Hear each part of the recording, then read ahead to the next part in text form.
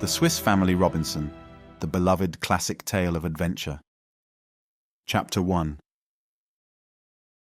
Shipwrecked. For many days we had been tempest-tossed. 6 times had the darkness closed over a wild and terrific scene, and returning light has often brought but renewed distress, for the raging storm increased in fury until on the 7th day all hope was lost.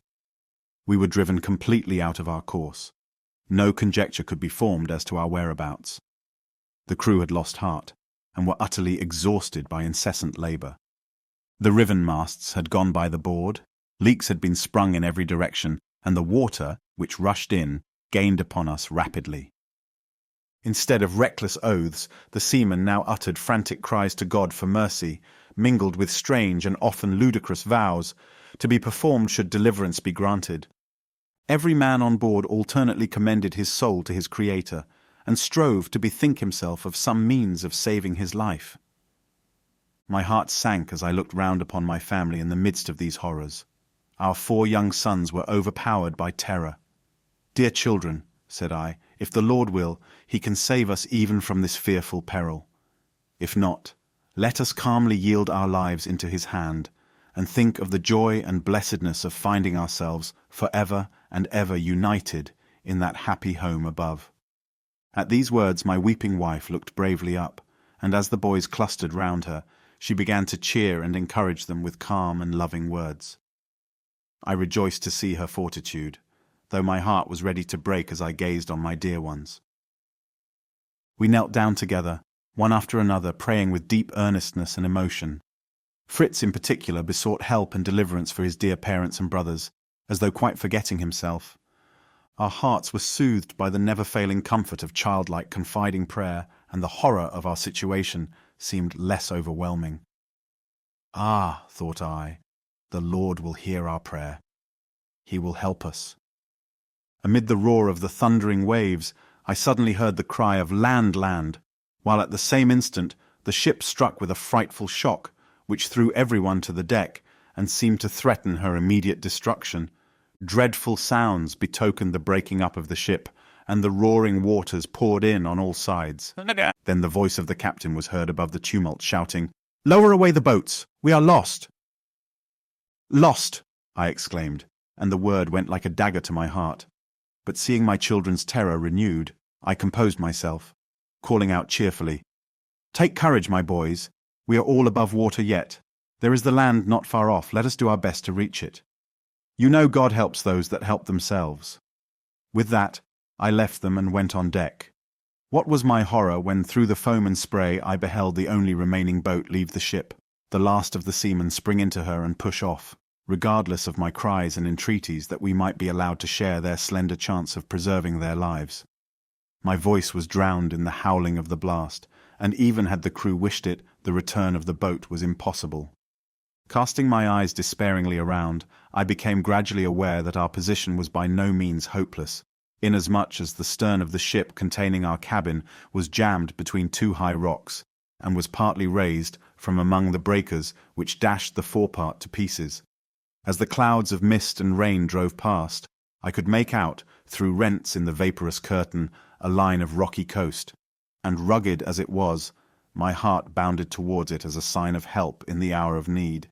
Yet the sense of our lonely and forsaken condition weighed heavily upon me as I returned to my family, constraining myself to say with a smile, "Courage, dear ones.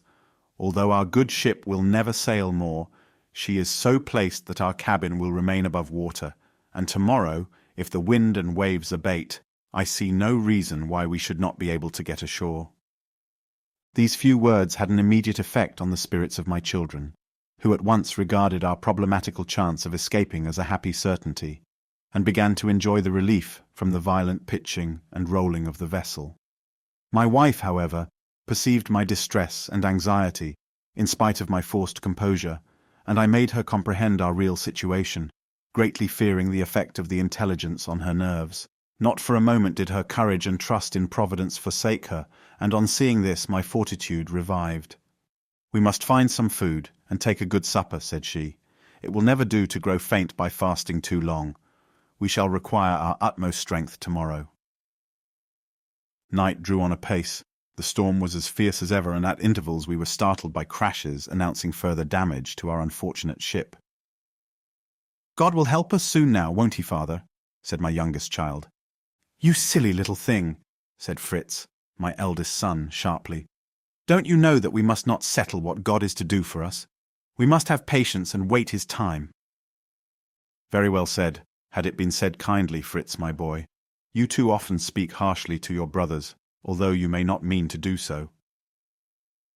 A good meal being now ready, my youngsters ate heartily, and retiring to rest were speedily fast asleep. Fritz, who was of an age to be aware of the real danger we were in, kept watch with us. After a long silence, "Father," said he, "don't you think we might contrive swimming belts for mother and the boys? With those we might all escape to land, for you and I can swim." "Your idea is so good," answered I, "that I shall arrange something at once, in case of an accident during the night." We immediately searched about for what would answer the purpose, and fortunately got hold of a number of empty flasks and tin canisters, which we connected two and two together so as to form floats sufficiently buoyant to support a person in the water, and my wife and young sons each willingly put one on. I then provided myself with matches, knives, cord, and other portable articles, trusting that, should the vessel go to pieces before daylight, we might gain the shore not wholly destitute. Fritz, as well as his brothers, now slept soundly. Throughout the night my wife and I maintained our prayerful watch, dreading at every fresh sound some fatal change in the position of the wreck. At length the faint dawn of day appeared. The long, weary night was over, and with thankful hearts we perceived that the gale had begun to moderate. Blue sky was seen above us, and the lovely hues of sunrise adorned the eastern horizon. I aroused the boys, and we assembled on the remaining portion of the deck, when they, to their surprise, discovered that no one else was on board. "Hello, Papa! What has become of everybody? Are the sailors gone? Have they taken away the boats? Oh, Papa, why did they leave us behind? What can we do by ourselves?" "My good children," I replied, "we must not despair, although we seem deserted. See how those on whose skill and good faith we depended have left us cruelly to our fate in the hour of danger. God will never do so. He has not forsaken us, and we will trust him still. Only let us bestir ourselves, and each cheerily do his best. Who has anything to propose?" "The sea will soon be calm enough for swimming," said Fritz. "And that would be all very fine for you," exclaimed Ernest. "But think of mother and the rest of us. Why not build a raft and all get on shore together?" "We should find it difficult, I think, to make a raft that would carry us safe to shore. However, we must contrive something, and first let each try to procure what will be of most use to us." Away we all went to see what was to be found, I myself proceeding to examine, as of great consequence, the supplies of provisions and fresh water within our reach. My wife took her youngest son, Franz, to help her to feed the unfortunate animals on board, who were in a pitiful plight, having been neglected for several days. Fritz hastened to the arm-chest, Ernest to look for tools, and Jack went toward the captain's cabin, the door of which he no sooner opened than out sprang two splendid large dogs, who testified their extreme delight and gratitude by such tremendous bounds that they knocked their little deliverer completely head over heels, frightening him nearly out of his wits. Jack did not long yield either to fear or to anger. He presently recovered himself. The dogs seemed to ask pardon by vehemently licking his face and hands, and so, seizing the larger by the ears, he jumped on his back, and to my great amusement, coolly rode to meet me as I came up the hatchway. When we reassembled in the cabin, we all displayed our treasures.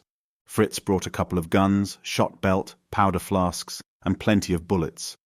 Ernest produced a cap full of nails, an axe, and a hammer, while pincers, chisels, and augers stuck out of all his pockets. Little Franz carried a box, and eagerly began to show us the nice sharp little hooks it contained. "Well done, Franz," cried I. "These fish hooks, which you, the youngest, have found, may contribute more than anything else in the ship to save our lives by procuring food for us. Fritz and Ernest, you have chosen well." "Will you praise me too?" said my dear wife. "I have nothing to show, but I can give you good news. Some useful animals are still alive. A cow, a donkey, 2 goats, 6 sheep, a ram, and a fine sow. I was but just in time to save their lives by taking food to them. All these things are excellent indeed, said I. But my friend Jack here has presented me with a couple of huge, hungry, useless dogs who will eat more than any of us. Oh, Papa, they will be of use. Why, they will help us to hunt when we get on shore. No doubt they will, if ever we do get on shore, Jack, but I must say I don't know how it is to be done. Can't we each get into a big tub and float there? Returned he. I have often sailed splendidly like that round the pond at home. My child, you have hit on a capital idea, cried I. Now, Ernest, let me have your tools, hammers, nails, saws, augers and all, and then make haste to collect any tubs you can find. We very soon found 4 large casks, made of soundwood and strongly bound with iron hoops. They were floating with many other things in the water in the hold, but we managed to fish them out and drag them to a suitable place for launching them. They were exactly what I wanted, and I succeeded in sawing them across the middle. Hard work it was, and we were glad enough to stop and refresh ourselves with wine and biscuits. My 8 tubs now stood ranged in a row near the water's edge, and I looked at them with great satisfaction. To my surprise, my wife did not seem to share my pleasure. I shall never, said she, muster courage to get into one of these. Do not be too sure of that, dear wife. When you see my contrivance completed, you will perhaps prefer it to this immovable wreck. I next procured a long, thin plank on which my tubs could be fixed, and the 2 ends of this I bent upward so as to form a keel. 2 other planks were nailed along the sides of the tubs. They also, being flexible, were brought to a point at each end and all firmly secured and nailed together. I felt satisfied that in smooth water this craft would be perfectly trustworthy, but when we thought all was ready for the launch, we found, to our dismay, that the grand contrivance was so heavy and clumsy that even our united efforts could not move it an inch. I must have a lever, cried I. Run and fetch the capstan bar. Fritz quickly brought one, and having formed rollers by cutting up a long spar, I raised the forepart of my boat with the bar, and my sons placed a roller under it. How is it, father, inquired Ernest, that with that thing you alone can do more than all of us together?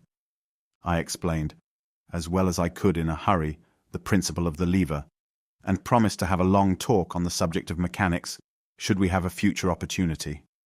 I now made fast a long rope to the stern of our boat, attaching the other end to a beam. Then placing a second and third roller under it, we once more began to push, this time with success, and soon our gallant craft was safely launched. So swiftly indeed did she glide into the water that, but for the rope, she would have passed beyond our reach. The boys wished to jump in directly, but alas, she leaned so much on one side that they could not venture to do so.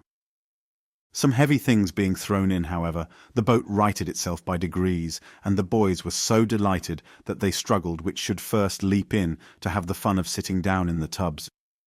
But it was plain to me at once that something more was required to make her perfectly safe, so I contrived outriggers to preserve the balance by nailing long poles across at the stem and stern, and fixing at the ends of each empty brandy casks. Then the boat appearing steady, I got in, and turning it toward the most open side of the wreck, I cut and cleared away obstructions, so as to leave a free passage for our departure, and the boys brought oars to be ready for the voyage. This important undertaking we were forced to postpone until the next day, as it was by this time far too late to attempt it. It was not pleasant to have to spend another night in so precarious a situation, but yielding to necessity, we sat down to enjoy a comfortable supper. For during our exciting and incessant work all day, we had taken nothing but an occasional biscuit and a little wine.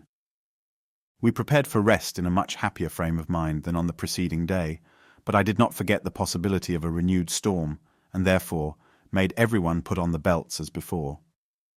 I persuaded my wife, not without considerable difficulty, to put on a sailor's dress, assuring her she would find it much more comfortable and convenient for all she would have to go through. She at last consented to do this, and left us for a short time, reappearing with much embarrassment and many blushes in a most becoming suit, which she had found in a midshipman's chest. We all admired her costume, and any awkwardness she felt soon began to pass off. Then retiring to our berths, peaceful sleep prepared us all for the exertions of the coming day. We rose up betimes, for sleep weighs lightly on the hopeful as well as on the anxious. After kneeling together in prayer, "Now, my beloved ones," said I, With God's help, we are about to effect our escape. Let the poor animals we must leave behind be well fed and put plenty of fodder within their reach. In a few days we may be able to return and save them likewise. After that, collect everything you can think of which may be of use to us." The boys joyfully obeyed me, and I selected from the large quantity of stores they got together: canvas to make a tent, a chest of carpenter's tools, guns, pistols, powder, shot and bullets, rods and fishing tackle, an iron pot, a case of portable soup, and another of biscuit. These useful articles, of course, took the place of the ballast I had hastily thrown in the day before. With a hearty prayer for God's blessing, we now began to take our seats, each in his tub. Just then we heard the cocks begin to crow, as though to reproach us for deserting them. "Why should not the fowls go with us?" exclaimed I. "If we find no food for them, they can be food for us." 10 hens and a couple of cocks were accordingly placed in one of the tubs and secured with some wire netting over them. The ducks and geese were set at liberty and took to the water at once, while the pigeons, rejoicing to find themselves on the wing, swiftly made for the shore. My wife, who managed all this for me, kept us waiting for her some little time and came at last with a bag as big as a pillow in her arms. "This is my contribution," said she, throwing the bag to little Franz, to be, as I thought, a cushion for him to sit upon. All being ready, we cast off and moved away from the wreck. My good, brave wife sat in the first compartment of the boat. Next her was Franz, a pretty little boy, nearly 8 years old. Then came Fritz, a handsome, spirited young fellow of 15. The 2 center tubs contained the valuable cargo. Then came our bold, thoughtless Jack. Next him Ernest, my second son, intelligent, well-informed, and rather indolent. I myself, the anxious, loving father, stood in the stern, endeavoring to guide the raft with its precious burden to a safe landing place. The elder boys took the oars. Everyone wore a float belt and had something useful close to him in case of being thrown into the water. The tide was flowing, which was a great help to the young oarsmen. We emerged from the wreck and glided into the open sea. All eyes were strained to get a full view of the land, and the boys pulled with a will. But for some time we made no progress, as the boat kept turning round and round until I hit upon the right way to steer it, after which we merrily made for the shore. We had left the 2 dogs, Turk and Juno, on the wreck, as being both large mastiffs we did not care to have their additional weight on board our craft, but when they saw us apparently deserting them, they set up a piteous howl and sprang into the sea. I was sorry to see this, for the distance to the land was so great that I scarcely expected them to be able to accomplish it. They followed us, however, and occasionally resting their forepaws on the outriggers, kept up with us well. Jack was inclined to deny them this, their only chance to safety. "Stop," said I. "That would be unkind as well as foolish. Remember, the merciful man regardeth the life of his beast." Our passage, though tedious, was safe. But the nearer we approached the shore, the less inviting it appeared. The barren rocks seemed to threaten us with misery and want. Many casks, boxes, and bales of goods floated on the water around us. Fritz and I managed to secure a couple of hogsheads so as to tow them alongside. With the prospect of famine before us, it was desirable to lay hold of anything likely to contain provisions. By and by we began to perceive that, between and beyond the cliffs, green grass and trees were discernible. Fritz could distinguish many tall palms, and Ernest hoped they would prove to be coconut trees, and enjoyed the thoughts of drinking the refreshing milk. "I'm very sorry I never thought of bringing away the captain's telescope," said I. "Oh, look here, father," cried Jack, drawing a little spyglass joyfully out of his pocket. By means of this glass, I made out that at some distance to the left the coast was much more inviting. A strong current, however, carried us directly toward the frowning rocks, but I presently observed an opening, where a stream flowed into the sea, and saw that our geese and ducks were swimming toward this place. I steered after them into the creek, and we found ourselves in a small bay or inlet, where the water was perfectly smooth and of moderate depth. The ground sloped gently upward from the low banks of the cliffs, which here retired inland, leaving a small plain, on which it was easy for us to land. Everyone sprang gladly out of the boat but little Franz, who, lying packed in his tub like a potted shrimp, had to be lifted out by his mother. The dogs had scrambled on shore before us. They received us with loud barking and the wildest demonstrations of delight. The geese and ducks kept up an incessant din, added to which was the screaming and croaking of flamingos and penguins, whose dominion we were invading. The noise was deafening, but far from unwelcome to me, as I thought of the good dinners the birds might furnish. As soon as we could gather our children around us on dry land, we knelt to offer thanks and praise for our merciful escape, and with full hearts we commended ourselves to God's good keeping for the time to come. All hands then briskly fell to the work of unloading, and oh, how rich we felt ourselves as we did so.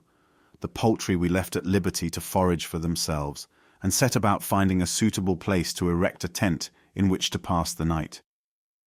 This we speedily did, thrusting a long spar into a hole in the rock, and supporting the other end by a pole firmly planted in the ground.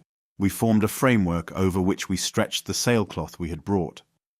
Besides fastening this down with pegs, we placed our heavy chests and boxes on the border of the canvas and arranged hooks so as to be able to close up the entrance during the night. When this was accomplished, the boys ran to collect moss and grass to spread in the tent for our beds, while I arranged a fireplace with some large flat stones near the brook which flowed close by. Dry twigs and seaweed were soon in a blaze on the hearth. I filled the iron pot with water, and giving my wife several cakes of the portable soup, she established herself as our cook, with little Franz to help her. He, thinking his mother was melting some glue for carpentering, was eager to know what Papa was going to make next. "This is to be soup for your dinner, my child. Do you think these cakes look like glue?" "Yes, indeed I do," replied Franz, "and I should not much like to taste glue soup. Don't you want some beef or mutton, Mamma?" "Where can I get it, dear?" said she. "We are a long way from a butcher's shop, but these cakes are made of the juice of good meat, boiled till it becomes a strong stiff jelly. People take them when they go to sea because on a long voyage they can only have salt meat, which will not make nice soup." Fritz, meanwhile, leaving a loaded gun with me, took another himself, and went along the rough coast to see what lay beyond the stream. This fatiguing sort of walk not suiting Ernest's fancy, he sauntered down to the beach, and Jack scrambled among the rocks, searching for shellfish. I was anxious to land the 2 casks which were floating alongside our boat, but on attempting to do so, I found that I could not get them up the bank on which we had landed, and was therefore obliged to look for a more convenient spot. As I did so, I was startled by hearing Jack shouting for help, as though in great danger. He was at some distance, and I hurried toward him with a hatchet in my hand. The little fellow stood screaming in a deep pool, and as I approached, I saw that a huge lobster had caught his leg in its powerful claw. Poor Jack was in a terrible fright. Kick as he would, his enemy still clung on. I waded into the water, and seizing the lobster firmly by the back, managed to make it loosen its hold, and we brought it safe to land. Jack, having speedily recovered his spirits, and anxious to take such a prize to his mother, caught the lobster in both hands, but instantly received such a severe blow from its tail that he flung it down, and passionately hit the creature with a large stone. This display of temper vexed me. "You are acting in a very childish way, my son," said I. "Never strike an enemy in a revengeful spirit." Once more lifting the lobster, Jack ran triumphantly toward the tent. "Mother, mother! A lobster, Ernest! Look here, Franz! Mind, he'll bite you! Where's Fritz?" All came crowding round Jack and his prize, wondering at its unusual size, and Ernest wanted his mother to make lobster soup directly by adding it to what she was now boiling. She, however, begged to decline making any such experiment, and said she preferred cooking one dish at a time. Having remarked that the scene of Jack's adventure afforded a convenient place for getting my casks on shore, I returned thither and succeeded in drawing them up on the beach, where I set them on end and for the present left them. On my return I resumed the subject of Jack's lobster, and told him he should have the offending claw all to himself when it was ready to be eaten, congratulating him on being the first to discover anything useful. "As to that," said Ernest, "I found something very good to eat, as well as Jack, only I could not get at them without wetting my feet." "Pooh!" cried Jack. "I know what he saw, nothing but some nasty mussels. I saw them too. Who wants to eat trash like that? Lobster for me." "I believe them to be oysters, not mussels," returned Ernest calmly. "Be good enough, my philosophical young friend, to fetch a few specimens of these oysters in time for our next meal," said I. "We must all exert ourselves, Ernest, for the common good, and pray never let me hear you object to wetting your feet. See how quickly the sun has dried Jack and me." "I can bring some salt at the same time," said Ernest. "I remarked a good deal lying in the crevices of the rocks. It tasted very pure and good, and I concluded it was produced by the evaporation of seawater in the sun." "Extremely probable, learned sir," cried I. "But if you had brought a bagful of this good salt instead of merely speculating so profoundly on the subject, it would have been more to the purpose. Run and fetch some directly." It proved to be salt, sure enough, although so impure that it seemed useless, till my wife dissolved and strained it when it became fit to put in the soup. "Why not use the seawater itself?" asked Jack. "Because," said Ernest, "it is not only salt but bitter too. Just try it." "Now," said my wife, tasting the soup with the stick with which she had been stirring it. "Dinner is ready, but where can Fritz be?" she continued, a little anxiously. "How are we to eat our soup when he does come?" I asked. "We have neither plates nor spoons, and we can scarcely lift the boiling pot to our mouths. We are in as uncomfortable a position as was the fox to whom the stork served up a dinner in a jug with a long neck." "Oh, for a few coconut shells," sighed Ernest. "Oh, for half a dozen plates and as many silver spoons," rejoined I, smiling. "Really, though, oyster shells would do," said he, after a moment's thought. "True, that is an idea worth having. Off with you, my boys. Get the oysters and clean out a few shells. What though our spoons have no handles, and we do burn our fingers a little in bailing the soup out." Jack was away and up to his knees in the water in a moment, detaching the oysters. Ernest followed more leisurely, and still unwilling to wet his feet, stood by the margin of the pool and gathered in his handkerchief the oysters his brother threw him. As he thus stood, he picked up and pocketed a large mussel shell for his own use. As they returned with a good supply, we heard a shout from Fritz in the distance. We returned it joyfully, and he presently appeared before us, his hands behind his back, and a look of disappointment upon his countenance. "Unsuccessful," said he. "Really," I replied. "Never mind, my boy, better luck next time." "Oh, Fritz!" exclaimed his brothers, who had looked behind him. "A sucking pig, a little sucking pig. Where did you get it? How did you shoot it? Do let us see it." Fritz then with sparkling eyes exhibited his prize. "I'm glad to see the result of your prowess, my boy," said I, "but I cannot approve of deceit, even as a joke. Stick to the truth in jest and earnest." No. Fritz then told us how he had been to the other side of the stream. "So different from this," he said. "It is really a beautiful country, and the shore, which runs down to the sea in a gentle slope, is covered with all sorts of useful things from the wreck. Do let us go and collect them. And, father, why should we not return to the wreck and bring off some of the animals? Just think of what value the cow would be to us, and what a pity it would be to lose her. Let us get her on shore, and we will move over the stream, where she will have good pasturage, and we shall be in the shade instead of on this desert. And, father, I do wish—" "Stop, stop, my boy!" cried I. "All will be done in good time. Tomorrow and the day after will bring work of their own. And tell me, did you see no traces of our shipmates?" "Not a sign of them, either on land or sea, living or dead," he replied. "But the sucking pig," said Jack, "where did you get it?" "It was one of several," said Fritz, "which I found on the shore. Most curious animals they are. They hopped rather than walked, and every now and then would squat down on their legs and rub their snouts with their forepaws. Had not I been afraid of losing them all, I would have tried to catch one alive, they seemed so tame." Meanwhile, Ernest had been carefully examining the animal in question. "This is no pig," he said, "and except for its bristly skin does not look like one. See, its teeth are not like those of a pig, but rather those of a squirrel. In fact," he continued, looking at Fritz, "your sucking pig is an agouti." "Dear me," said Fritz, "listen to the great professor lecturing. He is going to prove that a pig is not a pig." "You need not be so quick to laugh at your brother," said I in my turn. "He is quite right. I too know the agouti by descriptions and pictures, and there is little doubt that this is a specimen. The little animal is a native of North America, where it makes its nest under the roots of trees and lives upon fruit. But, Ernest, The agouti not only looks something like a pig, but most decidedly grunts like a porker. While we were thus talking, Jack had been vainly endeavouring to open an oyster with his large knife. "Here is a simpler way," said I, placing an oyster on the fire. It immediately opened. "Now," I continued, "who will try this delicacy?" All at first hesitated to partake of them, so unattractive did they appear. Jack, however, tightly closing his eyes and making a face as though about to take medicine, gulped one down. We followed his example, one after the other, each doing so rather to provide himself with a spoon than with any hope of cultivating a taste for oysters. Our spoons were now ready, and gathering round the pot we dipped them in, not, however, without sundry scalded fingers.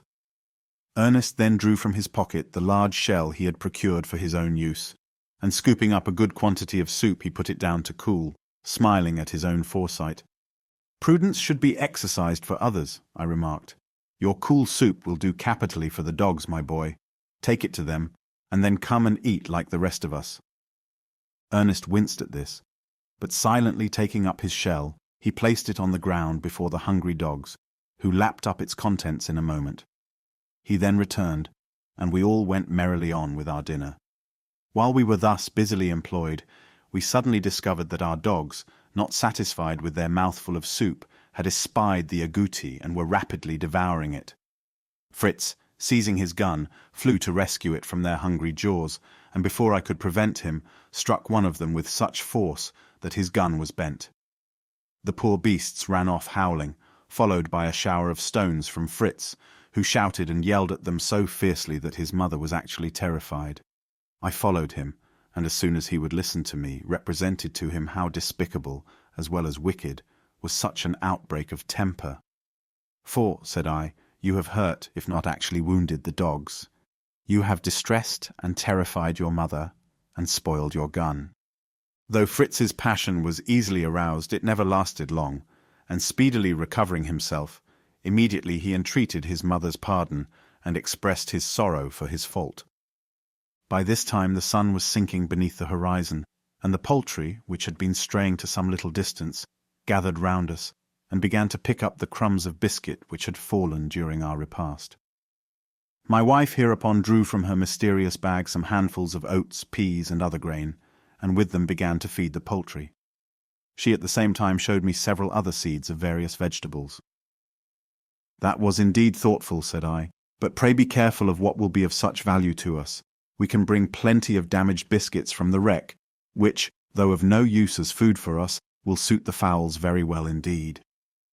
The pigeons now flew up to crevices in the rocks, the fowls perched themselves on our tent pole, and the ducks and geese waddled off, cackling and quacking, to the marshy margin of the river. We too were ready for repose, and having loaded our guns and offered up our prayers to God, thanking him for his many mercies to us, we commended ourselves to his protecting care, and as the last ray of light departed, closed our tent and lay down to rest. The children remarked the suddenness of nightfall, for indeed there had been little or no twilight. This convinced me that we must be not far from the equator, for twilight results from the refraction of the sun's rays. The more obliquely these rays fall, the farther does the partial light extend. While the more perpendicularly they strike the earth, the longer do they continue their undiminished force, until, when the sun sinks, they totally disappear, thus producing sudden darkness. Chapter 2. The first exploring expedition. We should have been badly off without the shelter of our tent, for the night proved as cold as the day had been hot, but we managed to sleep comfortably, everyone being thoroughly fatigued by the labours of the day. The voice of our vigilant cock, which, as he loudly saluted the rising moon, was the last sound I heard at night, roused me at daybreak, and I then awoke my wife, that in the quiet interval while yet our children slept, we might take counsel together on our situation and prospects. It was plain to both of us that, in the first place, we should ascertain if possible the fate of our late companions, and then examine into the nature and resources of the country on which we were stranded. We therefore came to the resolution that, as soon as we had breakfasted, Fritz and I should start on an expedition with these objects in view, while my wife remained near our landing place with the 3 younger boys. Rouse up, my boys," cried I, awakening the children cheerfully. "Come and help your mother to get breakfast ready." "As to that," said she, smiling, "we can but set on the pot and boil some more soup." "Why, you forget Jack's fine lobster," replied I. "What has become of it, Jack?" "It has been safe in this hole in the rock all night, father. You see, I thought, as the dogs seem to like good things, they might take a fancy to that, as well as to the agouti." "A very sensible precaution," remarked I. "I believe even my heedless Jack will learn wisdom in time. It is well the lobster is so large, for we shall want to take part with us on our excursion today." At the mention of an excursion, the 4 children were wild with delight, and capering around me clapped their hands for joy. "Steady there, steady," said I. "You cannot expect all to go. Such an expedition as this would be too dangerous and fatiguing for you younger ones. Fritz and I will go alone this time, with one of the dogs, leaving the other to defend you." We then armed ourselves, each taking a gun and a game bag, Fritz in addition sticking a pair of pistols in his belt, and I a small hatchet in mine. Breakfast being over, we stowed away the remainder of the lobster and some biscuits with a flask of water, and were ready for a start. "Stop!" I exclaimed. "We have still left something very important undone." "Surely not," said Fritz. "Yes," said I. "We have not yet joined in morning prayer. We are only too ready, amid the cares and pleasures of this life, to forget the God to whom we owe all things." Then, having commended ourselves to his protecting care, I took leave of my wife and children, and bidding them not wander far from the boat and tent, we parted not without some anxiety on either side, for we knew not what might assail us in this unknown region. We now found that the banks of the stream were on both sides so rocky that we could get down to the water by only one narrow passage, and there was no corresponding path on the other side. I was glad to see this, however, for I now knew that my wife and children were on a comparatively inaccessible spot, the other side of the tent being protected by steep and precipitous cliffs. Fritz and I pursued our way up the stream until we reached a point where the waters fell from a considerable height in a cascade, and where several large rocks lay half covered by the water. By means of these we succeeded in crossing the stream in safety. We thus had the sea on our left, and a long line of rocky heights here and there adorned with clumps of trees, stretching away inland to the right. We had forced our way scarcely 50 yards through the long rank grass, which was here partly withered by the sun and much tangled, when we heard behind us a rustling, and on looking round saw the grass waving to and fro, as if some animal were passing through it. Fritz instantly turned and brought his gun to his shoulder, ready to fire the moment the beast should appear. I was much pleased with my son's coolness and presence of mind, for it showed me that I might thoroughly rely upon him on any future occasion when real danger might occur. This time, however, no savage beast rushed out, but our trusty dog Turk, whom in our anxiety at parting we had forgotten, and who had been sent after us, doubtless, by my thoughtful wife. From this little incident, however, we saw how dangerous was our position, and how difficult escape would be should any fierce beast steal upon us unawares. We therefore hastened to make our way to the open seashore. Here the scene which presented itself was indeed delightful. A background of hills, the green waving grass, the pleasant groups of trees, stretching here and there to the very water's edge, formed a lovely prospect. On the smooth sand we searched carefully for any trace of our hapless companions, but not the mark of a footstep could we find. "Shall I fire a shot or two?" said Fritz. "That would bring our companions, if they are within hearing." "It would indeed," I replied, "or any savages that may be here. No, no. Let us search diligently, but as quietly as possible." "But why, father, should we trouble ourselves about them at all? They left us to shift for ourselves, and I for one don't care to set eyes on them again." "You are wrong, my boy," said I. "In the first place, we should not return evil for evil. Then again, they might be of great assistance to us in building a house of some sort, and lastly, you must remember that they took nothing with them from the vessel and may be perishing of hunger." Thus talking, we pushed on until we came to a pleasant grove which stretched down to the water's edge. Here we halted to rest, seating ourselves under a large tree by a rivulet which murmured and splashed along its pebbly bed into the great ocean before us.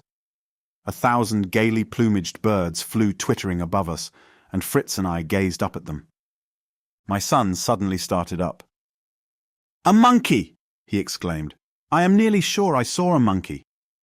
As he spoke, he sprang round to the other side of the tree, and in doing so stumbled over a round substance, which he handed to me, remarking as he did so that it was a round bird's nest, of which he had often heard. "You may have done so," said I, laughing, "but you need not necessarily conclude that every round hairy thing is a bird's nest. This, for instance, is not one, but a coconut." We split open the nut, but, to our disgust, found the kernel dry and uneatable. "Hello!" cried Fritz. "I always thought a coconut was full of delicious sweet liquid, like almond milk." "So it is," I replied, "when young and fresh, but as it ripens the milk becomes congealed, and in course of time is solidified into a kernel. This kernel then dries as you see here, but when the nut falls on favourable soil, the germ within the kernel swells until it bursts through the shell, and taking root, springs up a new tree."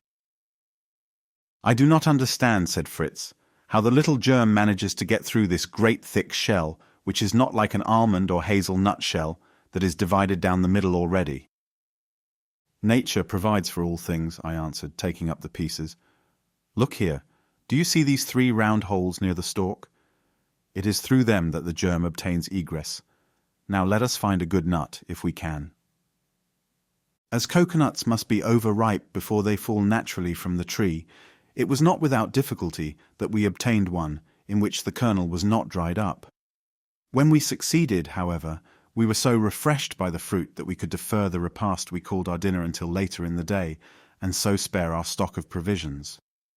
Continuing our way through a thicket, and which was so densely overgrown with lianas that we had to clear a passage with our hatchets, we again emerged on the seashore beyond, and found an open view, the forest sweeping inland, while on the space before us stood at intervals single trees of remarkable appearance. These at once attracted Fritz's observant eye, and he pointed to them, exclaiming, "Oh, what absurd-looking trees, father! See what strange bumps there are on the trunks!" We approached to examine them, and I recognized them as calabash trees, the fruit of which grows in this curious way on the stems, and is a species of gourd, from the hard rind of which bowls, spoons, and bottles can be made. "The savages," I remarked, "are said to form these things most ingeniously, using them to contain liquids. Indeed, they actually cook food in them." "Oh, but that is impossible," returned Fritz. "I am quite sure this rind would be burnt through directly it was set on the fire." "I did not say it was set on the fire at all. When the gourd has been divided in two, and the shell or rind emptied of its contents, it is filled with water, into which the fish, or whatever is to be cooked, is put. Red-hot stones are added until the water boils. The food becomes fit to eat, and the gourd rind remains uninjured." "That is a very clever plan, very simple too. I dare say I should have hit on it, if I had tried," said Fritz. The friends of Columbus thought it very easy to make an egg stand upon its end when he had shown them how to do it. But now suppose we prepare some of these calabashes, that they may be ready for use when we take them home. Fritz instantly took up one of the gourds, and tried to split it equally with his knife, but in vain. The blade slipped, and the calabash was cut jaggedly. "What a nuisance!" said Fritz, flinging it down. "The thing is spoiled, and yet it seems so simple to divide it properly." "Stay," said I. "You are too impatient. Those pieces are not useless. Do you try to fashion from them a spoon or two while I provide a dish." I then took from my pocket a piece of string, which I tied tightly round a gourd, as near one end of it as I could. Then tapping the string with the back of my knife, it penetrated the outer shell. When this was accomplished, I tied the string yet tighter, and drawing the ends with all my might, the gourd fell, divided exactly as I wished. "That is clever," cried Fritz. "What in the world put that plan into your head?" "It is a plan," I replied, "which the Negroes adopt, as I have learned from reading books of travel." "Well, it certainly makes a capital soup tureen, and a soup plate too," said Fritz, examining the gourd. "But supposing you had wanted to make a bottle, how would you have set to work?" "It would be an easier operation than this, if possible. All that is necessary is to cut a round hole at one end, then to scoop out the interior, and to drop in several shot or stones. When these are shaken, any remaining portions of the fruit are detached, and the gourd is thoroughly cleaned, and the bottle completed." "That would not make a very convenient bottle, though, father. It would be more like a barrel." "True, my boy. If you want a more shapely vessel, you must take it in hand when it is younger. To give it a neck, for instance, you must tie a bandage round the young gourd while it is still on the tree, and then all will swell but that part which you have checked. As I spoke, I filled the gourds with sand and left them to dry, marking the spot that we might return for them on our way back. For 3 hours or more we pushed forward, keeping a sharp lookout on either side for any trace of our companions, till we reached a bold promontory, stretching some way into the sea, from whose rocky summit I knew that we should obtain a good and comprehensive view of the surrounding country. With little difficulty we reached the top, but the most careful survey of the beautiful landscape failed to show us the slightest sign or trace of human beings. Before us stretched a wide and lovely bay, fringed with yellow sands, either side extending into the distance, and almost lost to view in 2 shadowy promontories. Enclosed by these 2 arms lay a sheet of rippling water, which reflected in its depths the glorious sun above. The scene inland was no less beautiful, and yet Fritz and I both felt a shade of loneliness stealing over us as we gazed on its utter solitude. "Cheer up, Fritz, my boy," said I presently. "Remember that we chose a settler's life long ago, before we left our own dear country. We certainly did not expect to be so entirely alone, but what matters a few people, more or less? With God's help, let us endeavour to live here contentedly, thankful that we were not cast upon some bare and inhospitable island. But come, the heat here is getting unbearable. Let us find some shady place before we are completely broiled away." We descended the hill and made for a clump of palm trees, which we saw at a little distance. To reach this, we had to pass through a dense thicket of reeds, no pleasant or easy task, for, besides the difficulty of forcing our way through, I feared at every step that we might tread on some venomous snake. Sending Turk in advance, I cut one of the reeds, thinking it would be a more useful weapon against a reptile than my gun. I had carried it but a little way when I noticed a thick juice exuding from one end. I tasted it, and to my delight found it sweet and pleasant. I at once knew that I was standing amongst sugar canes.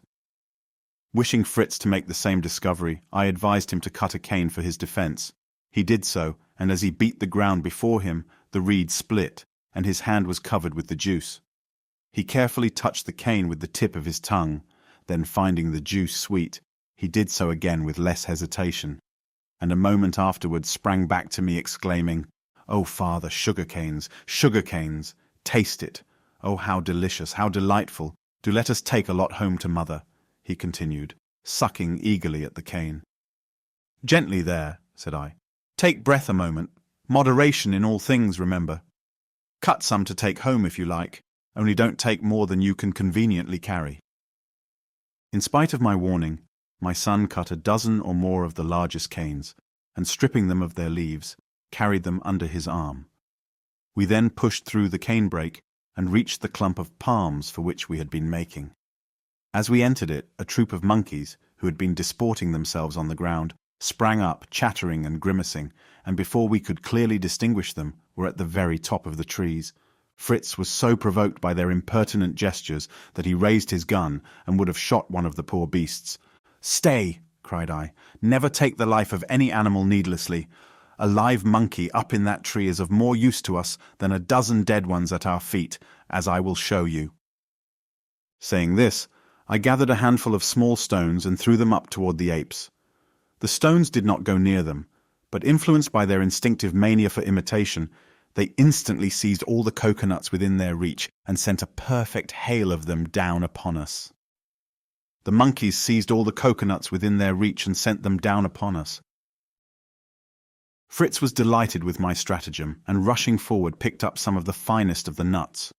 We drank the milk they contained, drawing it through the holes which I pierced, and then, splitting the nuts open with the hatchet, ate the cream which lined their shells. After this delicious meal, we thoroughly despised the lobster we had been carrying, and threw it to Turk, who ate it gratefully. But far from being satisfied, the poor beast began to gnaw the ends of the sugar canes, and to beg for coconut. I slung a couple of the nuts over my shoulder, fastening them together by their stalks, and Fritz having resumed his burden, we began our homeward march. I soon discovered that Fritz found the weight of his canes considerably more than he expected. He shifted them from shoulder to shoulder, then for a while carried them under his arm, and finally stopped short with a sigh. "I had no idea," he said, that a few reeds would be so heavy. Never mind, my boy, I said. Patience and courage. Do you not remember the story of Aesop and his breadbasket? How heavy he found it when he started, and how light at the end of his journey? Let us each take a fresh staff, and then fasten the bundle crosswise with your gun. We did so, and once more stepped forward. Fritz presently noticed that I from time to time sucked the end of my cane. "Oh, come," said he, "that's a capital plan of yours, father. I'll do that too." So saying, he began to suck most vigorously, but not a drop of the juice could he extract. "How is this?" he asked. "How do you get the juice out, father?" "Think a little," I replied. "You are quite as capable as I am of finding out the way, even if you do not know the real reason of your failure." "Oh, of course," said he, "it is like trying to suck marrow from a marrow bone without making a hole at the other end." "Quite right," I said. "You form a vacuum in your mouth and the end of your tube, and expect the air to force down the liquid from the other end, which it cannot possibly enter." Fritz was speedily perfect in the accomplishment of sucking sugar-cane, discovering by experience the necessity for a fresh cut at each joint or knot in the cane, through which the juice would not flow. He talked of the pleasure of initiating his brothers in the art, and of how Ernest would enjoy the coconut milk, with which he had filled his flask. "My dear boy," said I, "you need not have added that to your load. The chances are it is vinegar by the time we get home. In the heat of the sun, it will ferment soon after being drawn from the nut." "Vinegar! Oh, that would be a horrid bore! I must look directly and see how it is getting on!" cried Fritz, hastily swinging the flask from his shoulder and tugging out the cork. With a loud pop, the contents came forth, foaming like champagne. "There now," said I, laughing as he tasted this new luxury. "You will have to exercise moderation again, friend Fritz. I dare say it is delicious, but it will go to your head if you venture deep into your flask." "My dear father, you cannot think how good it is. Do take some. Vinegar indeed. This is like excellent wine." We were both invigorated by this unexpected draught, and went on so merrily after it, that the distance to the place where we had left our gourd dishes seemed less than we expected. We found them quite dry, and very light and easy to carry. Just as we had passed through the grove in which we had breakfasted, Turk suddenly darted away from us and sprang furiously among a troop of monkeys, which were gambolling playfully on the turf at a little distance from the trees. They were taken by surprise completely, and the dog, now really ravenous from hunger, had seized and was fiercely tearing one to pieces before we could approach the spot. His luckless victim was the mother of a tiny little monkey, which, being on her back when the dog flew at her, had hindered her flight. The little creature attempted to hide among the grass, and in trembling fear watched the tragic fate of its mother. On perceiving Turk's bloodthirsty design, Fritz had eagerly rushed to the rescue, flinging away all he was carrying and losing his hat in his haste. All to no purpose as far as the poor mother ape was concerned, and a laughable scene ensued, for no sooner did the young monkey catch sight of him than at one bound it was on his shoulders, and holding fast by his thick curly hair, it firmly kept its seat in spite of all he could do to dislodge it. He screamed and plunged about as he endeavoured to shake or pull the creature off, but all in vain. It only clung the closer to his neck, making the most absurd grimaces. I laughed so much at this ridiculous scene that I could scarcely assist my terrified boy out of his awkward predicament. At last, by coaxing the monkey, offering it a bit of biscuit, and gradually disentangling its small sinewy paws from the curls it grasped so tightly, I managed to relieve poor Fritz, who then looked with interest at the baby ape, no bigger than a kitten, as it lay in my arms. "What a jolly little fellow it is!" exclaimed he. "Do let me try to rear it, father. I dare say coconut milk would do until we can bring the cow and the goats from the wreck. If he lives, he might be useful to us. I believe monkeys instinctively know what fruits are wholesome and what are poisonous." "Well," said I, "let the little orphan be yours. You bravely and kindly exerted yourself to save the mother's life. Now you must train her child carefully, for unless you do so, its natural instinct will prove mischievous instead of useful to us." Turk was meanwhile devouring with great satisfaction the little animal's unfortunate mother. I could not grudge it him, and continued hunger might have made him dangerous to ourselves. We did not think it necessary to wait until he had dined, so we prepared to resume our march. The tiny ape seated itself in the coolest way imaginable on Fritz's shoulder. I helped to carry his canes, and we were on some distance before Turk overtook us, looking uncommonly well pleased, and licking his chops as though recalling the memory of his feast. He took no notice of the monkey, but it was very uneasy at sight of him, and scrambled down into Fritz's arms, which was so inconvenient to him that he devised a plan to relieve himself of his burden. Calling Turk, and seriously enjoining obedience, he seated the monkey on his back, securing it there with a cord, and then putting a second string round the dog's neck that he might lead him, he put a loop of the knot into the comical rider's hand, saying gravely, "Having slain the parent, Mr. Turk, you will please to carry the son." At first this arrangement mightily displeased them both, but by and by they yielded to it quietly. The monkey especially amused us by riding along with the air of a person perfectly at his ease. "We look just like a couple of mountebanks on their way to a fair with animals to exhibit," said I. "What an outcry the children will make when we appear." My son inquired to what species of the monkey tribe I thought his protégé belonged, which led to a good deal of talk on the subject, and conversation beguiling the way, we found ourselves ere long on the rocky margin of the stream and close to the rest of our party. Juno was the first to be aware of our approach, and gave notice of it by loud barking, to which Turk replied with such hearty goodwill that his little rider, terrified at the noise his steed was making, slipped from under the cord and fled to his refuge on Fritz's shoulder, where he regained his composure and settled himself comfortably. Turk, who by this time knew where he was, finding himself free, dashed forward to rejoin his friends and announce our coming. One after another, our dear ones came running to the opposite bank, testifying in various ways their delight at our return, and hastening up on their side of the river, as we on ours, to the ford at which we had crossed in the morning. We were quickly on the other side, and full of joy and affection, our happy party was once more united. The boys, suddenly perceiving the little animal which was clinging close to their brother, in alarm at the tumult of voices, shouted in ecstasy, "A monkey! A monkey! Oh, how splendid! Where did Fritz find him? What may we give him to eat? Oh, what a bundle of sticks! Look at those curious great nuts father has got!" We could neither check this confused torrent of questions, nor get in a word in answer to them. At length, when the excitement subsided a little, I was able to say a few words with a chance of being listened to. "I am truly thankful to see you all safe and well, and thank God our expedition has been very satisfactory, except that we have entirely failed to discover any trace of our shipmates. If it be the will of God," said my wife, "to leave us alone on this solitary place, let us be content, and rejoice that we are all together in safety. Now we want to hear all your adventures, and let us relieve you of your burdens," added she, taking my game bag. Jack shouldered my gun, Ernest took the coconuts, and little Franz carried the gourds. Fritz distributed the sugar canes amongst his brothers, and handing Ernest his gun, replaced the monkey on Turk's back. Ernest soon found the burden with which Fritz had laden him too heavy for his taste. His mother, perceiving this, offered to relieve him of part of the load. He gave up willingly the coconuts, but no sooner had he done so than his elder brother exclaimed, "Hullo, Ernest, you surely do not know what you are parting with. Did you really intend to hand over those good coconuts without so much as tasting them?" "What? Ho!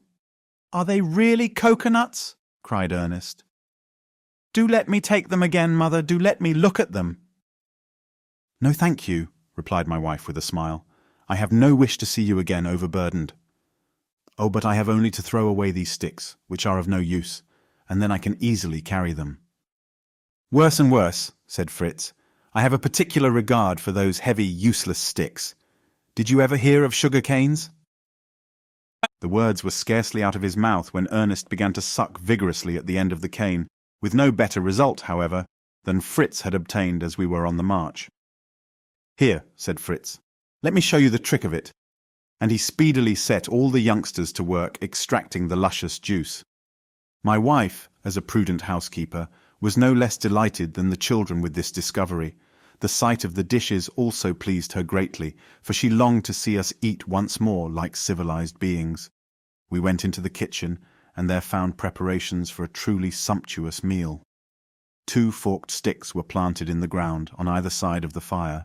On these rested a rod from which hung several tempting-looking fish. Opposite them hung a goose from a similar contrivance, slowly roasting while the gravy dropped into a large shell placed beneath it. In the center sat the great pot, from which issued the smell of a most delicious soup. To crown this splendid array stood an open hogshead full of Dutch cheeses. All this was very pleasant to 2 hungry travellers, but I was about to beg my wife to spare the poultry until our stock should have increased, when she, perceiving my thought, quickly relieved my anxiety.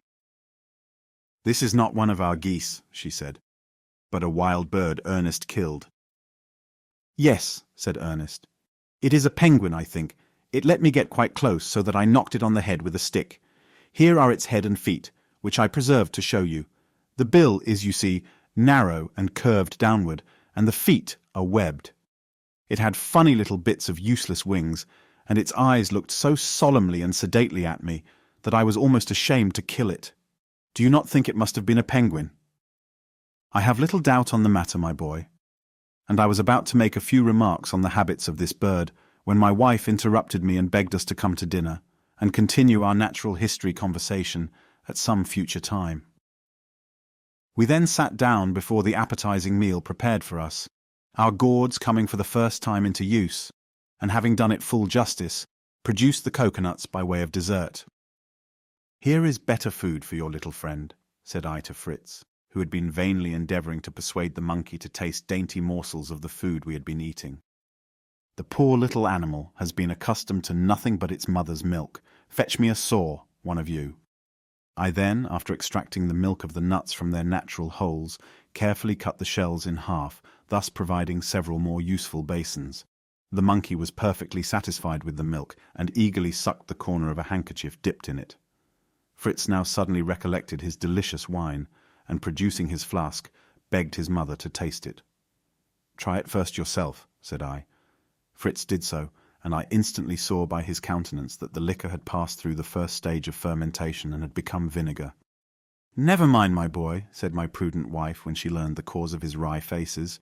"We have wine already, but no vinegar. I am really pleased at the transformation." The sun was now rapidly sinking behind the horizon, and the poultry, retiring for the night, warned us that we must follow their example. Having offered up our prayers, we lay down on our beds, the monkey crouched down between Jack and Fritz, and we were all soon fast asleep. We did not, however, long enjoy this repose. A loud barking from our dogs, who were on guard outside the tent, awakened us, and the fluttering and cackling of our poultry warned us that a foe was approaching. Fritz and I sprang up, and seizing our guns, rushed out. There we found a desperate combat going on. Our gallant dogs, surrounded by a dozen or more large jackals, were fighting bravely. 4 of their opponents lay dead, but the others were in no way deterred by the fate of their comrades. Fritz and I, however, sent bullets through the heads of a couple more, and the rest galloped off. Turk and Juno did not intend that they should escape so cheaply, and pursuing them, they caught, killed, and devoured another of the animals, regardless of their near relationship. Fritz wished to save one of the jackals that he might be able to show it to his brothers in the morning. Dragging, therefore, the one that he had shot near the tent, he concealed it, and we once more returned to our beds. Soundly and peacefully, we slept until cockcrow next morning, when my wife and I awoke and began to discuss the business of the day. "It seems absolutely necessary, my dear wife," I began, "to return at once to the wreck while it is yet calm, that we may save the poor animals left there, and bring on shore many articles of infinite value to us, which, if we do not now recover, we may finally lose entirely. On the other hand, I feel that there is an immense deal to be done on shore, and that I ought not to leave you in such an insecure shelter as this tent." "Return to the wreck by all means," replied my wife cheerfully. "Patience, order, and perseverance will help us through all our work, and I agree with you that a visit to the wreck is without doubt our first duty. Come, let us wake the children and set to work without delay." They were soon roused, and Fritz, overcoming his drowsiness before the others, ran out for his jackal. It was cold and stiff from the night air, and he placed it on its legs before the tent, in a most lifelike attitude, and stood by to watch the effect upon the family. The dogs were the first to perceive their enemy, and growling, seemed inclined to dispose of the animal as they had disposed of its brethren in the night, but Fritz called them off. The noise the dogs made, however, had the effect of bringing out the younger children, and many were the exclamations they made at the sight of the strange animal. "A yellow dog!" cried Franz. "A wolf!" exclaimed Jack. "It is a striped fox," said Ernest. "Hullo," said Fritz. "The greatest men may make mistakes. Our professor does not know a jackal when he sees one." "But really," continued Ernest, examining the animal, "I think it is a fox." Very well," retorted Fritz. "No doubt you know better than your father. He thinks it is a jackal." "Come, boys," said I, "no more of this quarrelling. You are none of you very far wrong, for the jackal partakes of the nature of all three: dog, wolf, and fox." The monkey had come out on Jack's shoulder, but no sooner did it catch sight of the jackal than it fled precipitately back into the tent and hid itself in a heap of moss until nothing was visible but the tip of its little nose. Jack soothed and comforted the frightened little animal, and I then summoned them all to prayers, soon after which we began our breakfast. So severely had we dealt with our supper the previous night that we had little to eat but the biscuits, which were so dry and hard that, hungry as we were, we could not swallow much. Fritz and I took some cheese to help them down, while my wife and younger sons soaked theirs in water. Ernest roamed down to the shore and looked about for shellfish. Presently he returned with a few whelks. "Ah," said he, "if we had but some butter." "My good boy," I replied, "your perpetual if quite annoys me. Why do you not sit down and eat cheese like the rest of us?" "Not while I can get butter," he said. "See here, father," and he pointed to a large cask. "That barrel contains butter of some sort or another, for it is oozing out at the end." "Really, Ernest," I said, "we are indebted to you. I will open the cask." So saying, I took a knife and carefully cut a small hole so that I could extract the butter without exposing the mass of it to the effects of the air and heat. Filling a coconut shell, we once more sat down, and toasting our biscuits before the fire, spread them with the good Dutch butter. We found this vastly better than the dry biscuits, and while we were thus employed, I noticed that the two dogs were lying unusually quiet by my side. I at first attributed this drowsiness to their large meal during the night, but I soon discovered that it arose from a different cause. The faithful animals had not escaped unhurt from their late combat, but had received several deep and painful wounds, especially about the neck. The dogs began to lick each other on the places which they could not reach with their own tongues, and my wife carefully dressed the wounds with butter, from which she had extracted the salt by washing. A sudden thought now struck Ernest, and he wisely remarked that if we were to make spiked collars for the dogs, they would in future escape such dangerous wounds. "Oh yes," exclaimed Jack, "and I will make them, may I not, father?" "Try, by all means, my little fellow," said I, "and persuade your mother to assist you. And now, Fritz," I continued, "we must be starting, for you and I are to make a trip to the wreck." I begged the party who were to remain on shore to keep together as much as possible, and having arranged a set of signals with my wife, that we might exchange communications, asked a blessing on our enterprise. I erected a signal post, and while Fritz was making preparations for our departure, hoisted a strip of sailcloth as a flag. This flag was to remain hoisted so long as all was well on shore, but should our return be desired, 3 shots were to be fired and the flag lowered. All was now ready, and warning my wife that we might find it necessary to remain all night on the vessel, we tenderly bade adieu and embarked. Except our guns and ammunition, we were taking nothing, that we might leave as much space as possible for the stowage of a large cargo. Fritz, however, had resolved to bring his little monkey, that he might obtain milk for it as soon as possible.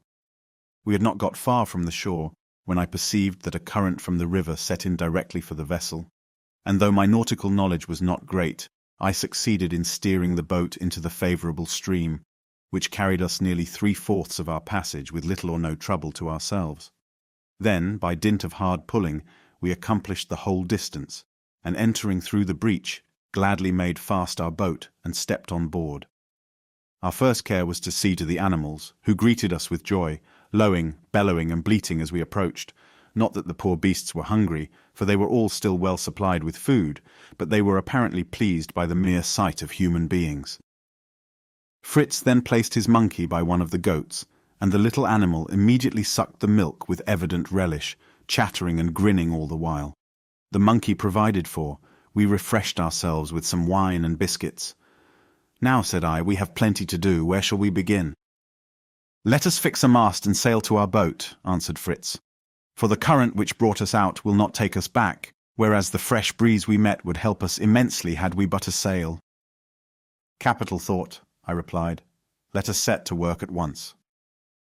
I chose a stout spar to serve as a mast, and having made a hole in a plank nailed across one of the tubs, we, with the help of a rope and a couple of blocks, stepped it and secured it with stays.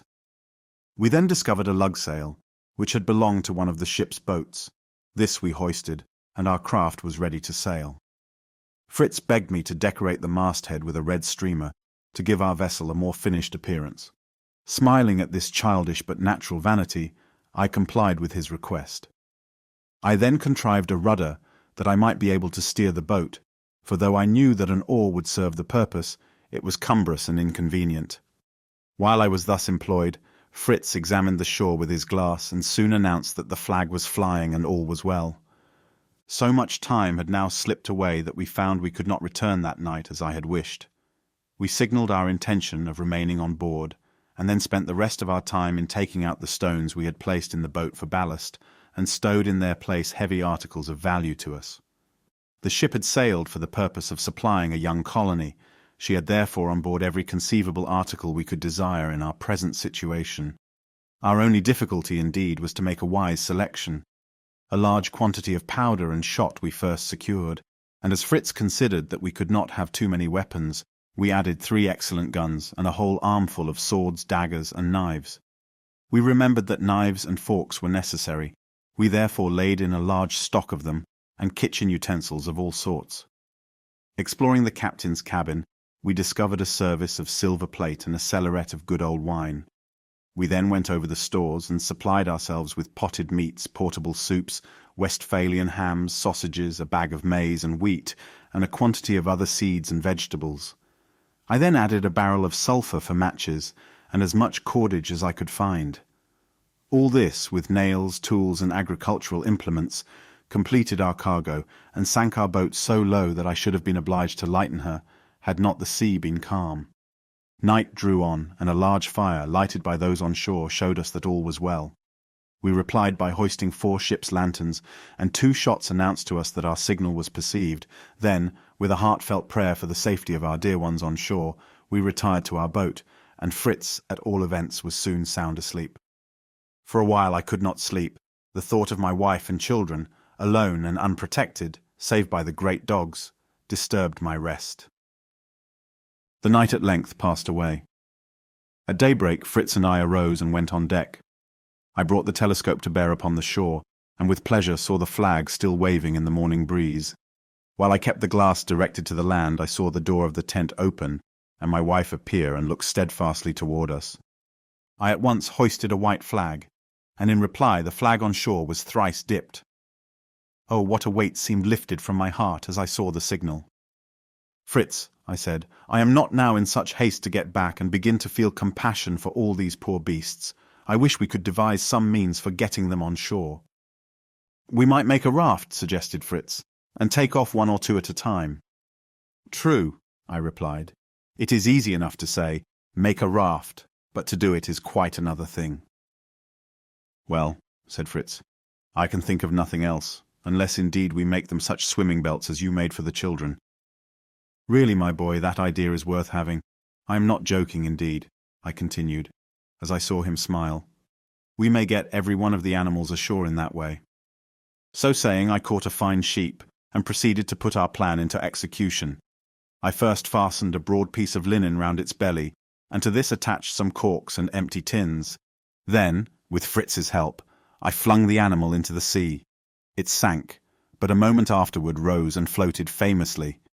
"Hurrah!" exclaimed Fritz. "We will treat them all like that."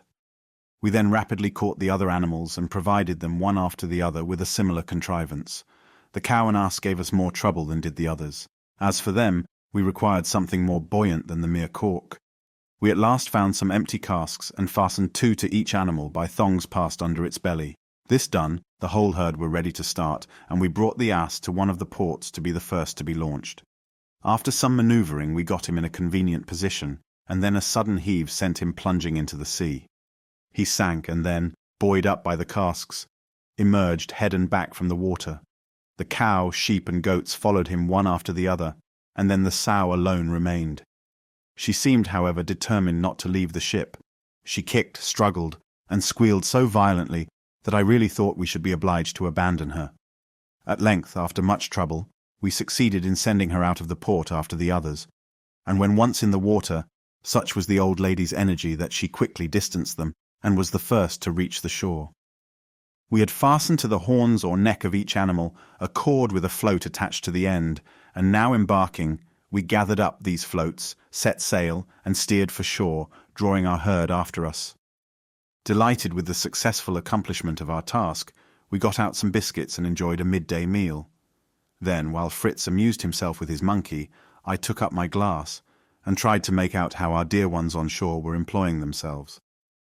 As I was thus engaged, a sudden shout from Fritz surprised me. I glanced up. There stood Fritz with his gun to his shoulder, pointing it at a huge shark. The monster was making for one of the finest sheep. He turned on his side to seize his prey. As the white of his belly appeared, Fritz fired.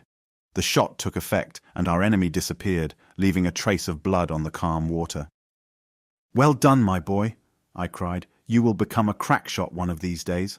But I trust you will not often have such dangerous game to shoot." Fritz's eyes sparkled at his success and my praise, and reloading his gun carefully watched the water. But the shark did not again appear, and borne onward by the breeze, we quickly neared the shore. Steering the boat to a convenient landing place, I cast off the ropes which secured the animals and let them get ashore as best they might.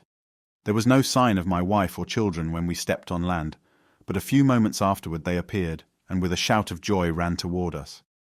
We were thankful to be once more united, and after asking and replying to a few preliminary questions, proceeded to release our herd from their swimming belts, which, though so useful in the water, were exceedingly inconvenient on shore. My wife was astonished at the apparatus. "How clever you are," said she. "I'm not the inventor," I replied.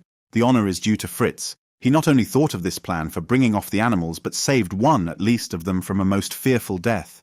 And I then told them how bravely he had encountered the shark.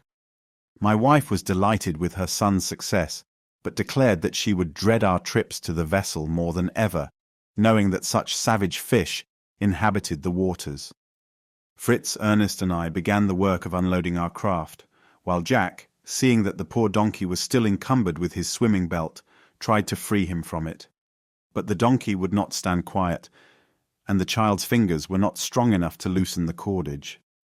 Finally, therefore, he scrambled upon the animal's back, and urging him on with hand and foot, trotted toward us.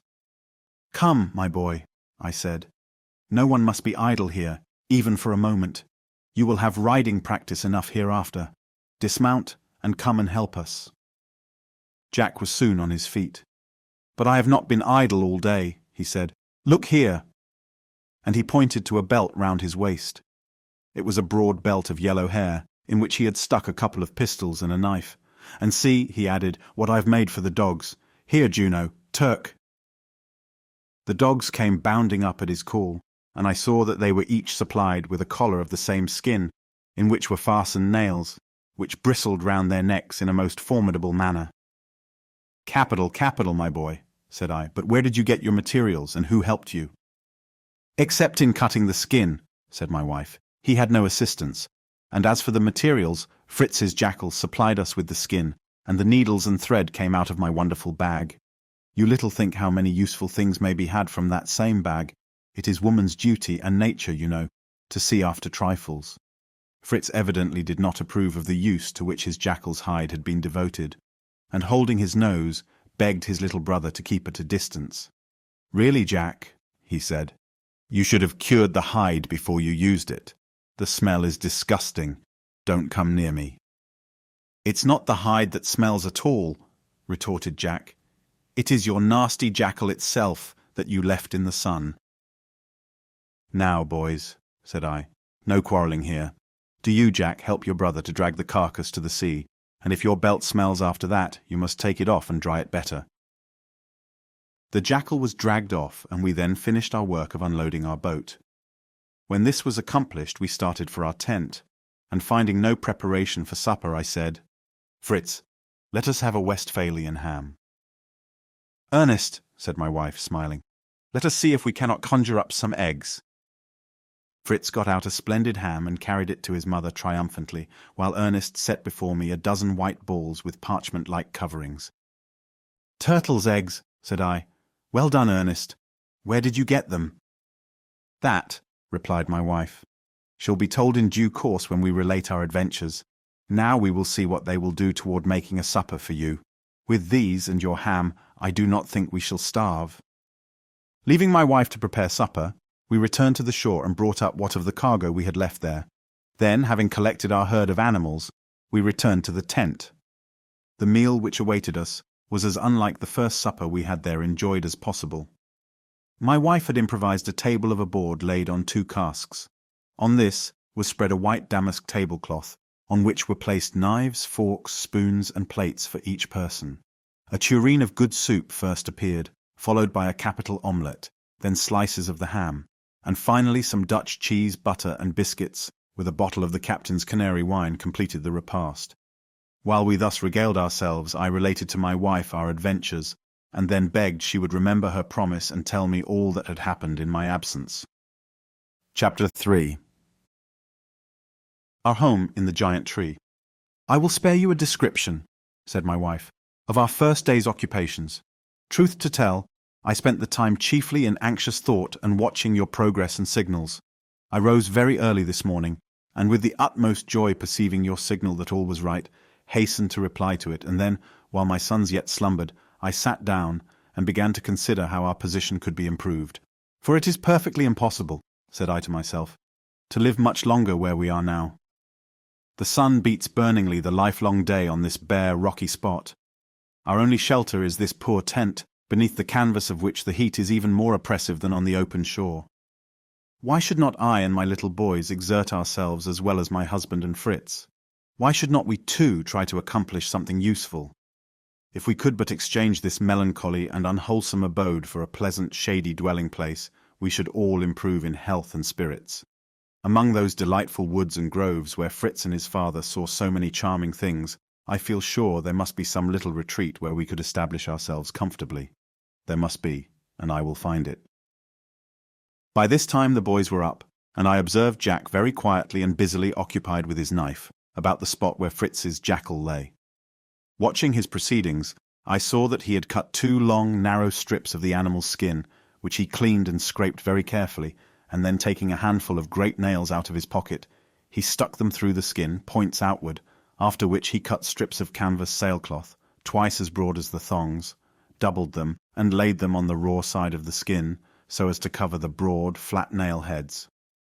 At this point of the performance, Master Jack came to me with the agreeable request that I would kindly stitch the canvas and moist skin together for him. I gave him needles and thread, but could not think of depriving him of the pleasure of doing it himself. However, when I saw how good-humouredly he persevered in the work with his awkward, unskilful fingers, I took pity on him, and conquering the disgust I felt, finished lining the skin dog collars he had so ingeniously contrived.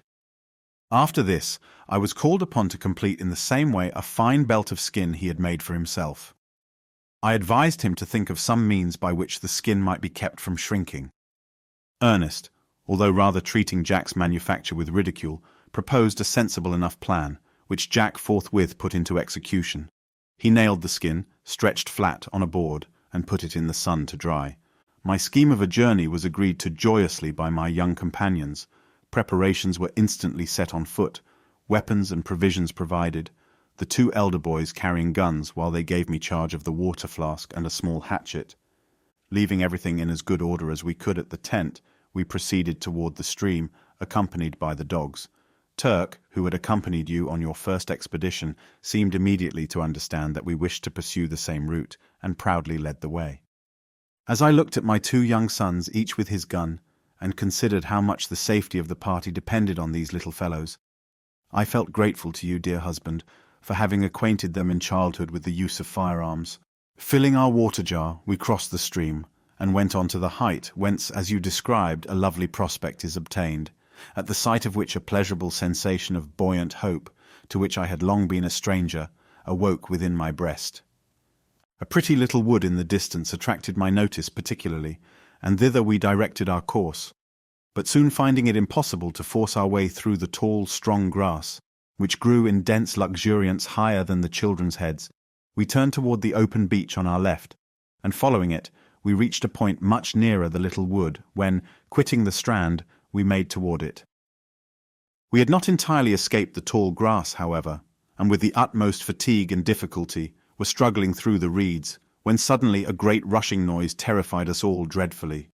A very large and powerful bird sprang upward on the wing. Both boys attempted to take aim, but the bird was far away before they were ready to fire. "Oh dear, what a pity!" exclaimed Ernest. "Now if I had only had my light gun, and if the bird had not flown quite so fast, I should have brought him down directly." "Oh yes," said I. "No doubt you would be a capital sportsman, if only your game would always give you time to make ready comfortably." "But I had no notion that anything was going to fly up just at our feet like that," cried he. "A good shot," I replied, "must be prepared for surprises. Neither wild birds nor wild beasts will send you notice that they are about to fly or to run." "What sort of bird can it have been?" inquired Jack. "Oh, it certainly must have been an eagle," answered little Franz. "It was so very big." "Just as if every big bird must be an eagle," replied Ernest, in a tone of derision. "Let's see where he was sitting at all events," said I. Jack sprang toward the place, and instantly a second bird, rather larger than the first, rushed upward into the air with a most startling noise. The boy stood staring upward, perfectly stupefied, while I laughed heartily, saying, "Well, you are first-rate sportsmen, to be sure. You certainly will keep my larder famously well supplied." At this Ernest coloured up and looked inclined to cry, while Jack put on a comical face, pulled off his cap, and with a low bow called after the fugitive, "Adieu for the present, sir. I live in hopes of another meeting." On searching the ground carefully, we discovered a rude sort of nest made untidily of dry grass. It was empty, although we perceived broken eggshells at no great distance, and concluded that the young brood had escaped among the grass, which, in fact, we could see was waving at a little distance as the little birds ran through it. "Now look here, Franz," said Ernest presently. "Just consider how this bird could by any possibility have been an eagle. Eagles never build on the ground. Neither can their young leave the nest and run as soon as they are out of the egg. That is a peculiarity of the gallinaceous tribe of birds alone, to which then these must belong. The species, I think, is indicated by the white belly and dull red colour of the wing coverts which I observed in these specimens, and I believe them to be bustards, especially as I noticed in the largest the fine, moustache-like feathers over the beak, peculiar to the great bustard." "My dear boy," I said, "your eyes were actively employed, I must confess, if your fingers were unready with the gun. And after all, it is just as well, perhaps, that we have not thrown the bustard's family into mourning." Thus chatting, we at length approached my pretty wood.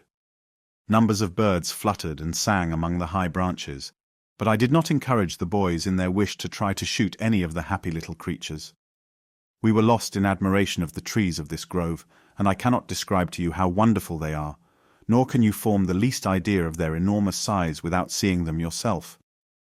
What we had been calling a wood proved to be a group of about a dozen trees only, and what was strange, the roots sustained the massive trunks exalted in the air, forming strong arches and props and stays all around each individual stem, which was firmly rooted in the centre. I gave Jack some twine, and scrambling up one of the curious open-air roots, he succeeded in measuring round the trunk itself, and made it out to be about 18 yards. I saw no sort of fruit, but the foliage is thick and abundant, throwing delicious shade on the ground beneath, which is carpeted with soft green herbage, and entirely free from thorns, briars, or bushes of any kind.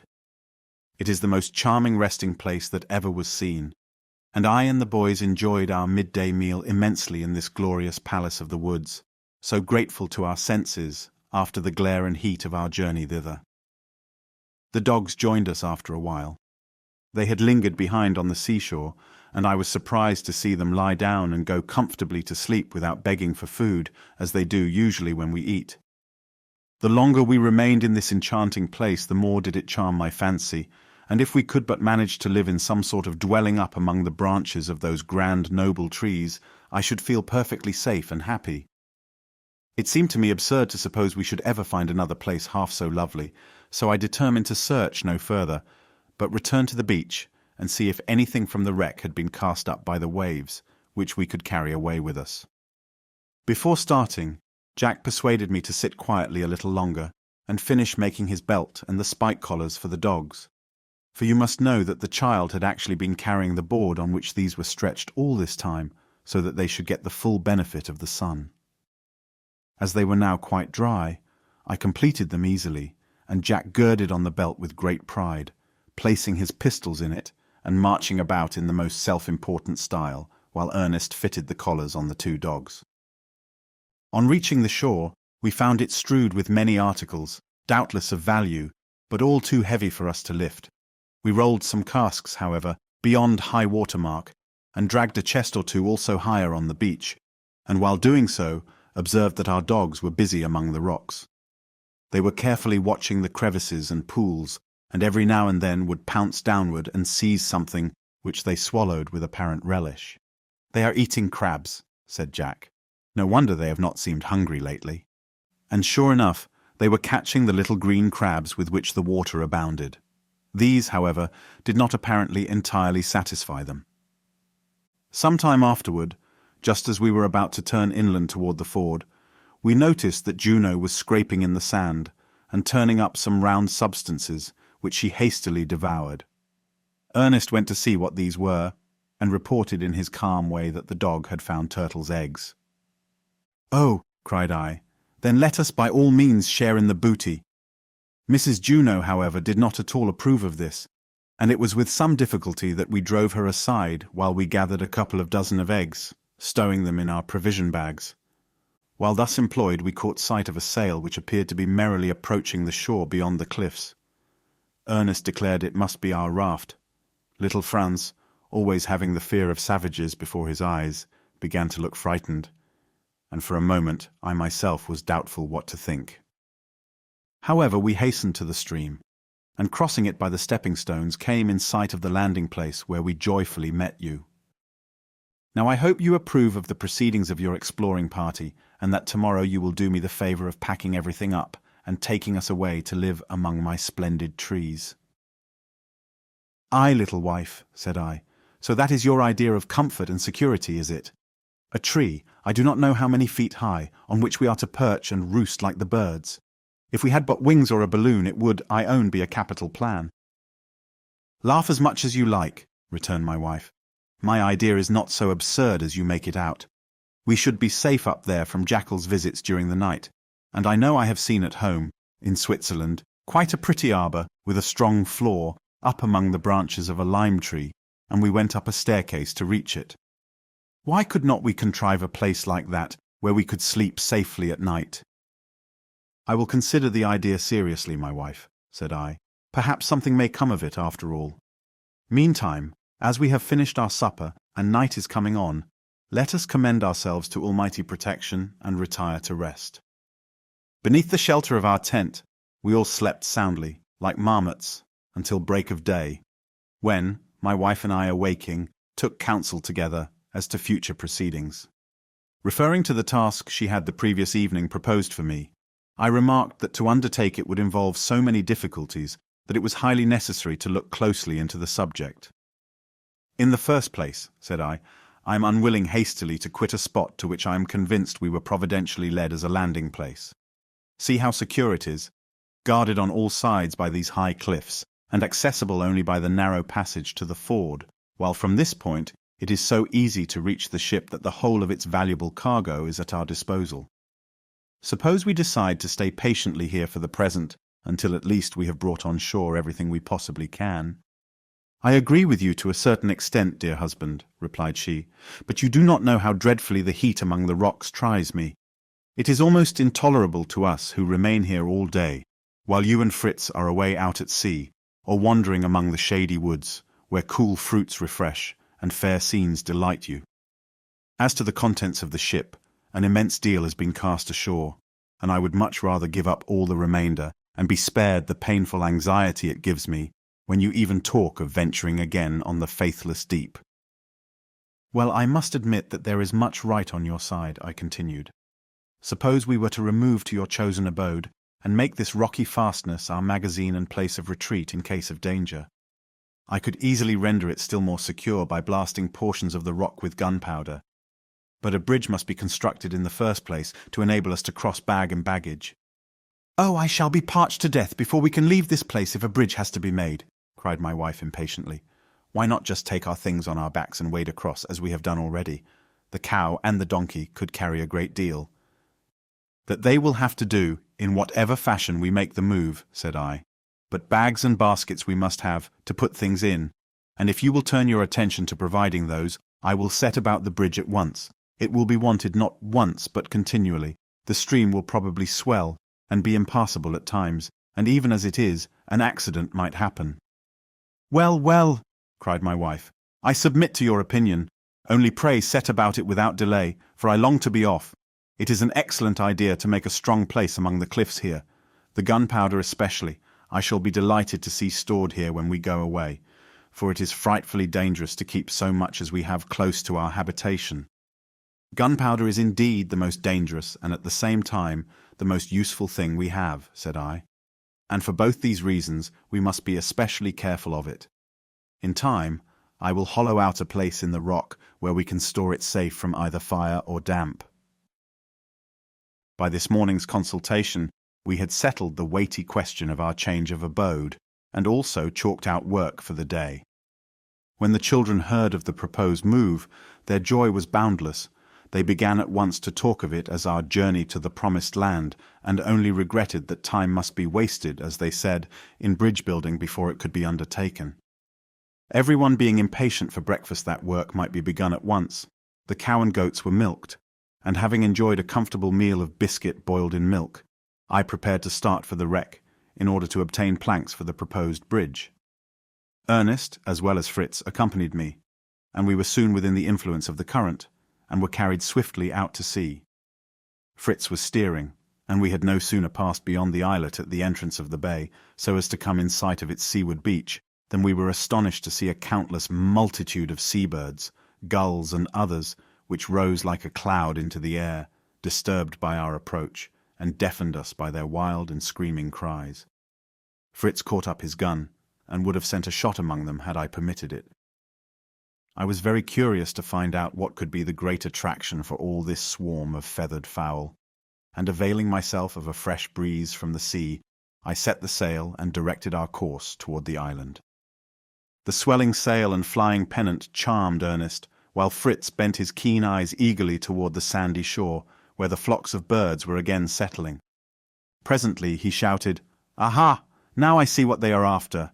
They have a huge monster of a fish there, and a proper feast they are making. Let's have a nearer look at it, father." We could not take our boat very close in, but we managed to effect a landing at a short distance from the festive scene, and securing the raft by casting a rope round a large stone, we cautiously drew near the object of interest. It proved to be a monstrous fish on whose flesh these multitudes of birds were ravenously feeding, and it was extraordinary to watch the ferocity, the envy, the gluttony, and all manner of evil passions exhibited among the guests at this banquet. "There was nothing on this sandy beach when we passed yesterday, I am certain, father," said Fritz.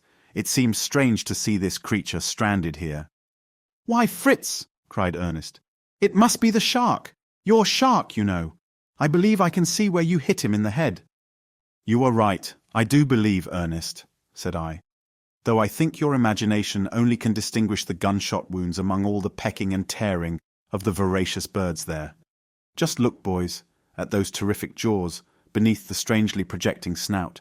See the rows upon rows of murderous teeth, and thank God we were delivered from them. Let us try if we can induce these greedy birds to spare us a bit of the shark's skin. It is extremely rough, and when dry may be used like a file." Ernest drew the ramrod from his gun and charged so manfully into the crowd that, striking right and left, he speedily killed several, while most of the others took to flight. Fritz detached some broad strips of skin with his knife, and we returned toward the boat. Perceiving with satisfaction that the shore was strewn with just the sort of boards and planks I wanted, I lost no time in collecting them. And forming a raft to tow after us, we were in a short time able to direct our course homeward without visiting the wreck at all. As we sailed along, extremely well pleased with our good fortune, Fritz, by my direction, nailed part of the shark's skin flat on boards to dry in the sun, and the rest on the rounded mast. "Will that be a good plan, father?" inquired he. "It will be quite bent and crooked when it hardens." "That is just what I want it to be," said I. "We may happen to find it useful in that form as well as flat. It would be beautiful shagreen if we could smooth and polish it." "I thought," remarked Ernest, "that shagreen was made from ass's hide." "And you thought rightly," said I. "The best shagreen is prepared in Turkey, Persia, and Tartary, from the skins of horses and asses. In these skins the roughness is produced artificially. While the skin is newly flayed and still soft, hard grains of corn are spread on the undersurface and pressed into it as it dries. These grains are afterward removed, and the roughness imparted to the appearance of the skin remains indelibly. Shagreen is useful in polishing joiners' work, and it is made in France from the rough skin of a hideous creature called the angelfish." "Angelfish!" exclaimed Fritz. "What a name to give to anything hideous, father." "There are bad angels as well as good ones," observed Ernest in his dry, quiet way. "It is better to leave people to see for themselves which is meant." By this time we were close inshore, and lowering the sail, we soon had our craft, with the raft in tow, safely moored to the bank. No one was in sight, not a sound to be heard, so with united voice we gave a loud, cheery halloo, which after a while was answered in shrill tones, and the mother with her 2 boys came running from behind the rocks between us and the stream, each carrying a small bundle in a handkerchief, while little Franz held aloft a landing net. Our return so soon was quite unexpected, and they anxiously inquired the reason, which we soon explained. And then the mysterious bundles were opened, and a great number of fine crawfish displayed, whose efforts to escape by scuttling away in every direction, directly they were placed in a heap on the ground, caused immense fun and laughter as the boys pursued and brought them back, only to find others scrambling off in a dozen different ways. "Now, father, have we not done well today?" cried Jack. "Did you ever see such splendid crawfish? Oh, there were thousands of them, and I'm sure we have got 200 here at least. Just look at their claws." "No doubt you were the discoverer of these fine crabs, eh, Jack?" said I. "No, fancy young Franz being the lucky man," answered he. "He and I went toward the stream while mother was busy, just to look for a good place for the bridge. Franz was picking up pebbles and alabasters, some because they were so pretty, some to strike sparks in the dark, and some, he insisted, were gold. Jack, Jack, cried he presently, come and see the crabs on Fritz's jackal. You know we threw it away there, and to be sure it was swarming with these creatures. Are you glad we have found them, father? Will they be good to eat?" "Very excellent, my boy, and we may be thankful that food for our wants is thus provided day by day." When each party had related the day's adventures, and while the mother was cooking the crawfish, we went to bring our store of planks to land. Even this apparently simple operation required thought, and I had to improvise rope harness for the cow and the donkey, by which we could make them drag each board separately from the water's edge to the margin of the stream. Jack showed me where he thought the bridge should be, and I certainly saw no better place, as the banks were at that point tolerably close to one another, steep, and of about equal height. "How shall we find out if our planks are long enough to reach across?" said I. "A surveyor's table would be useful now." "What do you say to a ball of string, father?" said Ernest. "Tie one end to a stone, throw it across, then draw it back and measure the line." Adopting my son's idea, we speedily ascertained the distance across to be 18 feet. Then, allowing 3 feet more at each side, I calculated 24 feet as the necessary length of the boards. The question as to how the planks were to be laid across was a difficult one. We resolved to discuss it during dinner, to which we were now summoned, and my wife, as we sat resting, displayed to me her needlework. With hard labour she had made 2 large canvas bags for the ass to carry. Having no suitable needle, she had been obliged to bore the hole for each stitch with a nail, and gained great praise for her ingenuity and patience. Dinner was quickly dispatched, as we were all eager to continue our engineering work. A scheme had occurred to me for conveying one end of a plank across the water, and I set about it in this way. There fortunately were 1 or 2 trees close to the stream on either side. I attached a rope pretty near one end of a beam, and slung it loosely to the tree beside us. Then, fastening a long rope to the other end, I crossed with it by means of broken rocks and stones, and having a pulley and block, I soon arranged the rope on a strong limb of the opposite tree, again returning with the end to our own side. Now putting my idea to the proof, I brought the ass and the cow, and fastening this rope to the harness I had previously contrived for them, I drove them steadily away from the bank. To my great satisfaction and the surprise and delight of the boys, the end of the plank which had been laid alongside the stream began gently to move, rose higher, turned, and soon projecting over the water, continued to advance, until, having described the segment of a circle, it reached the opposite bank. I stopped my team, the plank rested on the ground, the bridge was made. So at least thought Fritz and Jack, who in a moment were lightly running across the narrow way, shouting joyfully as they sprang to the other side. Our work was now comparatively easy. A second and third plank were laid beside the first, and when these were carefully secured at each end to the ground and to the trees, we very quickly laid short boards side by side across the beams, the boys nailing them lightly down as I sawed them in lengths. And when this was done, our bridge was pronounced complete. Nothing could exceed the excitement of the children. They danced to and fro on the wonderful structure, singing, shouting, and cutting the wildest capers. I must confess I heartily sympathized with their triumphant feelings.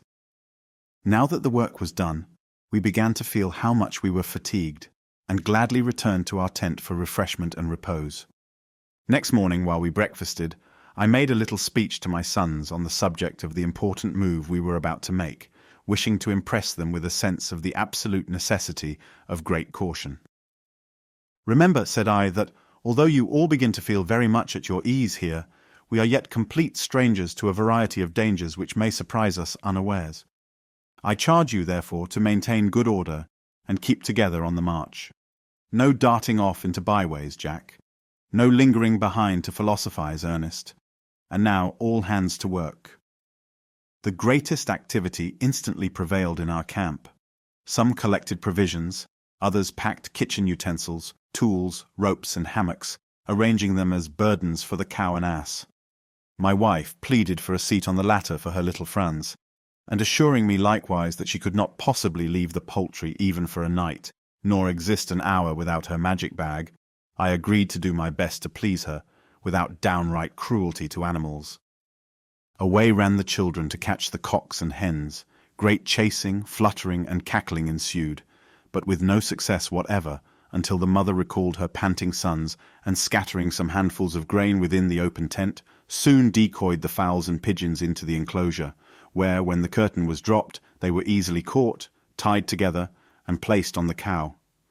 This amiable and phlegmatic animal had stood calmly chewing the cud, while package after package was disposed on her broad back, nor did she now object even to this noisy addition to her load. I placed a couple of half-hoops over all, and spreading sailcloth on them, put the fowls in darkness, and they rapidly became quiet, and the cow, with the appearance of having a small wagon on her back, was ready to start. Franz was firmly seated on the ass, amidst bags and bundles of all sorts and sizes. They rose about him like cushions and pillows, and his curly head rested on the precious magic bag, which surmounted all the rest. Having filled the tent with the things we left behind, closing it carefully, and ranging chests and casks around it, we were finally ready to be off, each well equipped and in the highest spirits. Fritz and his mother led the van. Franz, the young cavalier, and the sober-minded cow followed them closely. Jack conducted the goats. One of these had also a rider, for Nips, one the monkey, was seated on his foster-mother, whose patience was sorely tried by his restlessness and playful tricks. The sheep were under Ernest's care, and I brought up the rear of this patriarchal band, while the 2 dogs kept constantly running backward and forward in the character of aides de camp. "We seem delightfully like those simple and pastoral tribes I've read of," said Ernest as we proceeded, "whose whole lives are spent in shifting from place to place, without any wish to settle. Yes, said I. Among the Arabs, Tartars, and some other Eastern nations, this mode of life is natural. They for that reason are called nomads. These tribes are amply provided with camels and horses, and effect their journeys more quickly and conveniently than we are likely to do with these deliberate quadrupeds of ours. Whatever you young folks may think, I suspect your mother and I will be quite satisfied with one such undertaking. At least I hope she will be contented with the nest she intends me to build for her up in her wonderful trees. With honest pride, I introduced my wife to my bridge, and after receiving from her what I considered well-merited praise for my skill in its construction, we passed over it in grand procession, reinforced unexpectedly on the opposite side by the arrival of our cross-grained old sow. The perverse creature had obstinately resisted our attempts to bring her with us, but finding herself deserted, had followed of her own accord, testifying in the most unmistakable manner, by angry grunts and squeals, her entire disapproval of our proceedings. I soon found we must, as before, turn down to the sea beach, for not only did the rank grass impede our progress, but it also tempted the animals to break away from us, and but for our watchful dogs, we might have lost several of them. On the firm, open sands we were making good way when, to my annoyance, both our dogs suddenly left us and, springing into the thick cover to our right, commenced a furious barking, followed by howling, as if in fear and violent pain. Not for a moment doubting that some dangerous animal was at hand, I hastened to the spot, remarking as I went the characteristic behavior of my 3 sons. Fritz cocked his gun and advanced boldly, but with caution. Ernest looked disconcerted and drew back, but got ready to fire, while Jack hurried after Fritz without so much as unslinging his gun from his shoulders. Before I could come up with them, I heard Jack shouting excitedly, "Father, father, come quickly, a huge porcupine, a most enormous porcupine." Sure enough, the dogs were rushing round and round a porcupine, and having attempted to seize it, were already severely wounded by its quills. Each time they came near, the creature, with a rattling noise, bristled up its spines. Somewhat to my amusement, while we were looking at the curious defence this creature was making, little Jack stepped close up to it, with a pocket pistol in his hand, and shot it dead, making sure of it by a couple of hearty raps on the head, and then giving way to a burst of boyish exultation, he called upon us to help convey his prize to his mother. This it was not by any means easy to do. Sundry attempts resulted in bloody fingers, till Jack, taking his pocket handkerchief and fastening one corner round its neck, ran off, dragging it after him to where his mother awaited us. "Hello, mother. Here's a jolly beast, isn't it? I shot it, and it's good to eat. Father says so. I only wish you had seen how it terrified the dogs, and heard the rattling and rustling of its spines. Oh, it is a fearful creature." Ernest, examining it carefully, pronounced its incisor teeth, its ears and feet, to resemble those of the human race, and pointed out the curious crest of stiff hairs on its head and neck.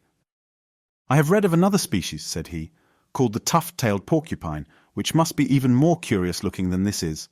It has short, flat quills, and a scaly tail ending in an extraordinary tuft, like a bunch of narrow strips of parchment. It cannot be such a disagreeable enemy to encounter as this fellow." "Were you not afraid, Jack," asked I, "lest the porcupine should cast some of his quills like darts at you?" "Of course not," returned he. "I know well enough that is nothing but a fable." "A fable," said I. "Why, look at your mother. She is drawing 5 or 6 spines out of each of the dogs." "Ah, those stuck into them when they so fiercely fell upon it in their attack. Those are the shortest quills and seem very slightly fixed in its skin. The long quills bent aside when Juno pressed against them." "You are perfectly right, my boy," said I. "There is no truth in the old idea of shooting out the spines. But now shall we leave this prickly booty of yours, or attempt to take it with us?" "Oh, please, father, let us take it. Why, it is good to eat." Smiling at the child's eagerness, and willing to please him, I made a somewhat awkward bundle of the porcupine, wrapping it in several folds of cloth, and added it to the donkey's load. We had scarcely started when the porcupine quills entered the donkey's back, causing it to kick and plunge. This I soon altered, and our party then resumed the march, which, with little interruption, was continued steadily, until we came in sight of our future place of residence. The wonderful appearance of the enormous trees, and the calm beauty of the spot altogether, fully came up to the enthusiastic description which had been given me. And my wife gladly heard me say that, if an abode could be contrived among the branches, it would be the safest and most charming home in the world. We hastily unloaded the ass and cow, securing them, as well as the sheep and goats, by tying their 4 feet loosely together. The doves and poultry were set at liberty, and we sat down to rest among the soft herbage while we laid our plans for the night. Fritz soon left us, but presently 2 shots were fired, and he appeared holding a fine tiger cat by the hind legs, which, with the intensest delight, he exhibited to each in turn. "Well done, Fritz," cried I. "Our cocks and hens would have had an unfortunate night of it, but for this lucky shot of yours. It is to be hoped he has left no companion near at hand. You must be on the lookout." "How curious it seems," remarked Ernest, "that God should create hurtful animals like this. To our feeble and narrow vision, many of the ways of the infinite and eternal mind are incomprehensible," I replied. "What our limited reason cannot grasp, let us be content to acknowledge as the workings of almighty power and wisdom, and thankfully trust in that rock, which, were it not higher than we, would afford no sense of security to the immortal soul. That animals should prey upon one another is a means of preserving a due balance in the world of nature, and in many ways these beasts of prey are also useful to man. What beautiful and warm furs are procured by hunters just in those countries where no other covering would defend the inhabitants from the wintry cold, as for instance the skins of bears, wolverines, and arctic foxes, wild cats, and many others." "The skin of the seal or sea dog is also valuable," said Ernest. "It is," I replied, "and in its own element that creature preys on fish, as the dog did on land animals before his race became domesticated by man. But now, Fritz, tell us how you obtained your prize." "Observing that something moved among the branches," said he, "I went softly around the tree with my gun, and making sure the creature was a wild cat, I fired and brought it down. It was severely wounded, but rising in a fury, it attempted to climb the tree, when I, luckily having a loaded pistol, gave it a quietus. And do tell me, father, what sort of a cat it is." "It is a mercy the brute did not fly at your throat instead of attempting to escape," said I. "It belongs to a fierce and bloodthirsty race, that of the ocelots or tiger cats, natives of the tropical parts of America.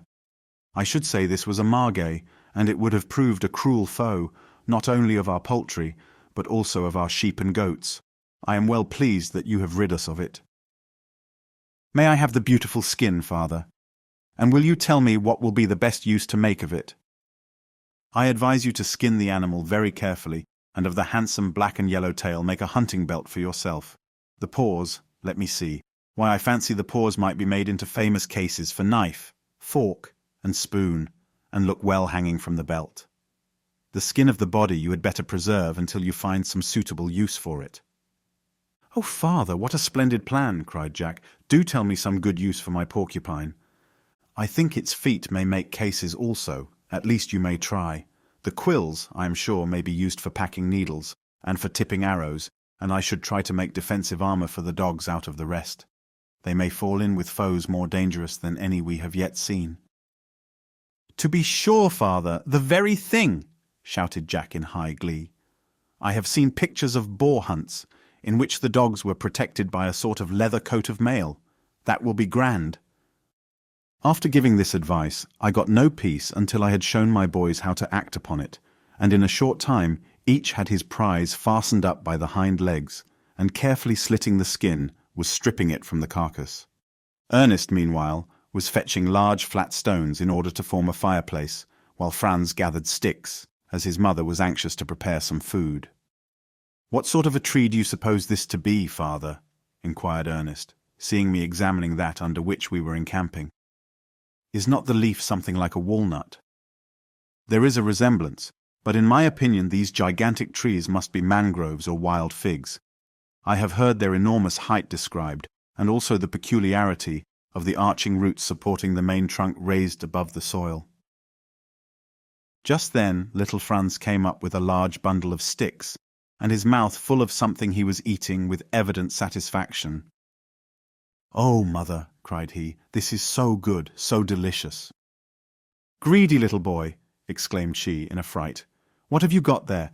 Don't swallow it, whatever you do. Very likely it is poisonous. Spit it all out this minute."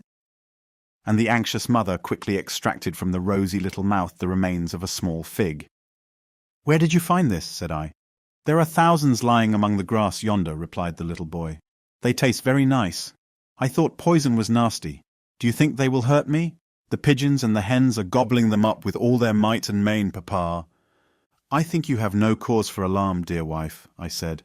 "The trees seem to be the fig-bearing mangrove of the Antilles. But remember, Franz, you must never eat anything without first showing it to me. Never mind how good it seems. If birds and monkeys eat a fruit or vegetable, it is usually safe to believe it wholesome," added I, turning to the other boys who, instantly taking the hint, coaxed Franz to give them the figs he still had in his pocket, and ran to offer them to Knips, who was closely watching the skinning of the tiger cat and porcupine, apparently giving his opinion on the subject with much chattering and gesticulation. "Here, Knips, allow me to present you with a fig," cried Jack, holding one out to the funny little creature.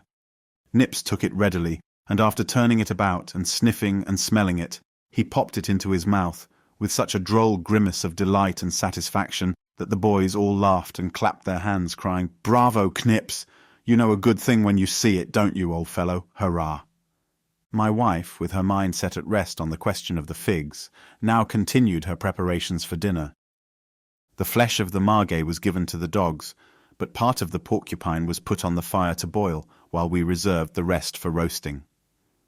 I employed myself in contriving needles for my wife's work, by boring holes at one end of the quills, which I did by means of a red-hot nail, and I soon had a nice packet of various sizes, which pleased her immensely.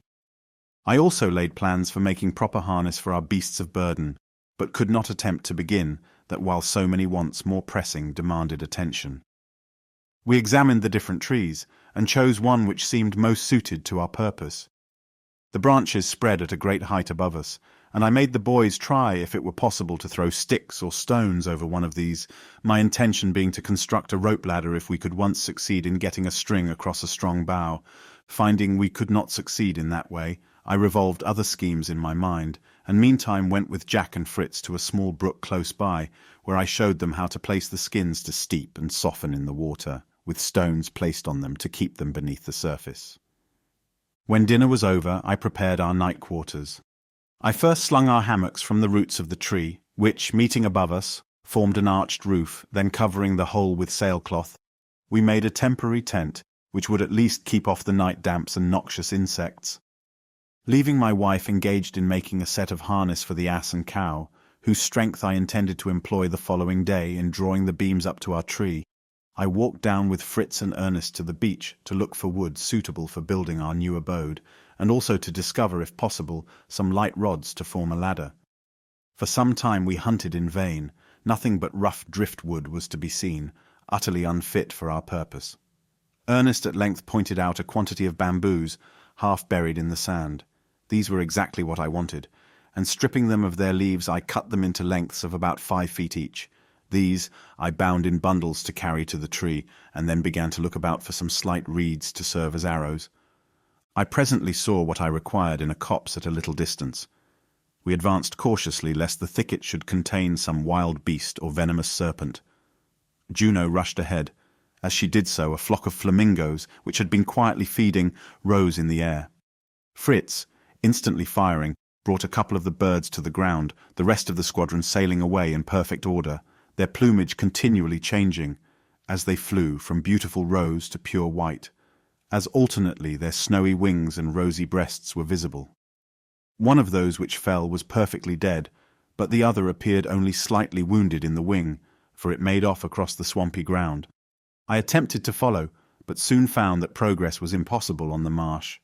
Juno, however, chased the bird, and seizing it, speedily brought it to my feet. Fritz and Ernest were delighted at the sight of our prize. "What a handsome bird!"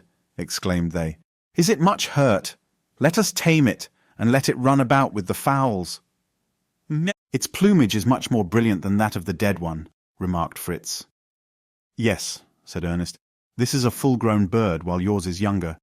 It is some years before they reach perfection. See what long active legs it has, like those of a stork, while with its great webbed feet it can swim faster than a goose.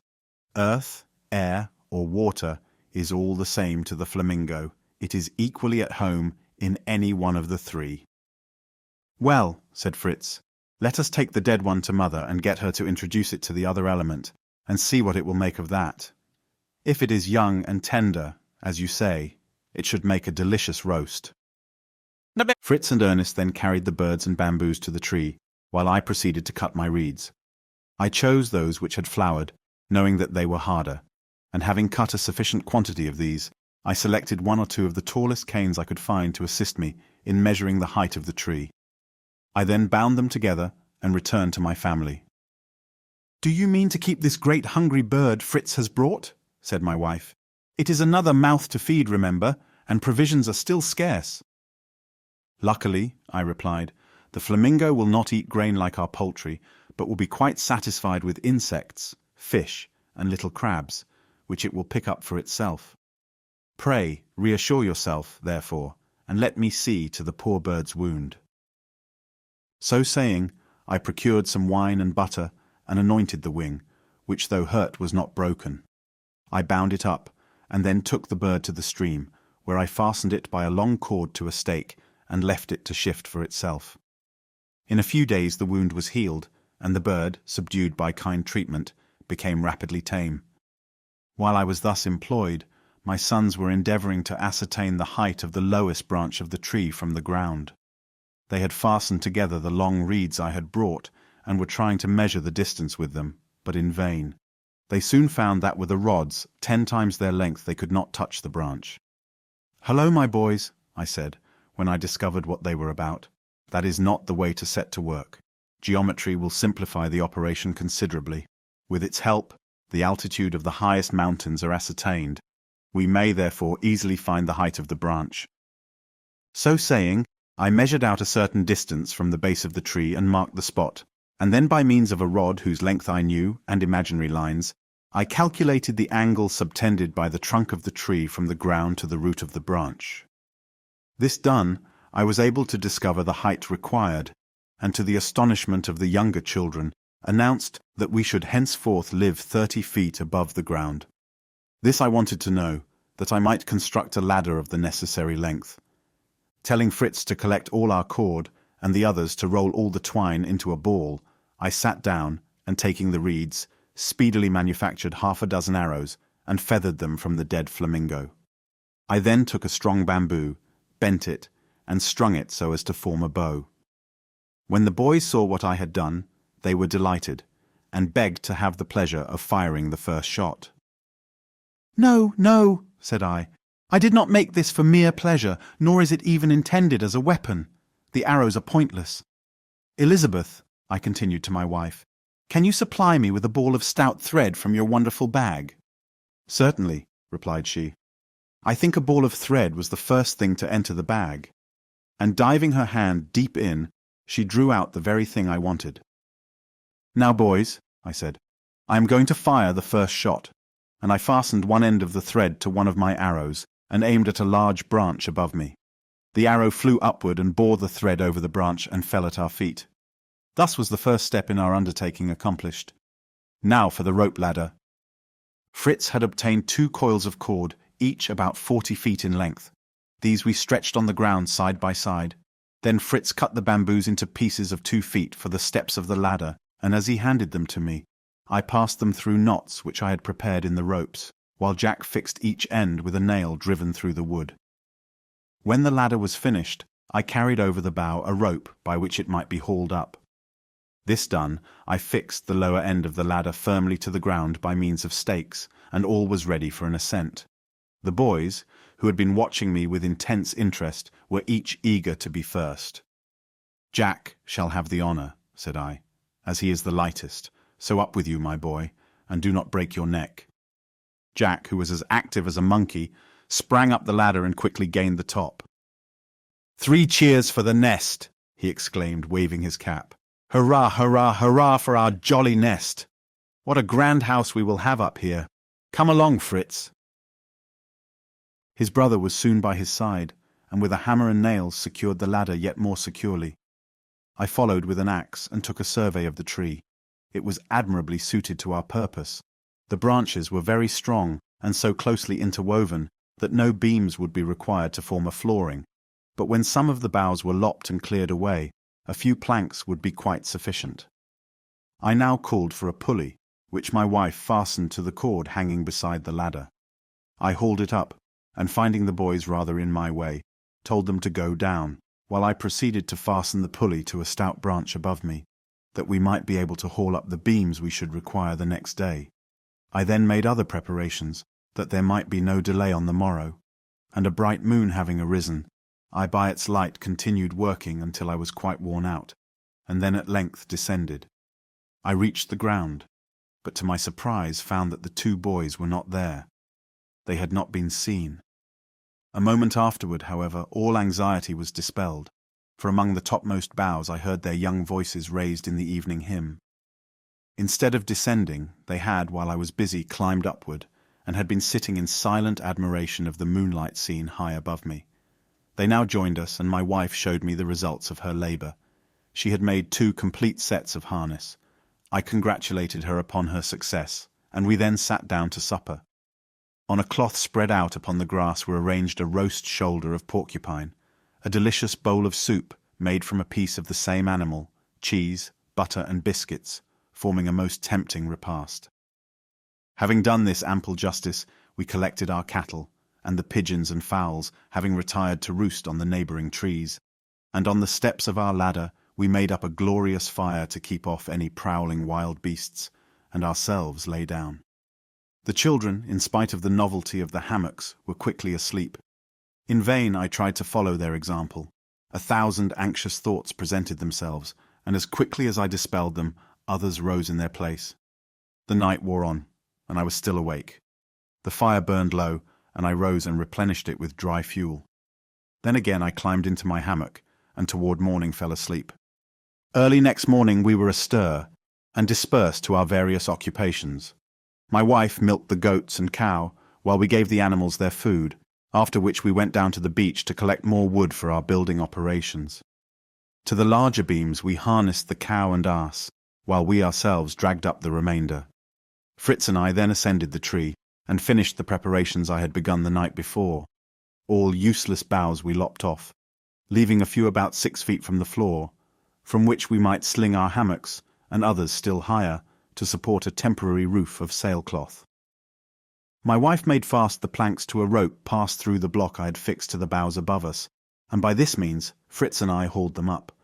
These we arranged side by side on the foundation of boughs, so as to form a smooth, solid floor, and round this platform built a bulwark of planks, and then throwing the sailcloth over the higher branches, we drew it down and firmly nailed it.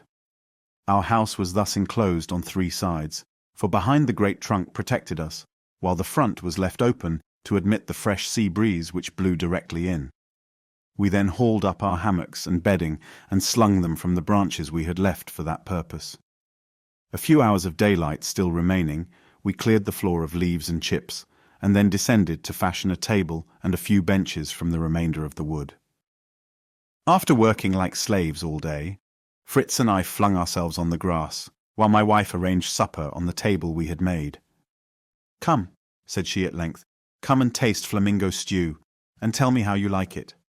Ernest assured me that it would be much better stewed than roasted, and I have been following his directions. Laughing at the idea of Ernest turning scientific cook, we sat down. The fowls gathered round us to pick up the crumbs, and the tame flamingo joined them, while Master Nips skipped about from one to the other, chattering and mimicking our gestures continually. To my wife's joy, the sow appeared shortly after, and was presented with all the milk that remained from the day's stock that she might be persuaded to return every night. "For," said my wife, "this surplus milk is really of no use to us, as it will be sour before the morning in this hot climate." "You are quite right," I replied, "but we must contrive to make it of use. The next time Fritz and I return to the wreck, we will bring off a churn among the other things we require." "Must you really go again to that dreadful wreck?" said my wife, shuddering. "You have no idea how anxious I am when you are away there." "Go we must, I'm afraid," I replied, "but not for a day or 2 yet. Come, it is getting late. We and the chickens must go to roost." We lit our watch fire, and leaving the dogs on guard below, ascended the ladder. Fritz, Ernest, and Jack were up in a moment. Their mother followed very cautiously, for though she had originated the idea of building a nest, she yet hesitated to entrust herself at such a terrific height from the ground. When she was safely landed in the house, taking little Franz on my back, I let go the fastenings which secured the lower end of the ladder to the ground, and swinging to and fro, slowly ascended. Then for the first time we stood all together in our new home. I drew up the ladder, and with a greater sense of security than I had enjoyed since we landed on the island, offered up our evening prayer, and retired for the night. Chapter 4. Some useful discoveries. A comical incident.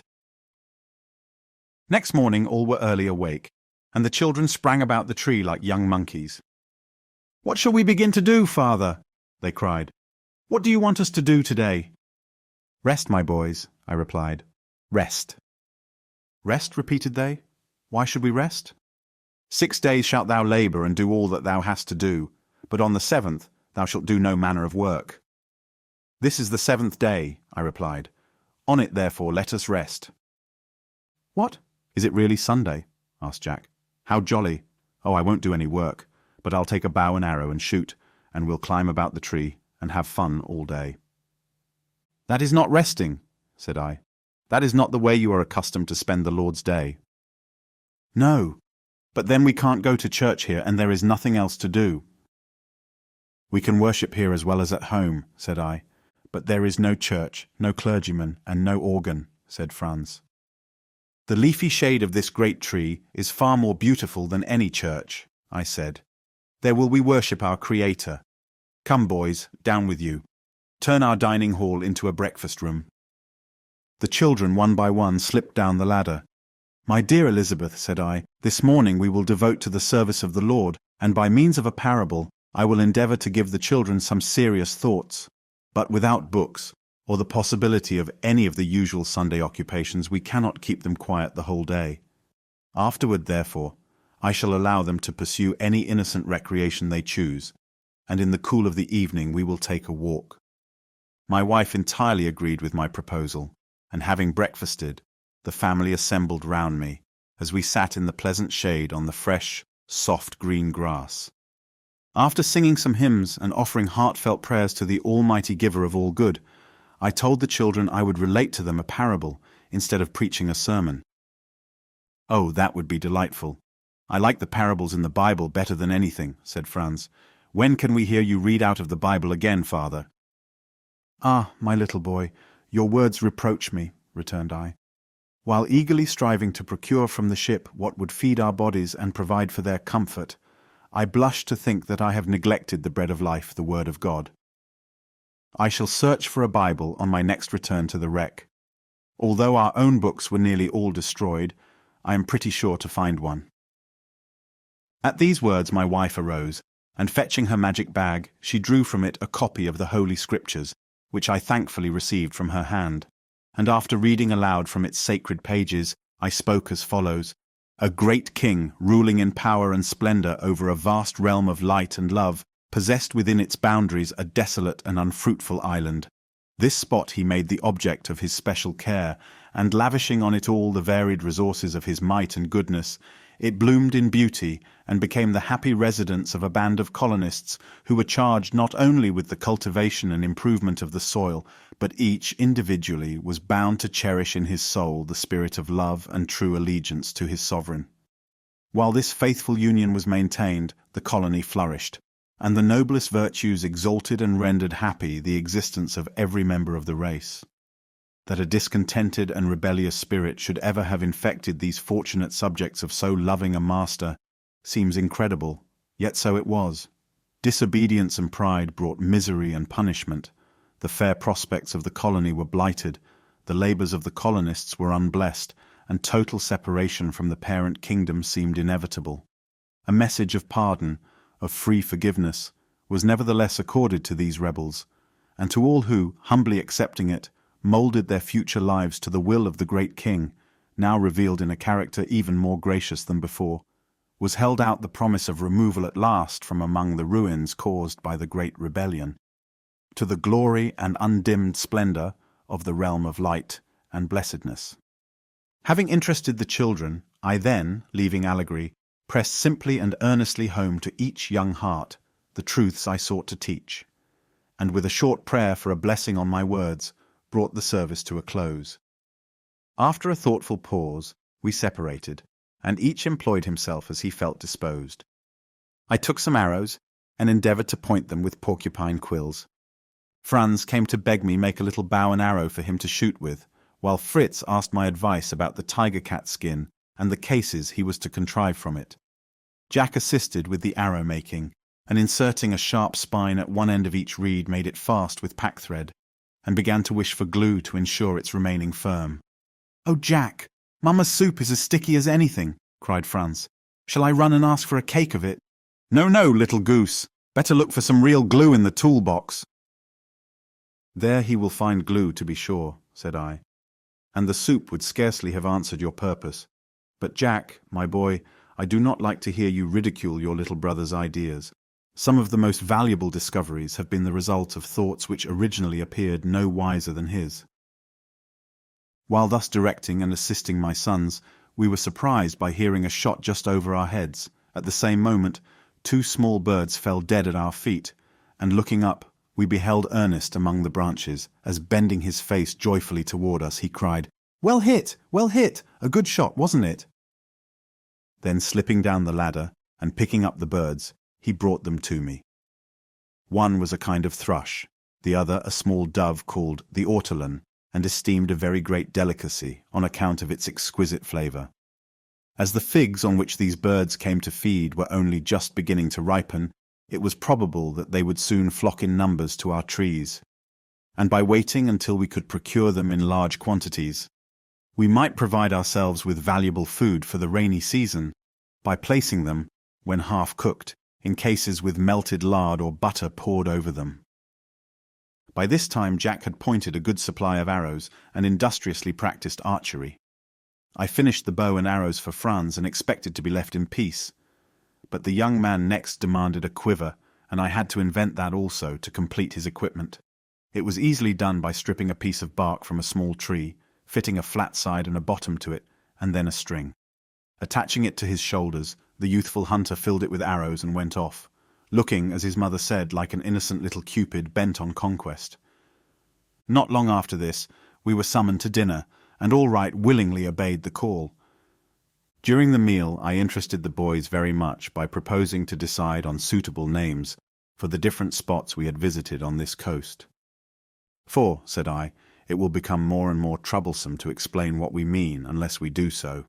Beside which, we shall feel much more at home if we can talk as people do in inhabited countries. Instead of saying, for instance, the little island at the mouth of our bay, where we found the dead shark, the large stream near our tent, across which we made the bridge, that wood where we found coconuts and caught the monkey, and so on. Let us begin by naming the bay in which we landed. What shall we call it?" "Oyster Bay," said Fritz. "No, no! Lobster Bay!" cried Jack, "in memory of the old fellow who took a fancy to my leg." "I think," observed his mother, "that in token of gratitude for our escape, we should call it Safety Bay." This name met with general approbation and was forthwith fixed upon. Other names were quickly chosen. Our first place of abode we called Tentholm, the islet in the bay, Shark's Island, and the reedy swamp, Flamingo Marsh. It was some time before the serious question of a name for our leafy castle could be decided, but finally it was entitled Falconhurst too, and we then rapidly named the few remaining points: Prospect Hill, the eminence we first ascended, Cape Disappointment, from whose rocky heights we had strained our eyes in vain search for our ship's company, and Jackal River, as a name for the large stream at our landing place, concluded our geographical nomenclature. In the afternoon the boys went on with their various employments. Fritz finished his cases, and Jack asked my assistance in carrying out his plan of making a cuirass for Turk out of the porcupine skin. After thoroughly cleansing the inside, we cut and fitted it round the body of the patient dog. Then, when strings were sewn on, and it became tolerably dry, he was armed with this ingenious coat of mail, and a most singular figure he cut. Juno strongly objected to his friendly approaches, and got out of his way as fast as she could, and it was clear that he would easily put to flight the fiercest animal he might encounter, while protected by armor at once defensive and offensive. I determined to make also a helmet for Jack out of the remainder of the skin, which to his infinite delight I speedily did. Amid these interesting occupations the evening drew on, and after a pleasant walk among the sweet glades near our abode, we closed our Sabbath day with prayer and a glad hymn of praise, retiring to rest with peaceful hearts. Next morning I proposed an expedition to Tentholm, saying I wished to make my way thither by a different route. We left the tree well armed, I and my 3 elder sons each carrying a gun and game bag, while little Franz was equipped with his bow and quiver full of arrows. A most curious party we formed, Fritz, adorned with his belt of margay skin, and Jack, with his extraordinary headdress, looked like a couple of young savages. Their mother and I walked together.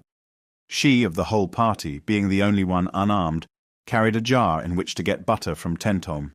We were preceded by the dogs, Turk armed most effectually with his cuirass of porcupine skin, and Juno keeping at a respectful distance from so formidable a companion.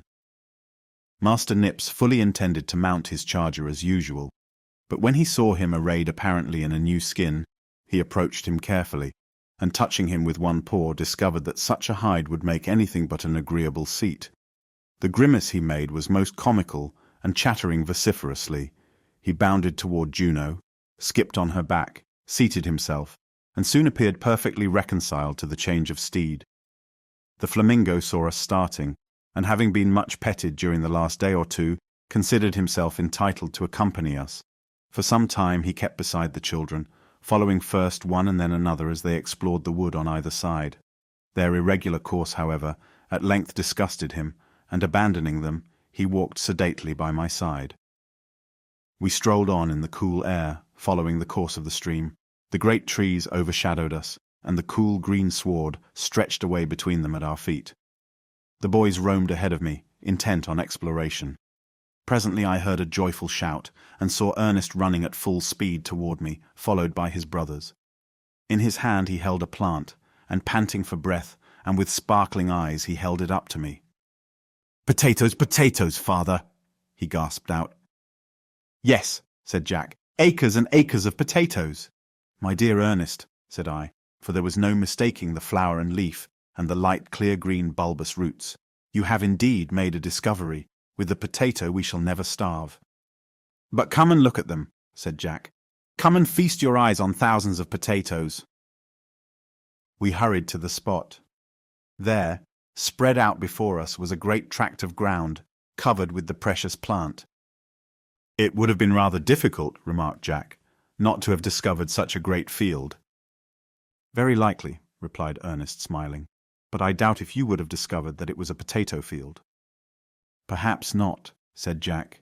"You are quite welcome, at all events, to the honor of the discovery. I'll have the honor of being the first to get a supply of them." So saying, he dug up, with hands and knife, a number of plants, and filled his game bag with the roots. The monkey followed his example, and scratching away with his paws most cleverly, soon had a heap beside him. So delighted were we with the discovery, and so eager were we to possess a large supply of the roots, that we stopped not digging until every bag, pouch, and pocket was filled. Some wished to return at once to Falconhurst, to cook and taste our new acquisition, but this I overruled, and we continued our march heavily laden, but delighted. "How," said I, "can we thank the giver of all these blessings sufficiently?" "Oh," said Franz, "we can say, 'We thank thee, O Lord, for all thy goodness and mercy, and bless us for Jesus Christ's sake. Amen.'" "That would not be sufficient," said Fritz. "Do you think it would be enough just to say to father and mother, 'Thank you for all you do,' and not to show that we were really thankful, by loving them and doing what we can to please them?" "You are quite right, Fritz," said I. Franz did not say all that was necessary. He should have added, "Give me grace to do thy will, and to obey thee in all things." As we thus talked, we reached the head of our streamlet, where it fell from the rocks above in a beautiful, sparkling, splashing cascade. We crossed and entered the tall grass on the other side. We forced our way through with difficulty, so thick and tangled were the reeds. Beyond this, the landscape was most lovely. Rich tropical vegetation flourished on every side, the tall, stately palms surrounded by luxuriant ferns, brilliant flowers and graceful creepers, the prickly cactus shooting up amidst them, aloe, jasmine, and sweet-scented vanilla, the Indian pea, and above all the regal pineapple, loaded the breath of the evening breeze with their rich perfume. The boys were delighted with the pineapple, and so eagerly did they fall to, that my wife had to caution them that there were no doctors on our territory, and if they became ill, they would have to cure themselves as best they might. This advice, however, seemed to have small effect on my sons, and showing Nips what they wanted, they sent him after the ripest and best fruit. While they were thus employed, I examined the other shrubs and bushes. Among these I presently noticed one which I knew well from description to be the karatas. "Come here, boys," I said. "Here is something of far more value than your pineapples. Do you see that plant with long pointed leaves and beautiful red flower? That is the karatas. The filaments of the leaves make capital thread, while the leaves themselves, bruised, form an invaluable salve. The pith of this wonderful plant may be used either for tinder or bait for fish. Suppose, Ernest, you had been wrecked here. How would you have made a fire without matches or flint and steel?" "As the savages do," replied he. "I would rub 2 pieces of wood together until they kindled." "Try it," I said. "But if you please, try it when you have a whole day before you, and no other work to be done, for I am certain it would be night before you accomplish the feat. But see here." And I broke a dry twig from the karatas, and peeling off the bark, laid the pith upon a stone. I struck a couple of pebbles over it, and they emitting a spark, the pith caught fire. The boys were delighted with the experiment. I then drew some of the threads from the leaves, and presented them to my wife. "But what," said Fritz, "is the use of all these other prickly plants except to annoy one? Here, for instance, is a disagreeable little tree." "That is an Indian fig," said I. "It grows best on dry, rocky ground, for most of its nourishment is derived from the air. Its juice is used, I believe, medicinally, while its fruit is pleasant and wholesome." Master Jack was off in a moment, when he heard of a new delicacy, and attempted to gather some of the fruit, but in vain. The sharp thorns defied his efforts, and with bleeding hands and rueful countenance he returned. I removed the thorns from his hands, and making a sharp wooden skewer, I thrust it into a fig, and quickly twisted it from its branch and split it open with a knife, still holding it upon the skewer. The rest followed my example, and we regaled ourselves upon the fruit, which we found excellent. Ernest carefully examined the fig he was eating. "What are these?" he exclaimed presently. "Little red insects. They cling all over the fruit, and I cannot shake them off. Can they be cochineal?" He handed me the fig, and I examined it attentively. "You are quite right, my boy," I said. "There is no doubt this is the real cochineal. However, though it is worth its weight in gold to European traders, it is of little use to us, I am afraid, unless any of you care to appear in gay colours. The cochineal, you know, forms the most lovely scarlet dye." "No, thank you," said Jack, "but we will take a lot of it when we go home again. Now let us find something more useful to us." And they thereupon plied me incessantly with questions concerning every plant and shrub we passed. "Stop, stop," I said at length. "The most learned naturalist would be much puzzled with many of these trees, and I, who have never seen any of them before, and know them merely by description, cannot pretend to tell you the names, or explain to you the use of 1/4 of them." Discussing, however, the properties of such shrubs as I did know, we at length reached Tentholm. Everything was safe, and we set to work to collect what we wanted. I opened the butter cask, from which my wife filled her pot. Fritz saw after the ammunition, and Jack and Ernest ran down to the beach to capture the geese and ducks. This they found no easy matter, for the birds, left so long alone, were shy, and nothing would induce them to come on shore and be caught. Ernest at length hit upon an ingenious plan.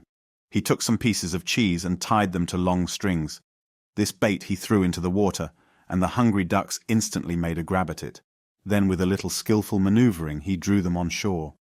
While Jack and he were thus busily employed catching and tying the rebels together by the feet, we procured a fresh supply of salt, which we packed upon Turk's back, first relieving him of his coat of mail.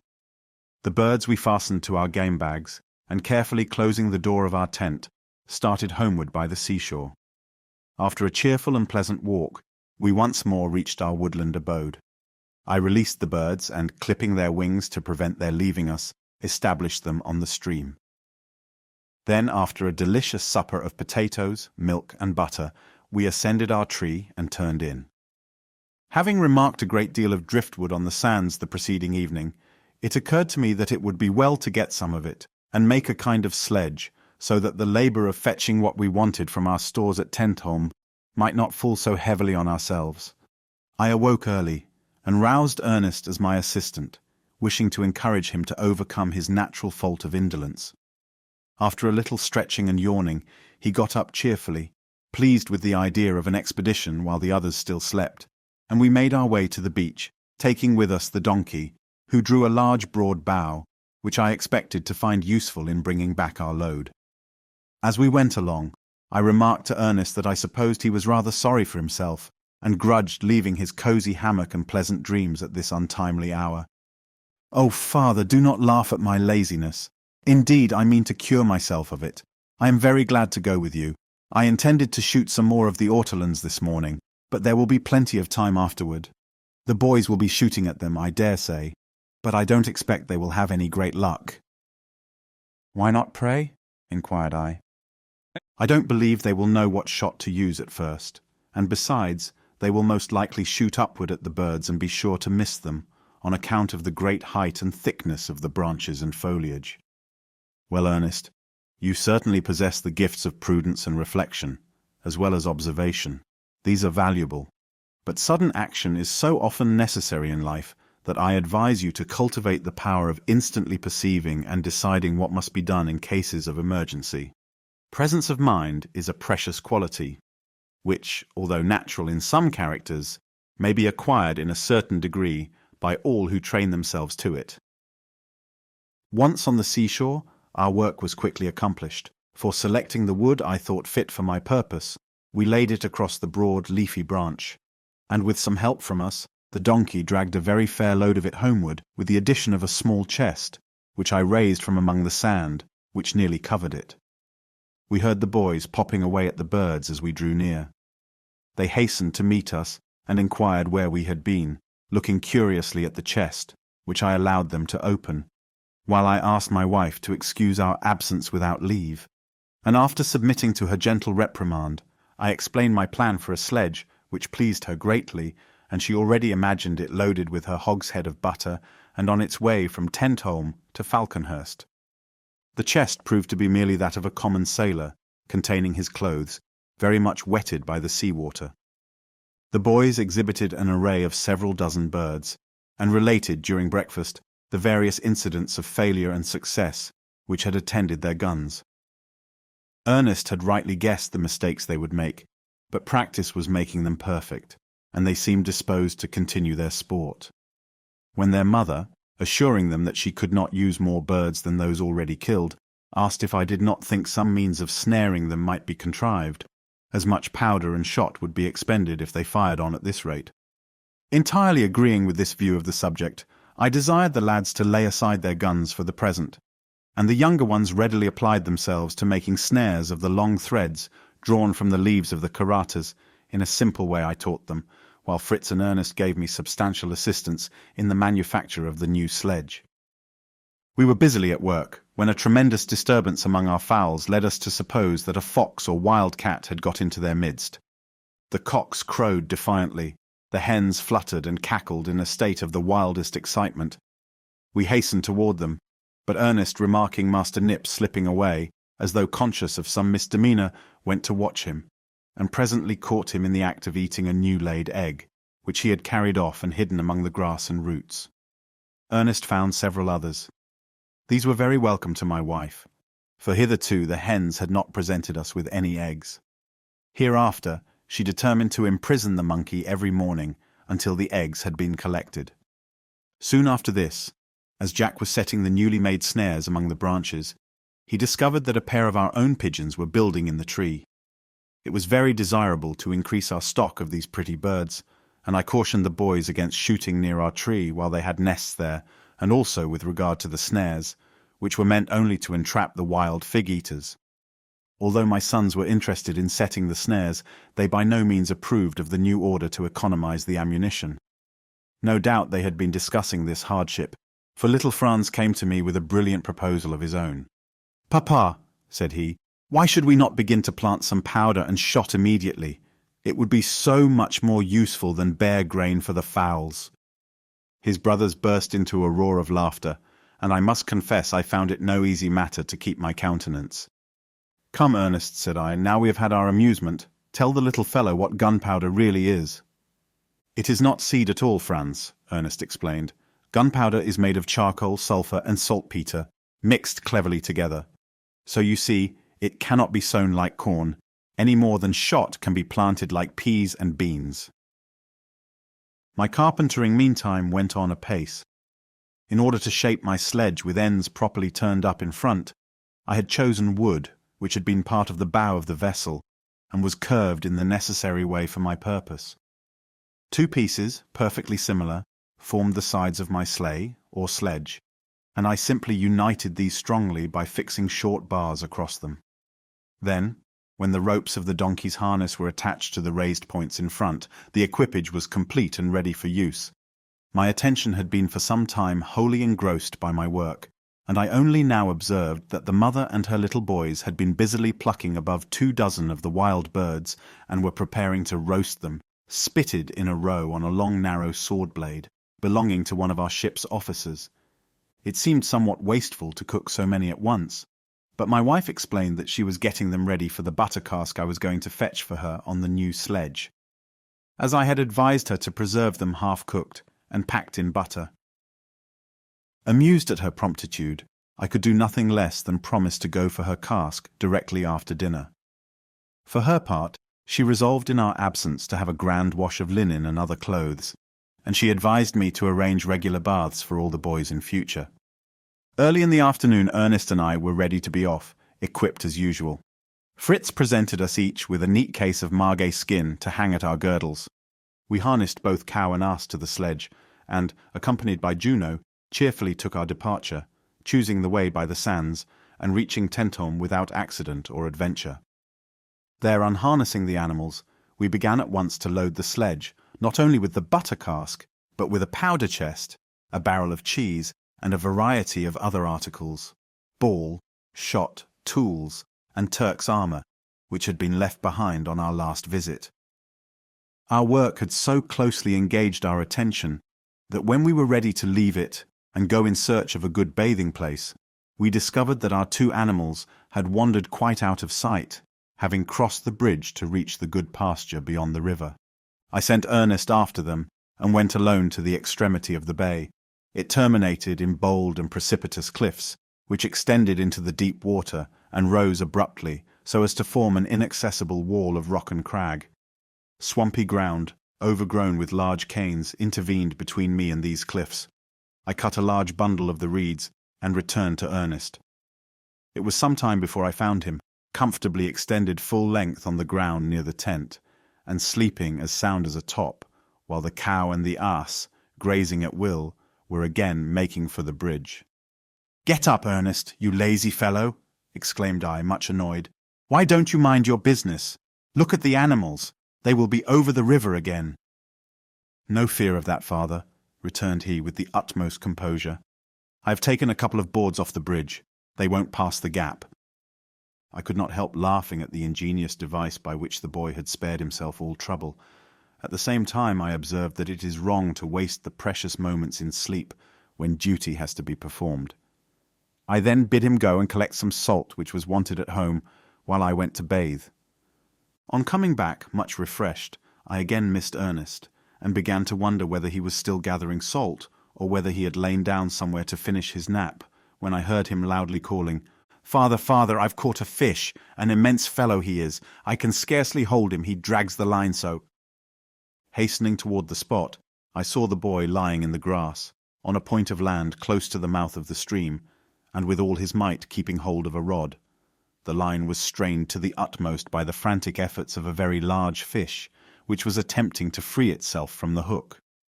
I quickly took the rod from him and, giving the fish more line, led him by degrees into shallow water.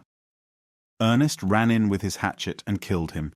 It proved to be a salmon of full 15 pounds weight, and I was delighted to think of taking such a valuable prize to the mother. "This is capital, Ernest," cried I. "You have cleared yourself for once of the charge of laziness. Let us now carry this splendid salmon to the sledge. I will clean and pack it for the journey, that it may arrive in good condition while you go and take a bath in the sea." All this being accomplished, we harnessed our beasts to the well-laden vehicle, and replacing the boards on the bridge, commenced the journey home. We kept inland this time, and were skirting the borders of a grassy thicket, when Juno suddenly left us, and plunging into the bushes with fierce barking hunted out, right in front of us, the most singular-looking creature I ever beheld. It was taking wonderful flying leaps, apparently in a sitting posture, and got over the ground at an astonishing rate. I attempted to shoot it as it passed, but missed. Ernest, who was behind me, observed its movements very coolly, and seeing that the dog was puzzled, and that the animal, having paused, was crouching among the grass, went cautiously nearer, fired at the spot he had marked, and shot it dead. The extraordinary appearance of this creature surprised us very much. It was as large as a sheep, its head was shaped like that of a mouse, its skin also was of a mouse colour, it had long ears like a hare, and a tail like a tiger's. The forepaws resembled those of a squirrel, but they seemed only half grown, while the hind legs were enormous, and so long that when upright on them, the animal would look as if mounted on stilts. For some time we stood silently wondering at the remarkable creature before us. I could not recollect to have seen or heard of any such.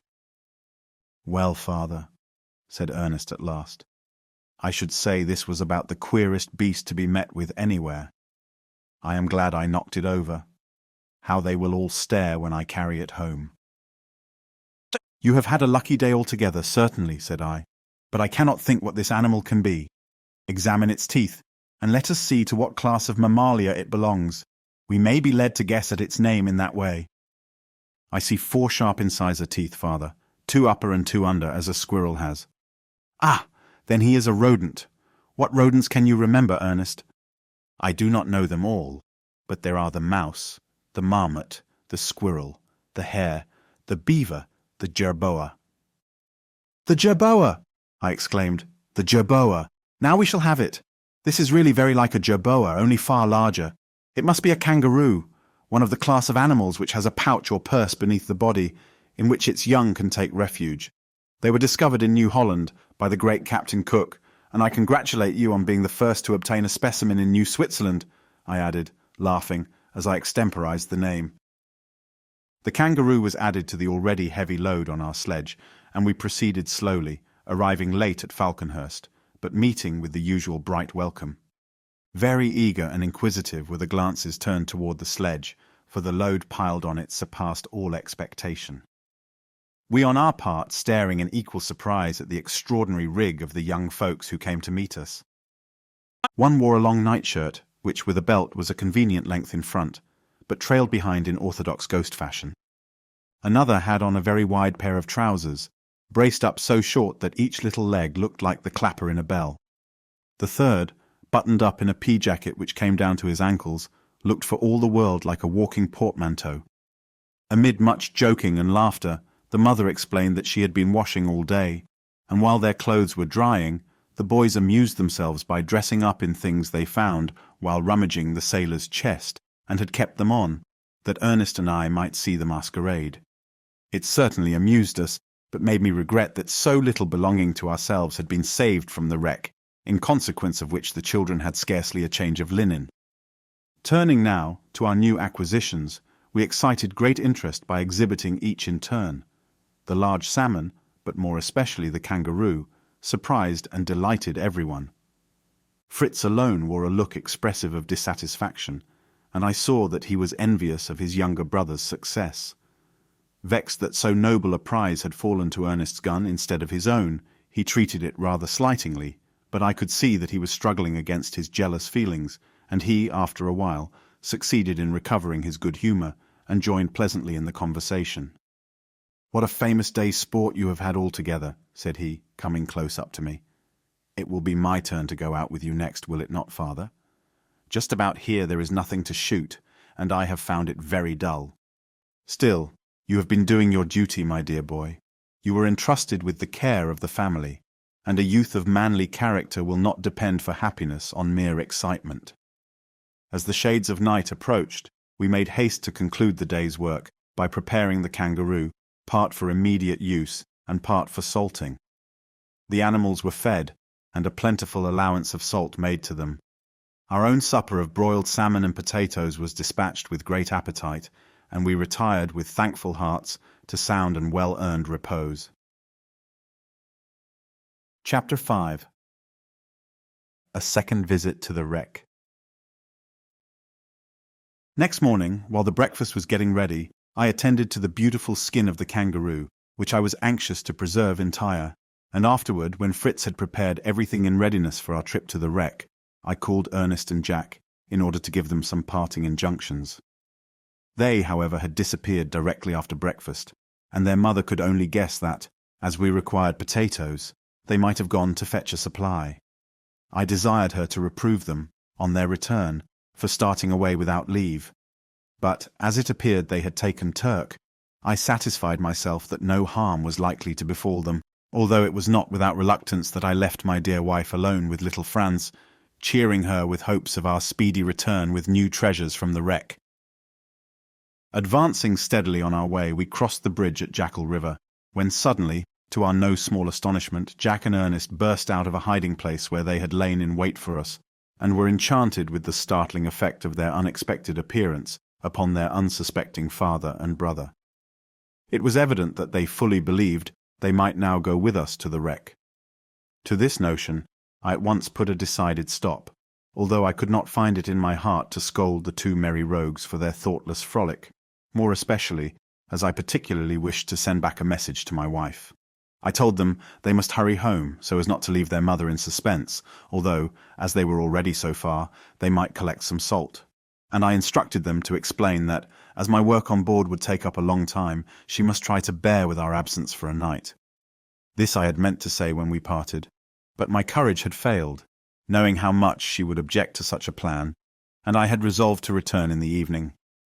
On consideration, however, of the importance of constructing a raft, which was my intention in going, and finishing it without a second trip, I determined to remain on board for the night, as the boys had, unintentionally, given me the chance of sending a message to that effect. "Goodbye, boys! Take care of yourselves! We're off!" shouted Fritz, as I joined him in the tub-boat, and we shoved off. The current carried us briskly out of the bay. We were very soon moored safely alongside the wreck, and scrambling up her shattered sides, stood on what remained of the deck, and began at once to lay our plans. I wanted to make a raft fit to carry on shore a great variety of articles far too large and heavy for our present boat. A number of empty water casks seemed just what was required for a foundation. We closed them tightly, pushed them overboard, and arranging 12 of them side by side in rows of 3, we firmly secured them together by means of spars, and then proceeded to lay a good substantial floor of planks, which was defended by a low bulwark. In this way, we soon had a first-rate raft, exactly suited to our purpose. It would have been impossible to return to land that same evening, for we were thoroughly fatigued by our labours, and had eaten only the light refreshment we had brought in our wallets, scarcely desisting a moment from our work. Rejoicing that we were not expected home, we now made an excellent supper from the ship's provisions, and then rested for the night on spring mattresses, a perfect luxury to us, after our hard and narrow hammocks. Next morning we actively set about loading the raft and boat, first carrying off the entire contents of our own cabins, and passing on to the captain's room, we removed the furniture, as well as the doors and window frames, with their bolts, bars, and locks. We next took the officers' chests and those belonging to the carpenter and gunsmith. The contents of these latter we had to remove in portions, as their weight was far beyond our strength. One large chest was filled with an assortment of fancy goods, and reminded us of a jeweller's shop, so glittering was the display of gold and silver watches, snuff-boxes, buckles, studs, chains, rings, and all manner of trinkets. These and a box of money drew our attention for a time. But more useful to us at present was a case of common knives and forks which I was glad to find, as more suited to us than the smart silver ones we had previously taken on shore. To my delight, we found, most carefully packed, a number of young fruit trees, and we read on the tickets attached to them the names, so pleasant to European ears, of the apple, pear, chestnut, orange, almond, peach, apricot, plum, cherry, and vine. The cargo, which had been destined for the supply of a distant colony, proved, in fact, a rich and almost inexhaustible treasure to us. Ironmongery, plumber's tools, lead, paint, grindstones, cartwheels, and all that was necessary for the work of a smith's forge, spades and ploughshares, sacks of maize, peas, oats, and wheat, a handmill, and also the parts of a sawmill so carefully numbered that, were we strong enough, it would be easy to put it up, had been stowed away. So bewildered were we by the wealth around us that for some time we were at a loss as to what to remove to the raft. It would be impossible to take everything, yet the first storm would complete the destruction of the ship, and we should lose all we left behind. Selecting a number of the most useful articles, however, including of course the grain and the fruit trees, we gradually loaded our raft. Fishing lines, reels, cordage, and a couple of harpoons were put on board, as well as a mariner's compass. Fritz, recollecting our encounter with the shark, placed the harpoons in readiness, and amused me by seeming to picture himself a whaler, flourishing his harpoon in most approved fashion. Early in the afternoon, both our crafts were heavily laden, and we were ready to make for the shore. The voyage was begun with considerable anxiety, as, with the raft in tow, there was some danger of an accident, but the sea being calm, and the wind favourable, we found we could spread the sail, and our progress was very satisfactory. Presently Fritz asked me for the telescope, as he had observed something curious floating at a distance. Then handing it back, he begged me to examine the object, which I soon discovered to be a turtle asleep on the water, and of course unconscious of our approach. "Do, father, steer toward it," exclaimed he. I accordingly did so that he might have a nearer look at the creature. Little did I suspect what was to follow. The lad's back was turned to me and the broad sail was between us, so that I could not perceive his actions, when all of a sudden I experienced a shock, and the thrill as of line running through a reel. Before I had time to call out, a second shock, and the sensation of the boat being rapidly drawn through the water alarmed me. "Fritz, what are you about?" cried I. "You are sending us to the bottom." "I have him, hurrah! I have him safe!" shouted he, in eager excitement. To my amazement, I perceived that he really had struck the tortoise with a harpoon. A rope was attached to it, and the creature was running away with us. Lowering the sail and seizing my hatchet, I hastened forward in order to cut the line, and cast adrift at once turtle and harpoon. "Father, do wait!" pleaded the boy. "There is no danger just yet. I promise to cut the line myself the instant it is necessary. Let us catch this turtle if we possibly can." "My dear boy, the turtle will be a very dear bargain, if he upsets all our goods into the sea, even if he does not drown us too. For heaven's sake, be careful. I will wait a few minutes, but the minute there is danger, cut the line." As the turtle began to make for the open sea, I hoisted the sail again, and finding the opposition too much for it, the creature again directed its course landward, drawing us rapidly after it. The part of the shore for which the turtle was making was considerably to the left of our usual landing place. The beach there shelved very gradually, and at some distance from land we grounded with a sharp shock, but fortunately without a capsize. The turtle was evidently greatly exhausted, and no wonder, since it had been acting the part of a steam tug, and had been dragging at full speed a couple of heavily laden vessels. Its intention was to escape to land, but I leaped into the water and, wading up to it, dispatched it with my axe. Such was its tenacity of life, however, that it did not cease its struggles until I had actually severed its head from its body. As we were by no means far from Falconhurst, Fritz gave notice of our approach by firing off his gun, as well as shouting loudly in his glee. And while we were yet engaged in securing our boats and getting the turtle on shore, the whole family appeared in the distance, hastening eagerly toward us. And our new prize, together with the well-laden boat and raft, excited the liveliest interest. My wife's chief pleasure, however, consisted in seeing us back, as our night's absence had disturbed her, and she was horrified by the description of our dangerous run in the wake of the fugitive turtle. Being anxious to remove some of our goods before night, the boys ran off to fetch the sledge, while I, having no anchor, contrived to moor the boats by means of some of the heavy blocks of iron we had brought. It required our united strength to get the turtle hoisted onto the sledge, its weight being prodigious. We found it indeed, with the addition of the sapling fruit trees, quite a sufficient load. We then made the best of our way home, chatting merrily about our various adventures. The first thing to be done on arriving was to obtain some of the turtle's flesh and cook it for supper. To my wife this appeared necessarily a work of time, as well as of difficulty, but I turned the beast on its back, and soon detached a portion of the meat from the breast with a hatchet by breaking the lower shell, and I then directed that it should be cooked with a little salt, shell and all. "But let me first cut away this disgusting green fat," said my wife with a little shudder. "See how it sticks all over the meat. No one could eat anything so nasty."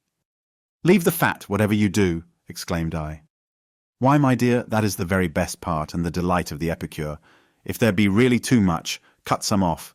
It can be used as lard, and let the dogs make a supper of the refuse." "And the handsome shell!" cried Fritz. "I should like to make a water trough of that to stand near the brook, and be kept always full of clear water. How useful it would be!" "That is a capital idea," I replied, "and we may manage it easily if we can find clay so as to make a firm foundation on which to place it." "Oh, as to clay," said Jack, "I have a grand lump of clay there under that root." "Well done, my lad. When did you find it?" "He found a bed of clay near the river this morning," said his mother, "and came home in such a mess I had regularly to scrape his clothes and wash him thoroughly." "Well, mother, I can only tell you I should never in all my days have found the clay if I had not slipped and fallen among it." "That I can well believe," returned his mother. "Only, to hear you talk this morning, one would have thought your discovery of clay the result of very arduous search indeed." "When you have ended the question of the clay and the turtle shell," said Ernest, "I should like to show you some roots I found today. They are getting rather dry now. They look something like radishes, although the plant itself was almost a bush, but I have not ventured to taste them, although our old sow was devouring them at a great rate." "In that you did wisely, my boy. Swine eat many things injurious to men. Let me see your roots. How did you discover them?" "I was rambling in the wood this morning, and came upon the sow very busy grubbing under a small bush, and eating something ravenously. So I drove her away, and found a number of these roots, which I brought for you to see." "Indeed, Ernest," I exclaimed, after taking the roots in my hand and considering them attentively, "I'm inclined to believe that you have really made a brilliant discovery. If this proves to be, as I expect, the manioc root, we might lose every other eatable we possess, and yet not starve. In the West Indies, cakes called cassava bread are made from it, and already having potatoes, we shall be very independent if we can succeed in preparing flour from these roots. Great care must be taken in the manufacture to express the juice, otherwise the flour may be injurious and even poisonous. If we can collect a sufficient quantity, we will attempt bread making. I think I know how to set about it." Finding there was still time to make another trip with the sledge, I went off with the elder boys, leaving Franz with his mother, and we all looked forward with satisfaction to the prospect of the princely supper they were to have ready for us, for our day's work had been none of the lightest. "I have been thinking about my turtle, father," said Fritz as we went along. "Is not the shell very valuable? Surely beautiful combs, boxes, and a number of ornamental things are made of tortoise shell, and if so, it seems a pity to use it for a water trough." "Your turtle, Fritz, is only fit for eating. Its shell is worthless as regards ornament, whereas the species whose shell is prized so much is unfit for food. Tortoise shell is subjected to the action of the heat. The outer layer peels off, leaving a beautifully marked, semi-transparent surface, which is susceptible of a very high polish." The sledge quickly received its second load from the raft. Chests, 4 cart wheels, and the hand mill were placed on it, with all manner of smaller articles, and we lost no time in returning to Falconhurst. The mother welcomed us joyfully, for she said we had been regularly overworked during the last 2 days. "However, now you are come home to rest," said she, and you little think what refreshment awaits you here in the shade. Come and see my cellar." And she smilingly exhibited a small cask, half sunk in the ground, and well sheltered with leaves and branches. "Ah, you wonder where this came from," continued the mother. "Well, I found it myself on the sands today, while you were all absent, and fancying it was wine of some sort, I got it up here on purpose to be ready for you. The boys are most anxious to know what sort of wine it will prove to be." As the simplest method of ascertaining this, I inserted a straw at the vent hole, and presently announced that in all my life I had never enjoyed a more delicious draught of Canary sack. The mother was immensely pleased to find that her exertions in my behalf had not been thrown away, and the boys pressed around me, armed with straws, and begging for a taste. After so strongly expressing my own enjoyment of the wine, it seemed unreasonable to deny them this, and I let them come in turns, but was speedily obliged to call a halt, for the rogues got so eager and excited that I had to reprove them for their greediness, and warn them of the risk they ran of being intoxicated. In fact, I blame myself for allowing them to have this strong wine as a beverage at all. They were wholly unaccustomed to it, and were, besides, fatigued and very hungry. Supper was more to the purpose, and as the turtle proved delicious, it was heartily enjoyed, and gave us strength to haul the mattresses we had brought from the ship up into our sleeping rooms, so that very refreshing slumbers closed the day. Early next morning I got up without rousing any of the others, intending to pay a visit to the beach, for I had my doubts about the safety of my vessels on the open shore. The dogs were delighted when I descended the ladder and bounded to meet me.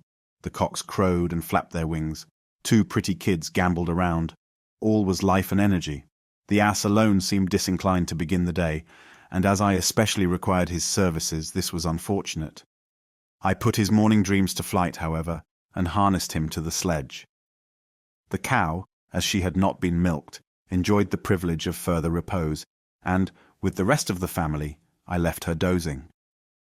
My fears as to the safety of the boats were soon dispelled, for they were all right, and being in haste to return, the load I collected from their freight was but a light one, and the donkey willingly trotted home with it, he as well as I being uncommonly ready for breakfast. Approaching the tree, not a sound was to be heard, not a soul was to be seen, although it was broad day, and great was my good wife's surprise when, roused by the clatter and hullabaloo I made, she started up and became aware of the late hour. "What can have made us oversleep like this?" she exclaimed. "It must be the fault of those mattresses. They are delightful, but really too lulling. See, the children are sound asleep still." With much stretching and many yawns, the boys at last came tumbling down from the tree, rubbing their eyes and seeming but half awake. Ernest last, as usual. "Come, my boys," said I, "this will never do. Your beds were too luxurious last night, I see." In my own opinion, however, I felt there was something else to blame besides the comfortable mattresses, and I made a mental resolve that the captain's fine canary should be dealt with very sparingly in future. "So now for prayers and breakfast," I continued, "and then off to work. I must have our cargo landed in time to get the boats off with the next tide." By dint of downright hard work, we accomplished this, and I got on board with Fritz as soon as they were afloat. The rest turned homeward, but Jack lingered behind with such imploring looks that I could not resist taking him with me. My intention had been simply to take the vessels round to the harbour in Safety Bay, but the calm sea and fine weather tempted me to make another trip to the wreck. It took up more time than I expected, so that when on board we could only make a further examination of the cargo, collect a few portable articles, and then avail ourselves of the sea breeze, which would fail us later in the evening. To Jack, the pleasure of hunting about in the hold was novel and charming, and very soon a tremendous rattling and clattering heralded his approach with a wheelbarrow, in the highest spirits at his good fortune in having found such a capital thing in which to bring home potatoes. He was followed by Fritz, whose news was still more important. He had found, carefully packed and enclosed within partitions, what appeared to be the separate parts of a pinnace, with rigging and fittings complete, even to a couple of small brass guns. This was a great discovery, and I hastened to see if the lad was right. Indeed, he was, but my pleasure was qualified by a sense of the arduous task it would be to put such a craft together so as to be fit for sea. For the present we had barely time to get something to eat and hurry into the boat, where were collected our new acquisitions, namely, a copper boiler, iron plates, tobacco graters, 2 grindstones, a small barrel of powder, and another of flints, 2 wheelbarrows besides Jack's, which he kept under his own especial care. As we drew near the shore, we were surprised to see a number of little figures ranged in a row along the water's edge and apparently gazing fixedly at us. They seemed to wear dark coats and white waistcoats, and stood quite still with their arms dropping by their sides, only every now and then one would extend them gently, as though longing to embrace us. "Ah, here at last come the pygmy inhabitants of the country to welcome us," cried I, laughing. "Oh, father," exclaimed Jack, "I hope they are Lilliputians. I once read in a book about them, so there must be such people, you know, only these look rather too large." "You must be content to give up the Lilliputians and accept penguins, my dear Jack," said I. "We have not before seen them in such numbers, but Ernest knocked one down, if you remember, soon after we landed. They are excellent swimmers, but helpless on land, as they can neither fly nor run." We were gradually approaching the land as I spoke, and no sooner was the water shallow than out sprang Jack from his tub, and wading ashore, took the unsuspecting birds by surprise, and with his stick laid 6 right and left, either stunned or dead at his feet. The rest escaped into the water, dived, and disappeared. Jack took the unsuspecting birds by surprise. As these penguins are disagreeable food, on account of their strong, oily taste, I was sorry Jack had attacked them, but going to examine them when we landed, some of the fallen arose from their swoon, and began solemnly to waddle away, upon which we caught them, and tying their feet together with long grass, laid them on the sand to wait until we were ready to start. The 3 wheelbarrows then, each received a load. The live penguins, seated gravely, were trundled along by Jack, and away we went at a great rate. The unusual noise of our approach set the dogs barking furiously, but discovering us, they rushed forward with such forcible demonstrations of delight that poor little Jack, who as it was, could scarcely manage his barrow, was fairly upset, penguins and all. This was too much for his patience, and it was absurd to see how he started up and cuffed them soundly for their boisterous behaviour. This scene, and the examination of our burdens, caused great merriment, the tobacco grater and iron plates evidently puzzling everybody. I sent the boys to catch some of our geese and ducks, and bid them fasten a penguin to each by the leg, thinking that it was worth while to try to tame them. My wife had exerted herself in our absence to provide a good store of potatoes, and also of manioc root. I admired her industry, and little Franz said, "Ah, father, I wonder what you will say when mother and I give you some Indian corn, and melons, and pumpkins, and cucumbers." "Now, you little chatterbox," cried she, "you have let out my secret. I was to have the pleasure of surprising your father when my plants were growing up." "Ah, the poor disappointed little mother," said I. "Never mind, I am charmed to hear about it. Only do tell me, where did those seeds come from?" "Out of my magic bag, of course," replied she, "and each time I have gone for potatoes I have sown seeds in the ground, which was dug up to get them, and I have planted potatoes also." "Well done, you wise little woman," I exclaimed. "Why, you are a model of prudence and industry. But," continued she, "I do not half like the appearance of those tobacco graters you have brought. Is it possible you are going to make snuff? Do, pray, let us make sure of abundance of food for our mouths before we think of our noses." "Make your mind easy, my wife," said I. "I have not the remotest intention of introducing the dirty, ridiculous habit of snuffing into your family. Please to treat my graters with respect, however, because they are to be the means of providing you with the first fresh bread you have seen this many a long day." "What possible connection can there be between bread and tobacco graters? I cannot imagine what you mean, and to talk of bread where there are no ovens is only tantalizing." "Ah, you must not expect real loaves," said I, "but on these flat iron plates I can bake flat cakes or scones, which will be excellent bread. I mean to try at once what I can do with Ernest's roots. And first of all I want you to make me a nice strong canvas bag." This the mother willingly undertook to do, but she evidently had not much faith in my powers as a baker, and I saw her set on a good potful of potatoes before beginning to work, as though to make sure of a meal without depending on my bread. Spreading a piece of sailcloth on the ground, I summoned my boys to set to work. Each took a grater and a supply of well-washed manioc root, and when all were seated round the cloth, "Once, twice, thrice, off!" cried I. beginning to rub a root as hard as I could against the rough surface of my grater. My example was instantly followed by the whole party, amid bursts of merriment, as each remarked the funny attitude and odd gestures of his neighbours, while vehemently rubbing, rasping, grating, and grinding down the roots allotted to him. No one was tempted by the look of the flour to stop and taste it, for in truth it looked much like wet sawdust. Cassava bread is highly esteemed in many parts of the New World, and I have even heard that some Europeans there prefer it to the wheaten bread of their own country. There are various species of manioc. One sort grows quickly, and its roots ripen in a very short time. Another kind is of somewhat slower growth. The roots of the third kind do not come to maturity for 2 years. The 2 first are poisonous, if eaten raw, yet they are preferred to the third, which is harmless, because they are so much more fruitful, and the flour produced is excellent if the scrapings are carefully pressed. "What is the good of pressing them, father?" inquired Ernest. "It is in order to express the sap, which contains the poison. The dry pith is wholesome and nourishing. Still, I do not mean to taste my cakes until I have tried their effect on our fowls and the ape." By this time, our supply of roots being reduced to damp powder, the canvas bag was filled with it, and tying it tightly up, I attempted to squeeze it, but soon found that mechanical aid was necessary in order to express the moisture. My arrangements for this purpose were as follows. A strong, straight beam was made flat on one side. Smooth planks were laid across 2 of the lower roots of our tree. On these we placed the sack, above the sack another plank, and over that the long beam. One end was passed under a root near the sack, the other projected far forward. And to that we attached all the heaviest weights we could think of, such as an anvil, iron bars, and masses of lead. The consequent pressure on the bag was enormous, and the sap flowed from it to the ground.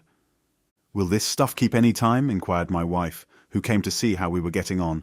"Or must all this great bagful be used at once? In that case we shall have to spend the whole of tomorrow in baking cakes." "Not at all," I replied. "Once dry, the flour in barrels will keep fresh a long time. We shall use a great deal of this, however, as you shall see." "Do you think we might begin now, father?" said Fritz. "There does not seem the least moisture remaining." "Certainly," said I, "but I shall only make 1 cake today for an experiment. We must see how it agrees with Master Nips and the hens before we set up a bakehouse in regular style." I took out a couple of handfuls of flour for this purpose, and with a stick loosened and stirred the remainder, which I intended should again be pressed.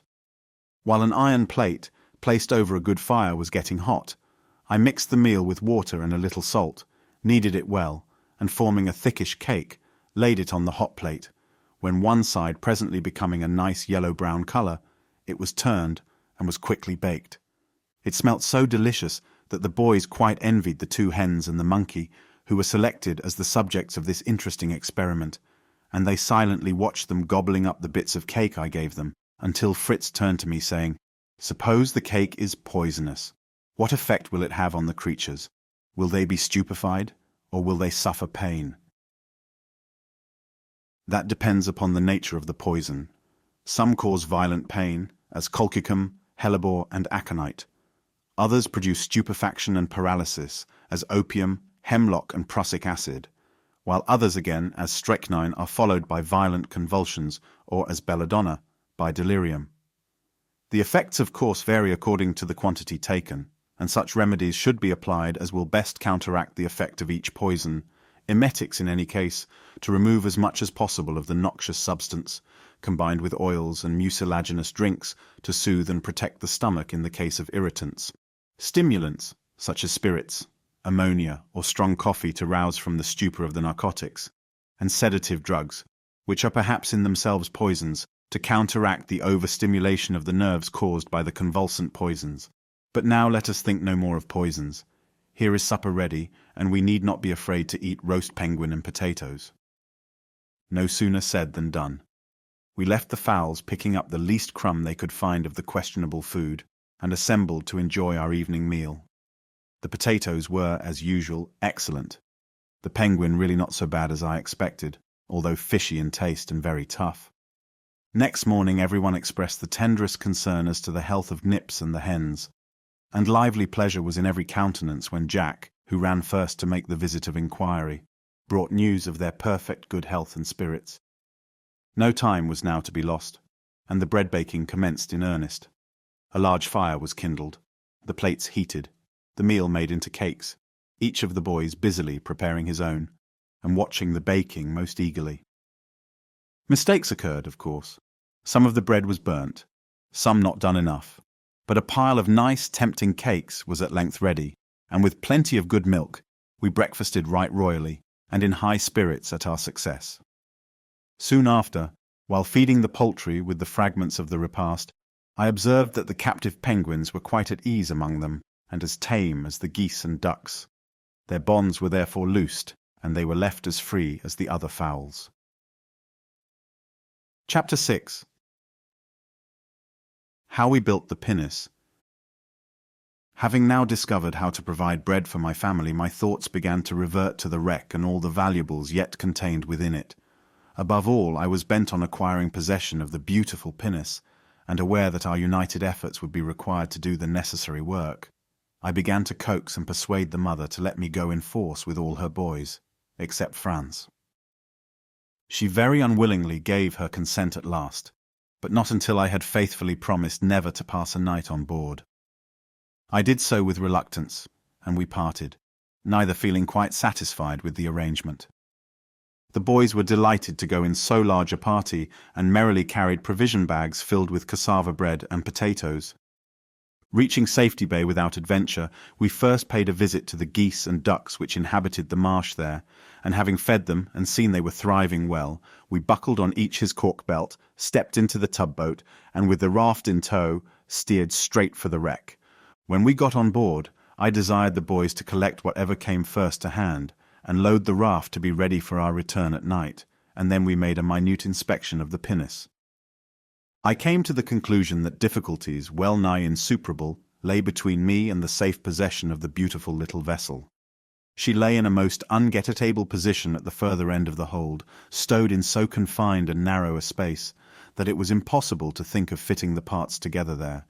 At the same time, these parts were so heavy that removing them to a convenient place piece by piece was equally out of the question.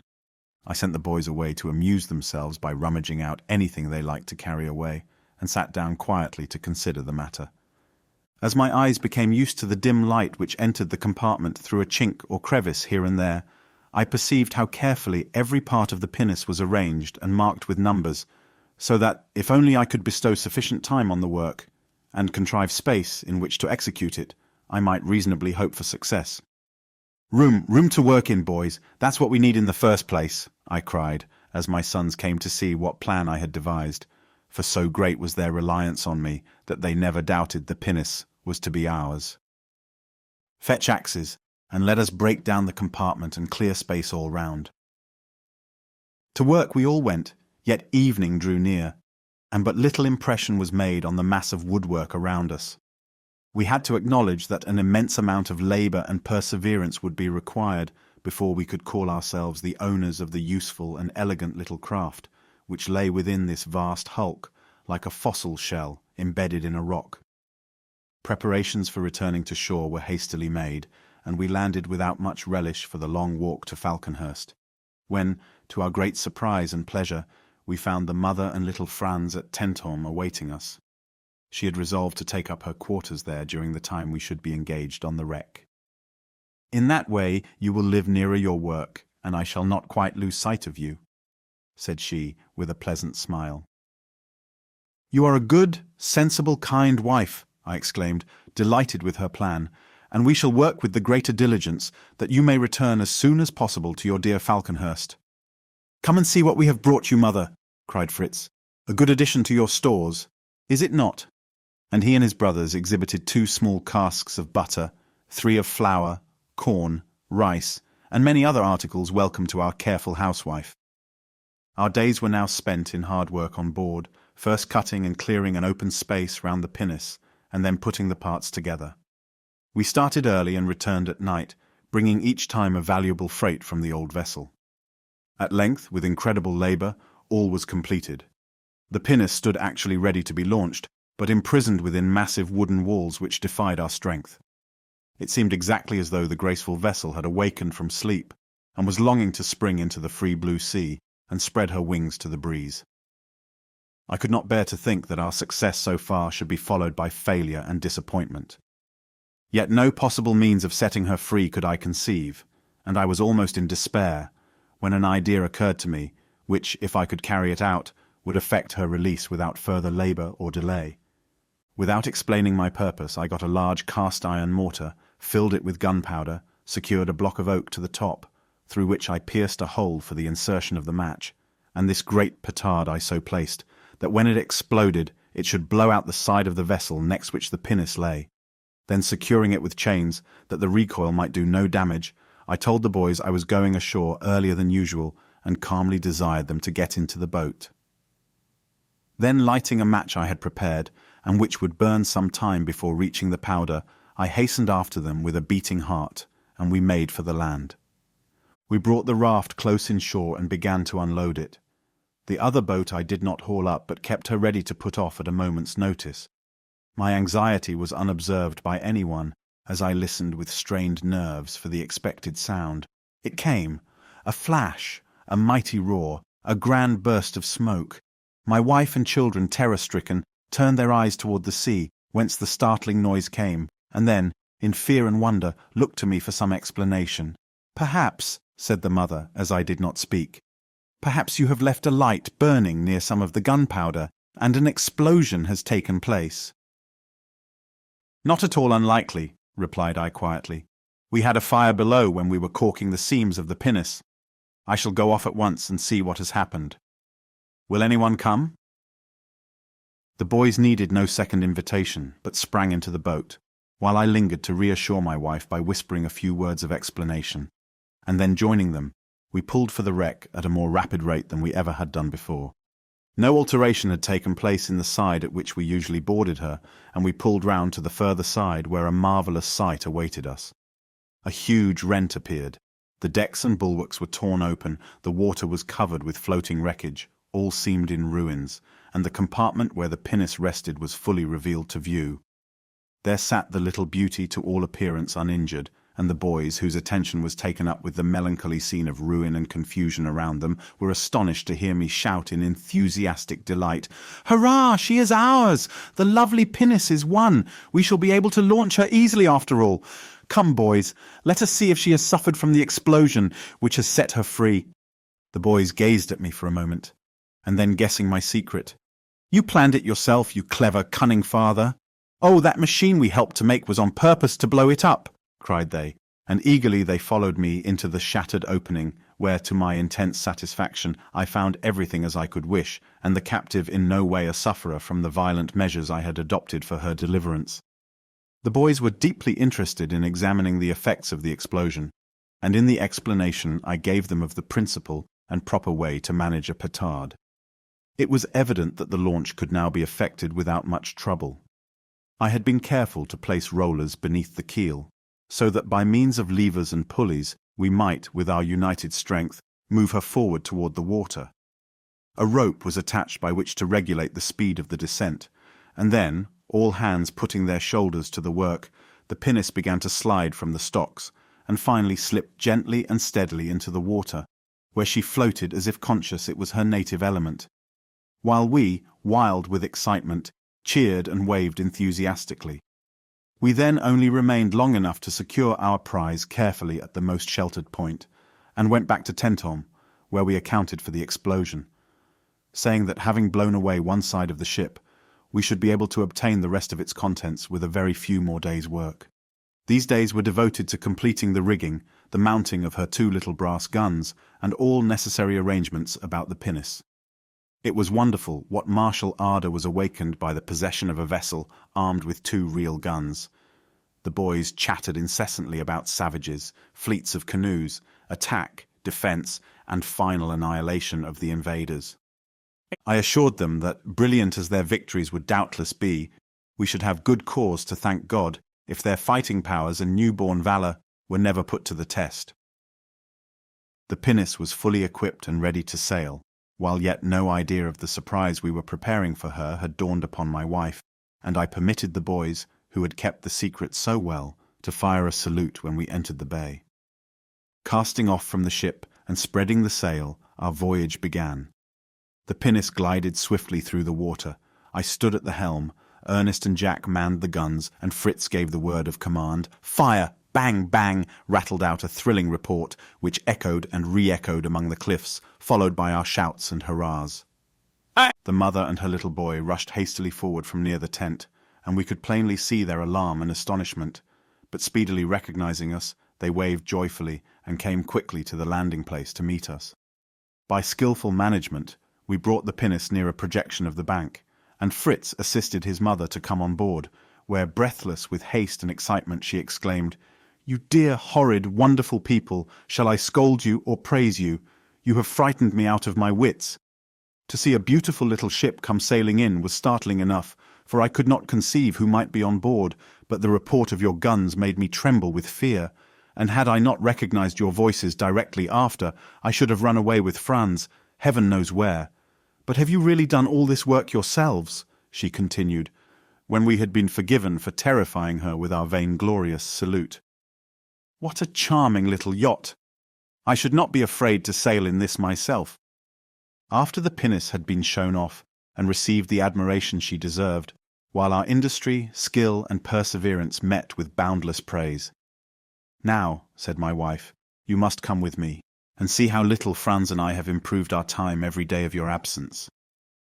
We all landed, and with great curiosity followed the mother up the river toward the cascade, where, to our astonishment, we found a garden neatly laid out in beds and walks, and she continued, "We don't frighten people by firing salutes in honor of our performances, although by and by I too shall want fire in a peaceable form. Look at my beds of lettuce and cabbages, my rows of beans and peas.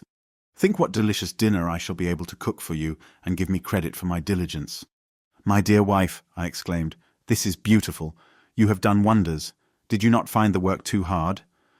"The ground is light and easy to dig hereabouts," she replied. "I have planted potatoes and cassava roots.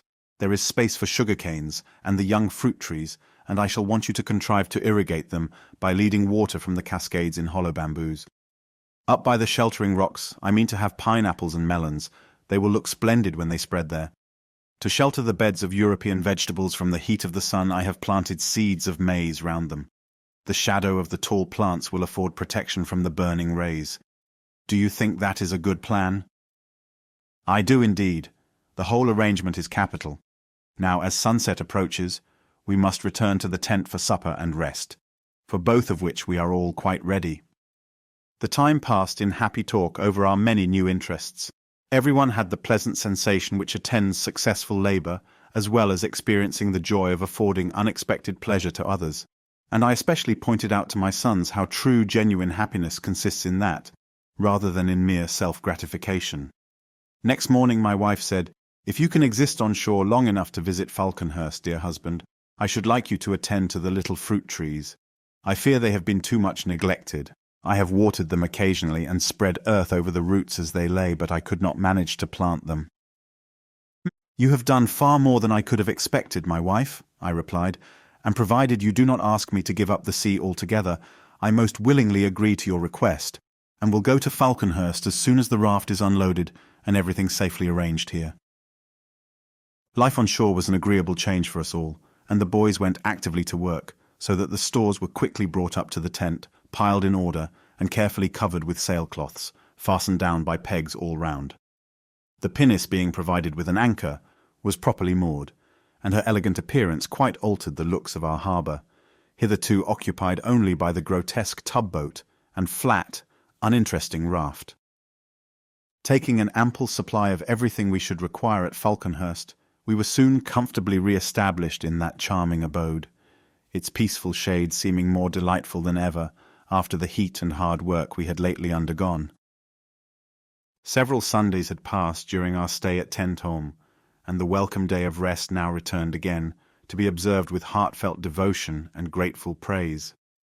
I did not attempt too much in the form of preaching, as I could not have secured the attention of my hearers to any long-winded discourse, but they were interested in the Bible reading and simple instructions I drew from it, and their young voices joined sweetly in favourite hymns, which my wife sang from memory.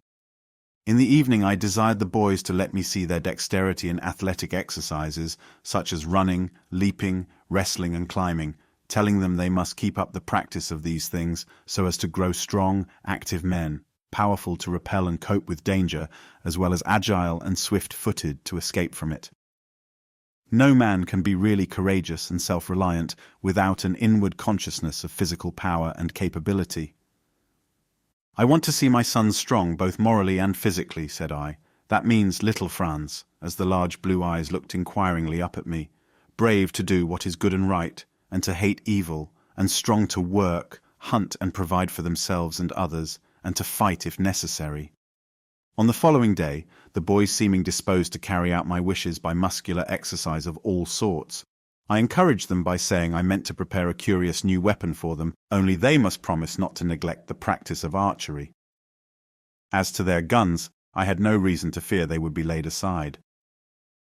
Taking a long cord, I attached a leaden bullet to each end, and had instantly to answer a storm of questions as to what this could possibly be for. "This is a miniature lasso," said I. "The Mexicans, Patagonians, and various tribes of South America make use of this weapon in hunting, with marvelous dexterity.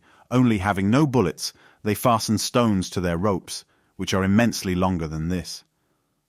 One end is swung round and round the mounted hunter's head, and then cast with skill and precision toward the animal he wishes to strike. Immediately drawing it back, he can repeat the blow and either kill or wound his prey. Frequently, however, the intention is to take the animal, wild horse or buffalo, or whatever it may be, alive, and in that case the lasso is thrown while riding in hot pursuit in such a way as to make the stone twist many times round the neck, body, or legs of the fugitive, arresting him even in full career." "Oh, father, what a splendid contrivance! Will you try it now? There is the donkey, father. Do catch the donkey." Not at all certain of my powers, I declined to practice upon a live subject, but consented to make a trial of skill by aiming at the stump of a tree at no great distance. My success surpassed my own expectations.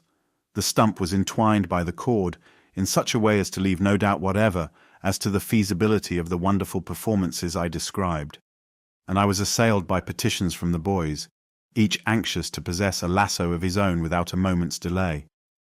As the manufacture was simple, their wishes were speedily gratified, and lasso practice became the order of the day. Fritz, who was the most active and adroit, besides having of course the greatest muscular strength, soon became skilled in the art. That night a change came over the weather, and early next morning I perceived that a gale of wind was getting up. From the height of our trees I could see that the surface of the sea was in violent agitation. It was with no small satisfaction that I thought of our hard-won pinnace, safely moored in the harbour, and recollected that there was nothing to call us to the wreck for the next few days. My attention was by no means monopolized by my sons and their amusements. The good mother had much to show me, demanding my approval, advice, or assistance, as the case might be. A good supply of wild pigeons and ortolans had been snared, partly cooked, and preserved in lard. Of these she showed me her small cask well filled. Then the nests of various pairs of tame pigeons were exhibited, but her chief care was the unpromising condition of her dear little fruit trees, for having been forgotten, they were so dry and withered that unless planted without further delay, she feared we should lose them. This needful work we set about, therefore, at once, proposing afterward an excursion to the Calabash wood, in order to manufacture a large supply of vessels and utensils of all sorts and sizes. Everyone was inclined for this expedition. Consequently, the planting of the orchard was carried on with surprising vigour, but was not completed until toward evening. And then all sorts of arrangements were made for an early start next day. The mother and Franz were to be of the party, and their equipment took some time, for we meant to make a grand family excursion, attended by our domestic pets and servants. By sunrise we were all astir, and everything quickly made ready for a start.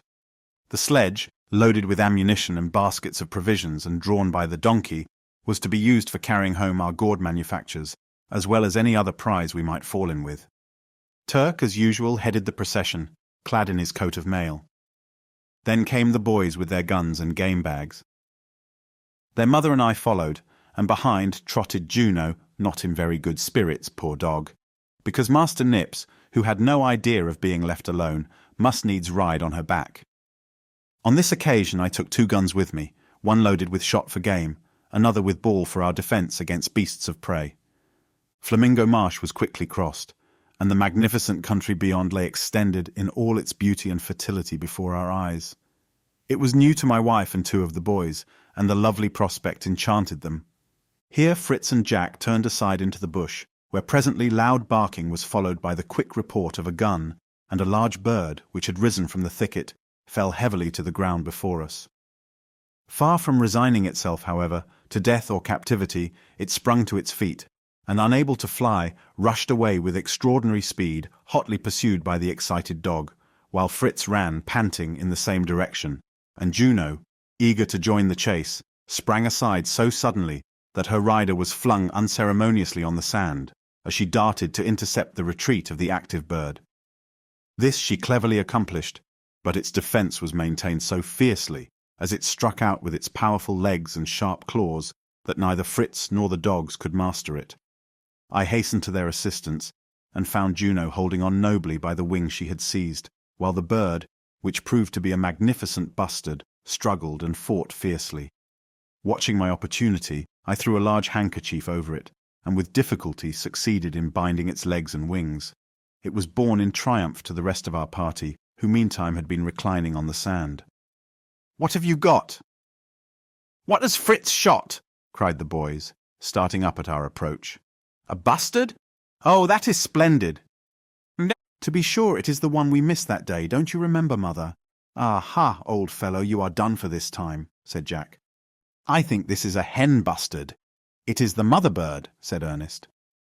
"Ah yes, poor thing," exclaimed my wife in a tone of concern.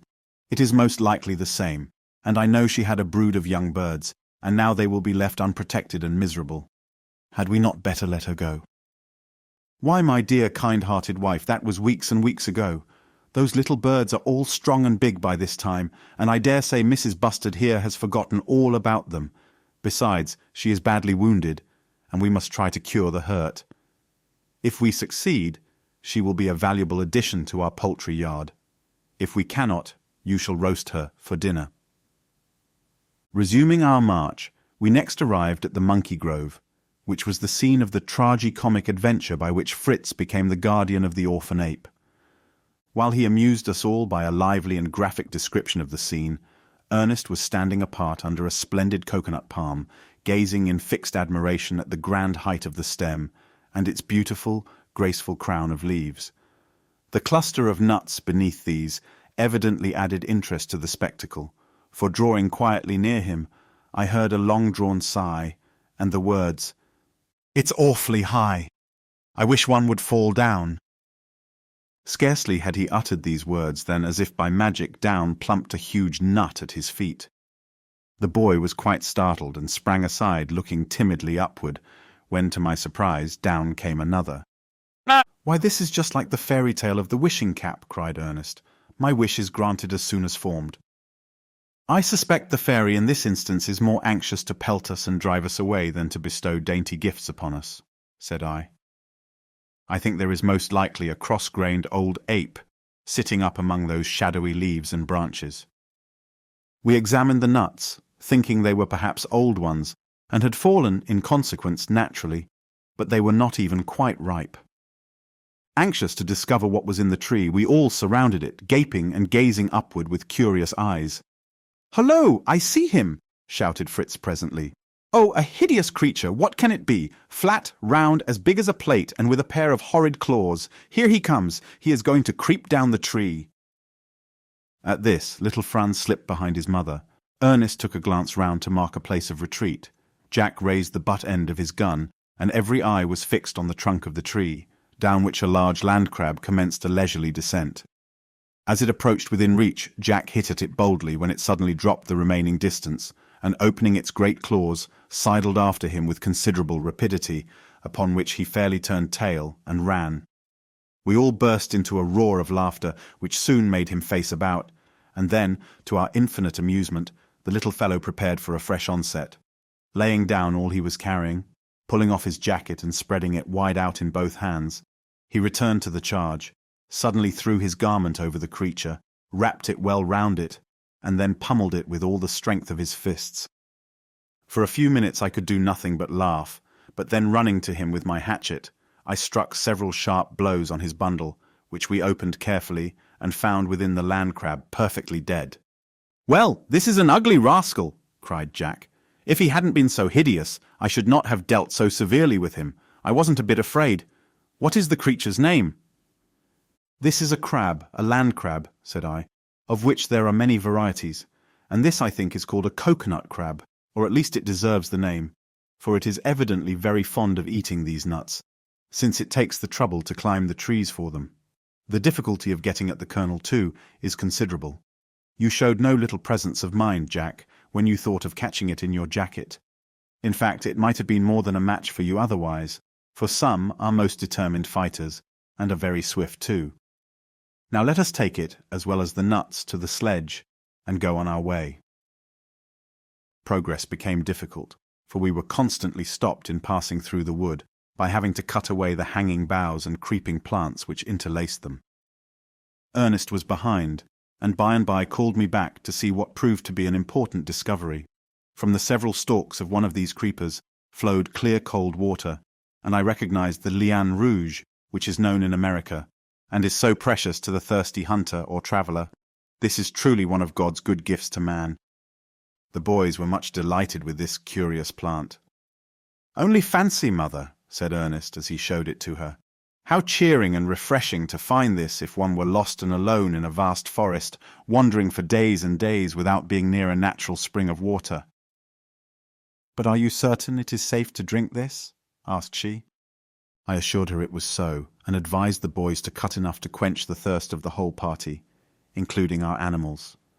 This they did, only finding it necessary, as with the sugar canes, to cut air holes above the joints. After struggling onward for a short time, we emerged from the thickets into open ground, and saw the calabash trees in the distance. As we drew near, their curious appearance and singular fruit caused much surprise and also amusement, for we were speedily established among the trees, where, as I chose and cut down the gourds most likely to be useful, everyone engaged merrily in the work of cutting, carving, sawing, and scooping some manner of dish, bowl, cup, jar, or platter, according to his several taste or ability. We were to dine here, and after a time Fritz and Jack began to prepare a fireplace, their great ambition being to heat the stones red hot, and cook the crab in a hollow gourd. Their mother therefore left them to their own devices, and attended to the hungry animals, unharnessing the ass to graze, and giving coconut milk to the poor little monkey, who had been obliged to travel in a covered basket for some time, lest he should be lost in the woods. The wounded bustard had been completely forgotten, and from heat and thirst was suffering greatly until her friendly care revived it, and it was tied to a tree and allowed to move about, its fierce spirit greatly tamed by adversity. The cooking operations came to a stand soon after the fire was lighted, for it appeared that we had no more water in the jars we had brought, so the boys proposed to go in search of a spring. I agreed to accompany them. Ernest also wished to join us, and as our intention was to examine merely the surrounding wood, I saw no objection to leaving their mother and Franz for a short time. Very soon after our exploration began, Ernest, who was in front, turned with a face of terror, shouting, "A wild boar! An immense wild boar, father! Do come quick!" And sure enough, I heard a loud snorting and puffing as some large animal passed hastily through the thick underwood beyond us. "After him, lads, after him!" cried I, hurrying forward. "Call the dogs! Stand ready to fire!" And we pressed through the bushes to the spot where Ernest had seen the creature. The ground was grubbed up, and some potatoes lay about, showing that we had disturbed him at his midday meal. Ernest and Jack were more disposed to gather the roots than to follow up the chase. Fritz and I alone went after the dogs, who eagerly pushed on, and by the sounds we heard had evidently attacked the boar at no great distance. Terrific barking, snarling, and grunting guided us to the scene of action, and we beheld our mastiffs, one on each side of a large, respectable-looking pig, holding on by the great ears, while the animal, on seeing us, appeared rather to beseech our interference than to propose to offer a desperate resistance. In a moment the truth became apparent. The captive grunter was no fierce native of the forest, but our own runaway sow. Our excitement had been wound to so high a pitch that the discovery was quite a shock, and we felt half angry with the creature who had disappointed us. Then the absurdity of the whole thing made us laugh heartily, and calling off the dogs. The old lady was released from her ignominious position. Our laughter resounding through the wood brought Ernest and Jack from their potatoes to see what was going on. "Much use you two would have been suppose we had required help," cried Fritz, as they recognized their old friend. "Ah, well, you see," returned Jack, "Ernest and I had a kind of presentiment that this was going to be the old sow, and just look at our fine potatoes." A good deal of joking on the subject ensued, but was interrupted by Ernest, who drew our attention to fruit resembling apples on the surrounding bushes, and on the grass beneath them. The sow was making amends for the fright and pain she had endured by munching and crunching this fruit at a great rate.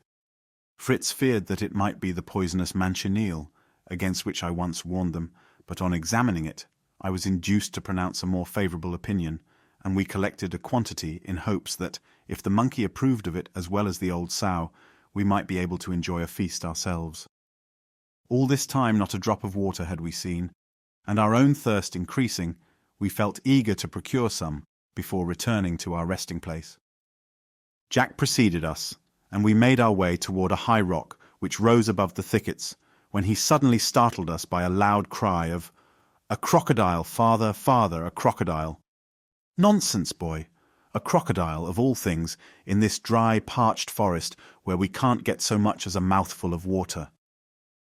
On advancing to where Jack stood, I perceived that his mistake was not so very silly after all, for I beheld an iguana, one of the largest of the lizard species, and truly a formidable-looking fellow. I was glad to assure Jack that the strange creature he had found was perfectly harmless, and that its flesh being esteemed a delicacy, it would be a valuable prize to carry back with us. In another moment Fritz would have fired, but arresting his hand, "Your shot," I said, "would probably only wound the animal, and being extremely tenacious of life, it would certainly escape. We must gain possession of the sleeping beauty by a gentler method." "You are not going to kiss it, are you, father?" asked Jack with a grin.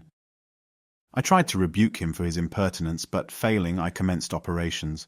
I first attached a cord and running noose to a stout stick, and holding a light switch in my other hand, I began to approach the creature with soft, slow steps, while the boys looked on with the utmost curiosity.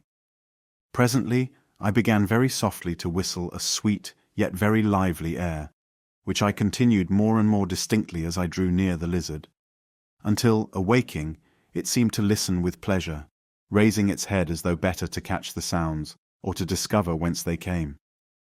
When near enough, I began gently to stroke and tickle him with the wand, continuing to whistle the prettiest tunes I could think of, and the lizard gave signs of pleasurable contentment, stretching his limbs and moving his tail in token of enjoyment. Suddenly, availing myself of a movement of his head, I cast the noose over it, drew the cord tight, and placing my foot on the body, I was about to kill it by piercing the nostril, almost the only vulnerable part in this singular reptile, when Jack received such a slap from its tail, which was furiously driving in all directions, as sent him rolling over like a ninepin. At the same time he opened his jaws, when the boys took fright at the row of sharp teeth, and thinking that the sooner he was dead the better, were for battering him with sticks. But I, assuring them my method would kill him more quickly, and without pain thrust my rod into his nostril, on which the blood flowed, and the lizard soon expired. The boys seemed to think me as wonderful a person as a snake charmer, and the success of my stratagem, as well as of the means by which the lizard was slain, called forth great admiration, since they had never heard of the animal, nor of the method of capturing it so commonly practised in the West Indies. Now came the question of how we were to carry this unwieldy burden. I had a great dislike to killing any creature and leaving it useless behind me, so without more ado I fairly took it on my back and marched off with it. As we came toward the Calabash wood, we could hear the voices of the deserted mother and child calling us in anxious tones, for indeed our protracted absence alarmed them. We shouted joyously in reply, and our appearance as we issued from the woods afforded them welcome relief from their fears, although the dreadful creature on my back startled them not a little.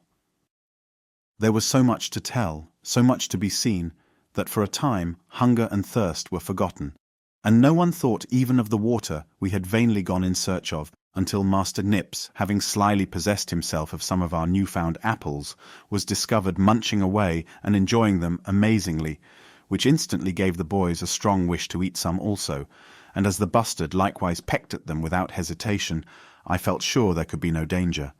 And on tasting them, I concluded it was the fruit of the guava, a West Indian plant, which we were delighted to have.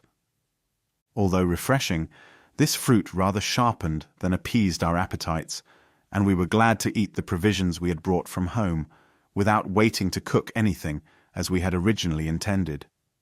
It was in fact high time to move homeward, and we thought it best not to encumber ourselves with the sledge and the greater part of its load, but to leave it until the next day. The ass was laden with the iguana and the bustard, and little Franz, tired as he was, looked in vain for a spare seat on its back. Our road home lay through a majestic forest of oak trees, beneath which lay numberless acorns, some of which we gathered as we went along, and at length, before night closed in, we all reached Falconhurst in safety. When supper was ready, we were thankful to recruit our exhausted strength by eating heartily of a piece of broiled iguana, with potatoes and roast acorns, which tasted like excellent chestnuts.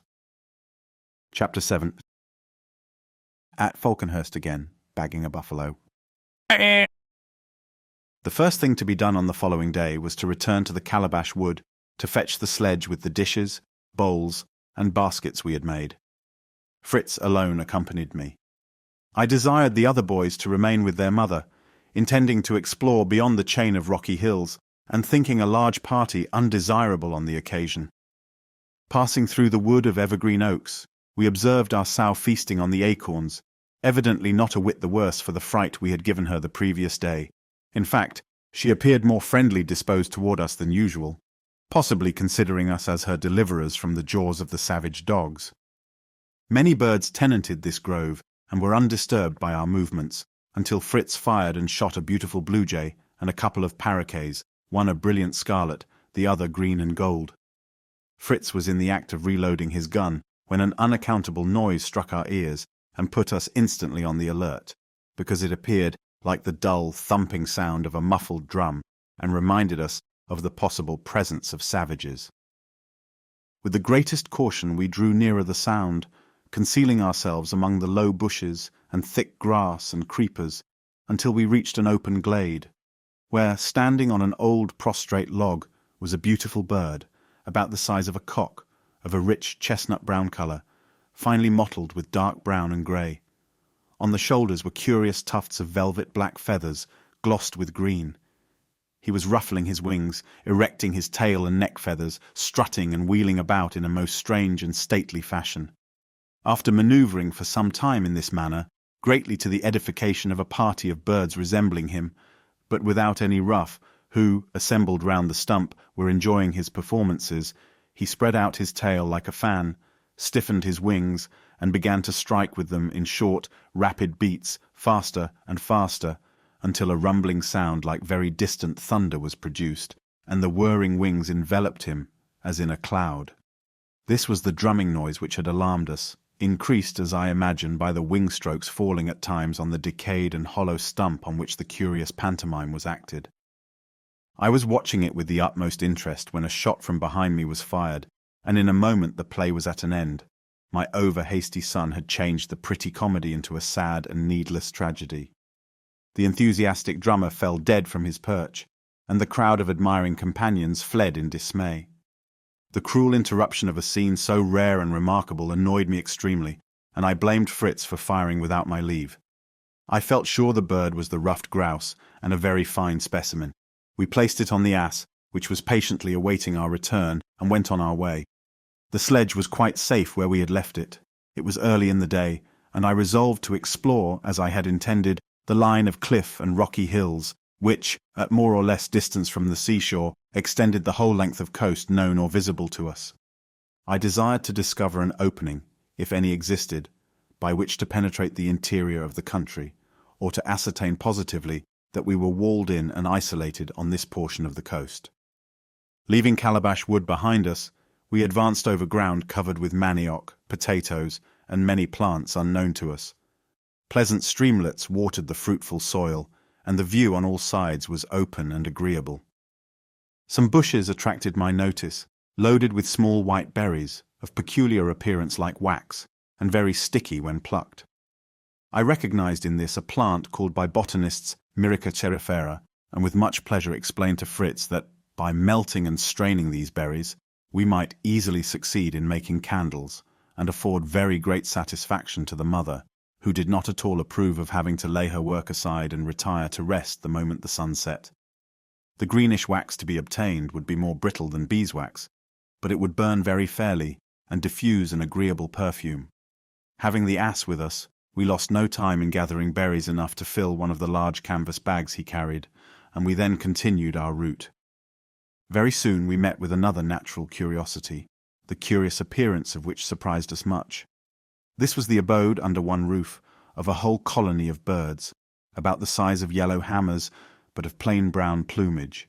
The nests were built in a mass round the stem, and among the branches of a tree standing alone, and a kind of roof formed of grass, straws, and fibres covered them all, and sheltered the community from rain and the heat of the sun. There were numbers of openings into the irregular sides of the group of dwellings, the nests resembling different apartments in a house common to all. Twigs and small branches emerged here and there from the walls, and served as perches for the young birds, and resting places and posts of observation for all. The general appearance of the establishment reminded us of a huge bath sponge. The feathered inhabitants swarmed in and out by thousands, and we saw among them many beautiful little parrots, who seemed in many instances to contest possession of the nest of the lawful owners. Fritz, being an expert climber and exceedingly anxious to examine the nests more closely, ascended the tree, hoping to obtain one or two young birds, if any were hatched. He put his hands into several holes, which were empty, but at last his intended theft and robbery met with repulse and chastisement. He little expected, for reaching far back into the nest, his finger was seized and sharply bitten by a very strong beak, so that with a cry he withdrew his hand and shook it vigorously to lessen the pain. Recovering from the surprise, he again and more resolutely seized the unkind bird, and despite its shrieks and screams, drew it from its retreat, crammed it into his pocket, buttoned up his coat, and slid quickly to the ground, pursued by numbers of the captive's relations, who darted from the other holes and flew round the robber, screeching and pecking at him in a rage. Fritz's prize was not one of the real owners of the nests, which were those of the sociable growbeak, but a very pretty small green parrot, with which he was greatly pleased, and which he at once determined to tame and teach to speak. For the present it was carefully remanded to prison in his pocket. This curious colony of birds afforded us matter for conversation as we went on our way, their cheerful, sociable habits, and the instinct which prompted them to unite in labour for the common good, appearing most wonderful to us. Examples of the kind, however, said I, are numerous in various classes of animals. Beavers, for instance, build and live together in a very remarkable way. Among insects, bees, wasps, and ants are well known as social architects. In like manner, the coral insect works wonders beneath the ocean waves by force of perseverance and united effort. I have often watched ants at work, said Fritz. It is most amusing to see how they carry on the various works and duties of their commonwealth. Have you ever noticed how much trouble they take with the eggs? Inquired I, to see how far he understood the process. Carrying them about in the warmth of the sun until they are hatched. Ah, that is rather the chrysalis of the antworm, or larva, which is produced from an egg. I know they are called ants' eggs, but strictly speaking, that is incorrect. You are perfectly right, my boy. Well, if you have taken so much interest in watching the little ants of your native country, how delighted and astonished you would be to see the wonders performed by the vast tribes of large ants in foreign lands. Some of these build heaps or nests, 4 or 6 feet high and proportionately broad, which are so strong and firm that they defy equally sunshine and rain. They are within divided into regular streets, galleries, vaults, and nurseries. So firmly are these mounds built that with interior alterations, a deserted one might be used for a baking oven. The ant, although respected since the days of King Solomon as a model of industry, is not in itself an attractive insect. It exudes a sticky moisture, its smell is unpleasant, and it destroys and devours whatever eatable comes in its way. Although in our own country it does little harm, the large ants of foreign lands are most destructive and troublesome. it being very difficult to check their depredations. Fortunately, they have enemies by whose exertions their numbers are kept down. Birds, other insects, and even four-footed beasts prey upon them. Chief among the latter is the ant bear or tamanoir of South America, a large creature 6 or 7 feet in length, covered with long coarse hair, drooping like a heavy plume over the hind quarters. The head is wonderfully elongated and very narrow. It is destitute of teeth, and the tongue resembles somewhat a great red earthworm. It has immensely strong curved claws, with which it tears and breaks down and scratches to pieces the hard walls of the ant heaps. Then, protruding its sticky tongue, it coils and twists it about among the terrified millions disturbed by its attack. They adhere to this horrible invader, and are drawn irresistibly backward into the hungry, toothless jaws awaiting them. The little anteater is not more than about 21 inches in length, has a shorter and more natural-looking head, and fine silky fur. It usually lives in trees. I was pleased to find my memory served me so well on this subject, as it interested my boy amazingly, and occupied us for a considerable time while we travelled onward. Arriving presently at a grove of tall trees, with very strong, broad, thick leaves, we paused to examine them. They bore a round fig-like fruit, full of little seeds and of a sour, harsh taste. Fritz saw some gummy resin exuding from cracks in the bark, and it reminded him of the boyish delight afforded by collecting gum from cherry trees at home, so that he must needs stop to scrape off as much as he could. He rejoined me presently, attempting to soften what he had collected in his hands, but finding it would not work like gum, he was about to fling it away, when he suddenly found that he could stretch it, and that it sprang back to its original size. "Oh, father, only look! This gum is quite elastic. Can it possibly be India rubber?" "What?" cried I. "Let me see it. A valuable discovery that would be indeed, and I do believe you are perfectly right." "Why would it be so very valuable, father?" inquired Fritz. "I have only seen it used for rubbing out pencil marks." "India rubber," I replied, "or more properly caoutchouc, is a milky, resinous juice which flows from certain trees in considerable quantities when the stem is purposely tapped. These trees are indigenous to the South American countries of Brazil, Guiana, and Cayenne. The natives who first obtained it used to form bottles by smearing earthen flasks with repeated coatings of the gum when just fresh from the trees, and when hardened and sufficiently thick, they broke the mold, shook out the fragments, and hung the bottles in the smoke, when they became firmer and of a dark color. While moist, the savages were in the habit of drawing rude figures and lines on the resin by way of ornament. These marks you may have observed, for the bottles obtained from the natives by the Spaniards and Portuguese have for years been brought to Europe and cut into portions to be sold for use in drawing. Caoutchouc can be put to many uses, and I am delighted to have it here, as we shall, I hope, be able to make it into different forms. First and foremost, I shall try to manufacture boots and shoes." Soon after making this discovery, we reached the coconut wood and saw the bay extending before us, and the great promontory we called Cape Disappointment, which hitherto had always bounded our excursions.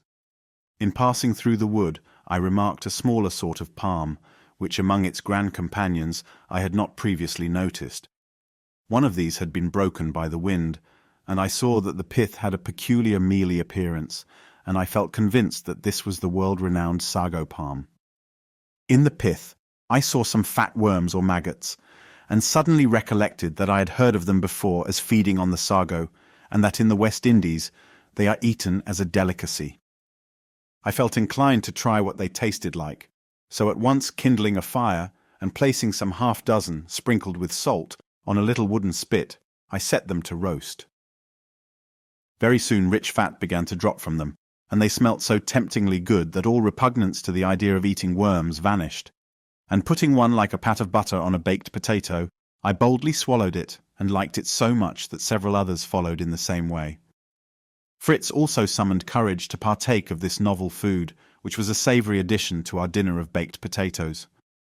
Being once more ready to start, we found so dense a thicket in the direct route that we turned aside without attempting to penetrate it, and made our way toward the sugar break near Cape Disappointment. This we could not pass without cutting a handsome bundle of sugar canes, and the donkey carried that, in addition to the bag of wax berries. In time we reached the sledge in Calabash Wood. The ass was unloaded, everything placed on the sledge, and our patient beast began calmly and readily to drag the burden he had hitherto borne on his back. No further adventure befell us, and we arrived in the evening at Falconhurst, where our welcome was as warm as usual. All we had to tell listened to with the greatest interest. All we had to show most eagerly examined, the pretty green paroquet enchanting the boys most particularly. An excellent supper was ready for us, and with thankful hearts we enjoyed it together. Then, ascending to our tree castle, and drawing up the ladder after us, we betook ourselves to the repose well earned and greatly needed after this fatiguing day. The idea of candle-making seemed to have taken the fancy of all the boys, and next morning they woke, one after the other, with the word candle on their lips. When they were thoroughly roused, they continued to talk candles. All breakfast time, candles were the subject of conversation, and after breakfast they would hear of nothing else but setting to work at once and making candles. "So be it," said I. "Let us become chandlers." I spoke confidently, but to tell the truth I had in my own mind certain misgivings as to the result of our experiment. In the first place, I knew that we lacked a very important ingredient, animal fat, which is necessary to make candles burn for any length of time with brilliancy. Besides this, I rather doubted how far my memory would recall the various operations necessary in the manufacture. Of all this, however, I said nothing, and the boys under my direction were soon at work. We first picked off the berries and threw them into a large shallow iron vessel placed on the fire. The green, sweet-scented wax was rapidly melted, rising to the surface of the juice yielded by the berries. This we skimmed off and placed in a separate pot by the fire, ready for use, repeating the operation several times, until we had collected sufficient liquid wax for our purpose. I then took the wicks my wife had prepared, and dipped them one after the other into the wax, handing them as I did so to Fritz, who hung them up on a bush to dry. The coating they thus obtained was not very thick, but by repeating the operation several times, they at length assumed very fair proportions, and became real sturdy candles. Our wax being at an end, we hung these in a cool, shady place to harden, and that same night we sat up like civilized beings 3 whole hours after sunset, and Falconhurst was for the first time brilliantly illuminated. We were all delighted with the success of our experiment. "You are indeed clever," said my wife. "I only wish that with your ingenuity you would show me how to make butter. Day after day I have the annoyance of seeing a large supply of good cream go bad under my very eyes, simply because I have no use to which to put it. Invent a plan, please do." "I think that perhaps I can help you," I replied, after a little consideration. "Not that I can claim the honor of the invention of my plan. That is due to the Hottentots. I will see what I can do. Jack, bring me one of our gourd bottles." I took the gourd, one of those I had previously prepared, with a small hole at one end, and well hollowed out and cleaned. This I partially filled with cream, and then corked up the hole tightly. "Here, boys," said I, "you can continue the operation, while I turn carpenter and make a cart to take the place of our sledge." I gave them their directions, and then set about my own work. They fixed 4 posts in the ground, and to them fastened a square piece of sailcloth by 4 cords attached to the corners. In this cradle they placed the gourd of cream, and each taking a side rolled it backward and forward continuously for half an hour. "Now," I cried, looking up from my work, "open the gourd and take the contents to your mother with my compliments." They did so, and my good wife's eyes were delighted with the sight of a large lump of capital fresh butter. With my son's assistance the cart was in time completed. A clumsy vehicle it was, but strong enough for any purpose to which we might put it, and, as it proved, of immense use to us in collecting the harvest. We then turned our attention to our fruit trees, which we had planted in a plot ready for transplanting. The walnut, cherry, and chestnut trees we arranged in parallel rows, so as to form a shady avenue from Falconhurst to Family Bridge, and between them we laid down a tolerable road, that we might have no difficulty in reaching Tentholm, be the weather bad as it might. We planted the vines round the arched roots of our great mangrove, and the rest of the trees in suitable spots, some near Falconhurst, and others away over Jackal River to adorn Tentholm. Tentholm had been the subject of serious thoughts to me for some time past, and I now turned all my attention thither. It was not my ambition to make it beautiful, but to form of it a safe place of refuge in a case of emergency. My first care, therefore, was to plant a thick, prickly hedge capable of protecting us from any wild animal, and forming a tolerable obstacle to the attack of even savages should they appear. Not satisfied with this, however, we fortified the bridge, and on a couple of hillocks mounted 2 guns which we brought from the wreck, and with whose angry mouths we might bark defiance at any enemy, man or beast. 6 weeks slipped away while we were thus busily occupied, 6 weeks of hard yet pleasant labour.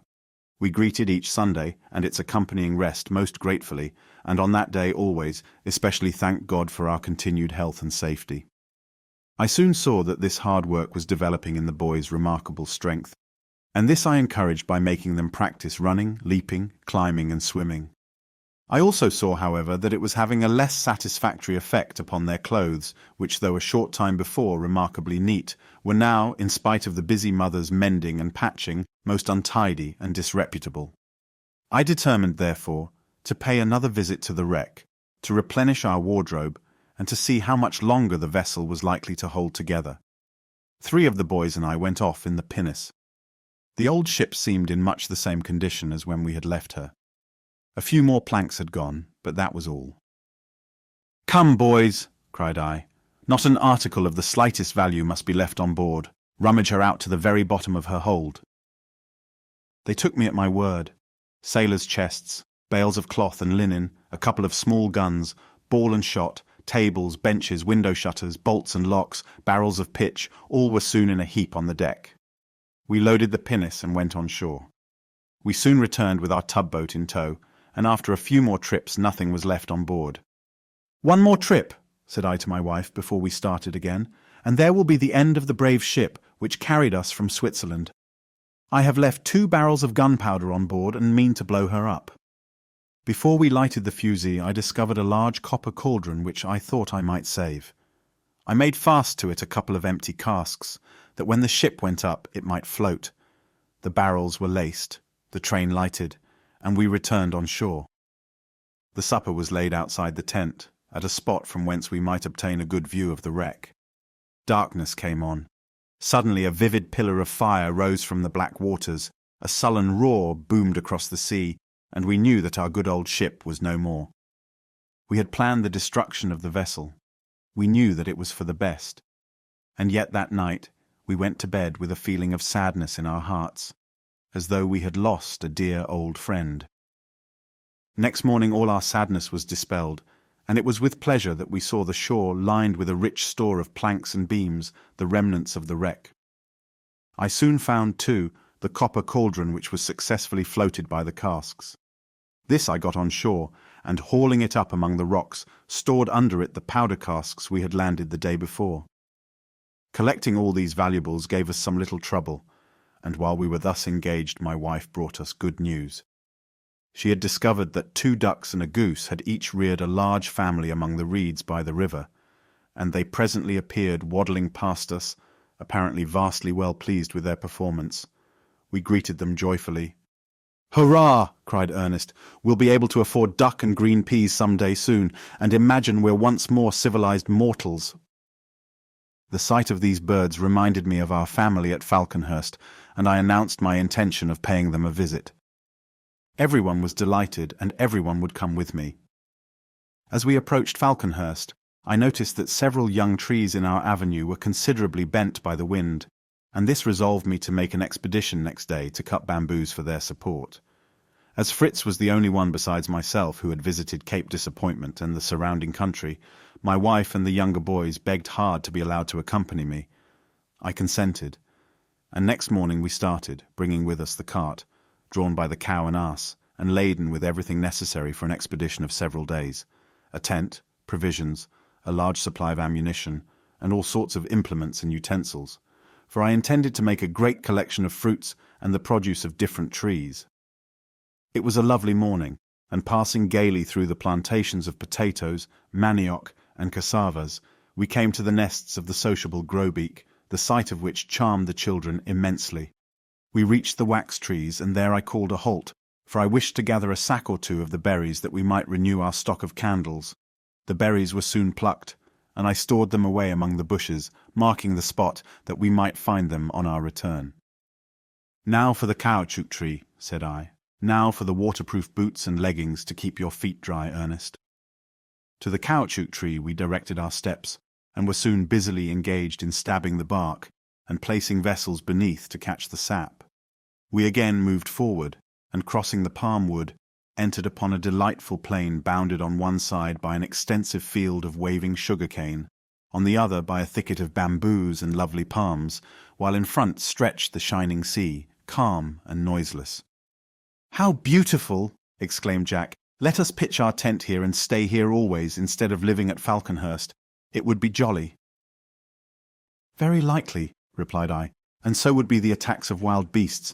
Imagine a great tiger lying in wait in the thicket yonder and pouncing out on us at night. No, no, thank you. I much prefer our nest in the tree, or our impregnable position at Tentorme.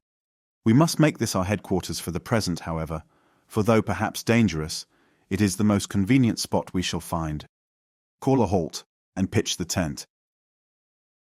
Our beasts were quickly unyoked, the tent arranged, a large fire lit, supper started, and we dispersed in various directions, some to cut bamboos, and some to collect sugar-cane. We then returned, and as supper was still not ready and the boys were hungry, they decided to obtain some coconuts. This time, however, no assistance was to be had from either monkeys or land crabs, and they gazed up with longing eyes at the fruit above them. "We can climb," said Fritz. "Up with you, boys." Jack and he each rushed at one of the smooth, slippery trunks. Right vigorously they struggled upward, but to no purpose. Before they had accomplished 1/4 of the distance, they found themselves slipping rapidly to the ground. "Here, you young athletes," cried I. "I foresaw this difficulty, and have provided for it." So saying, I held up buskins of shark's skin, which I had previously prepared, and which I now bound onto their legs. Thus equipped they again attempted the ascent, and with a loop of rope passed round their body, and the trunk of the tree quickly reached the summit. My wife joined me, and together we watched the boys as they ascended tree after tree, throwing down the best fruit from each. They then returned and jestingly begged Ernest to produce the result of his labor. The professor had been lying on the grass gazing at the palms, but on this sarcastic remark he sprang to his feet. "Willingly," he exclaimed, and seizing a pair of buskins he quickly donned them. "Give me a coconut shell," said he. I gave him one, and he put it in his pocket.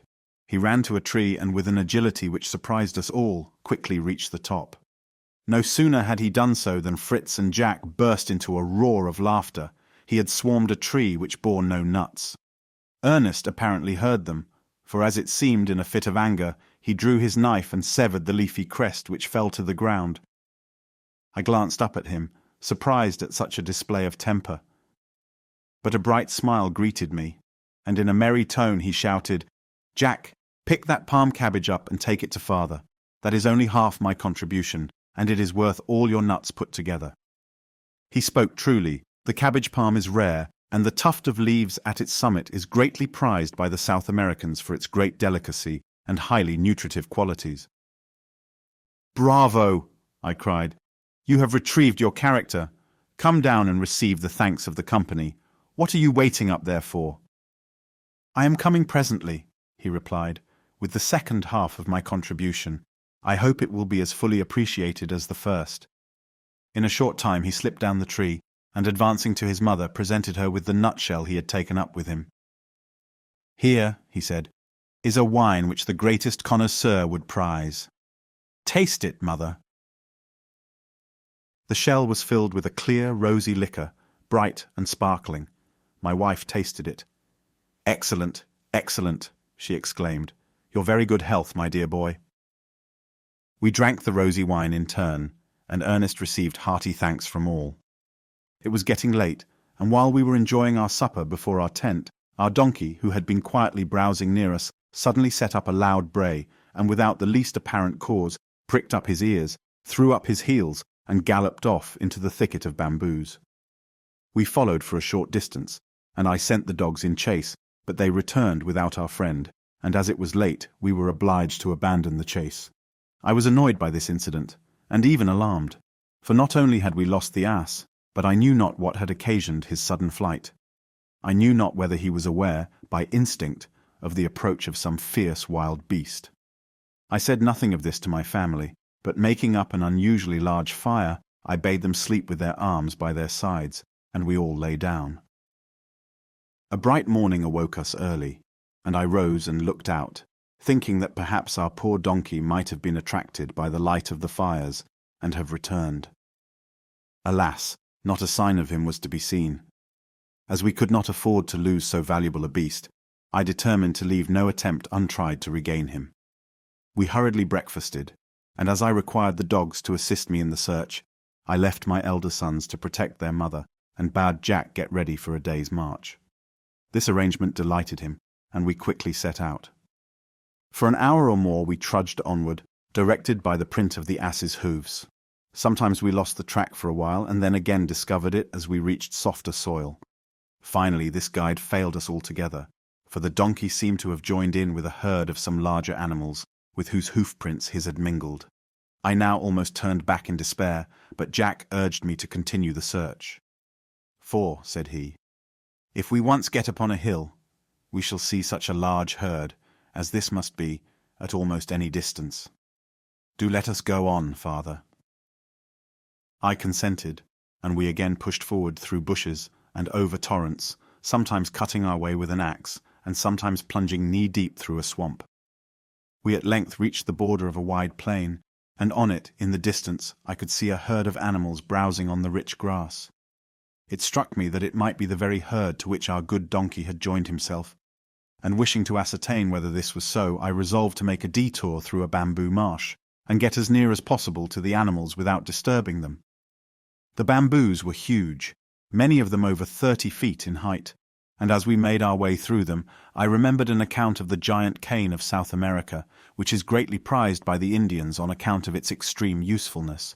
The reeds themselves make masts for their canoes, while each joint will form a cask or box. I was delighted, for I had little doubt that the bamboos we were among were the same species.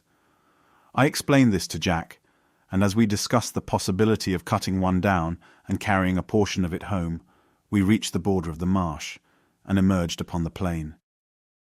There we suddenly found ourselves face to face with the herd which we sought, a herd of buffaloes. They looked up and stared at us inquisitively, but without moving. Jack would have fired, but I checked him. "Back to the thicket," I said, "and keep back the dogs." We began to retreat, but before we were again under cover the dogs joined us, and in spite of our shouts and efforts to restrain them, they dashed forward and seized a buffalo calf. This was a signal to the whole herd to attack us. They bellowed loudly, pawed the ground, and tore it up with their horns, and then dashed madly toward us. We had not time to step behind a rock before the leader was upon us. So close was he that my gun was useless. I drew a pistol and fired. He fell dead at my feet. His fall checked the advance of the rest. They halted, snuffed the air, turned tail, and galloped off across the plain. They were gone, but the dogs still held gallantly to the calf. They dragged and tussled with him, but with their utmost efforts they could not bring him to the ground.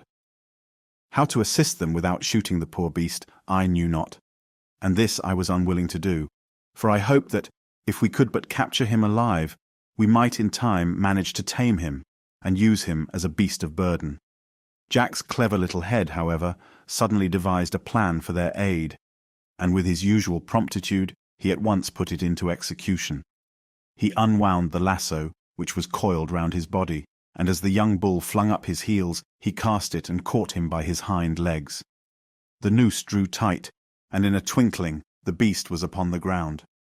We fastened the other end of the cord round a stout bamboo, called off the dogs, and the animal was at our mercy. "Now we have got him," said Jack, as he looked at the poor beast, lying panting on the ground. "What are we to do with him?"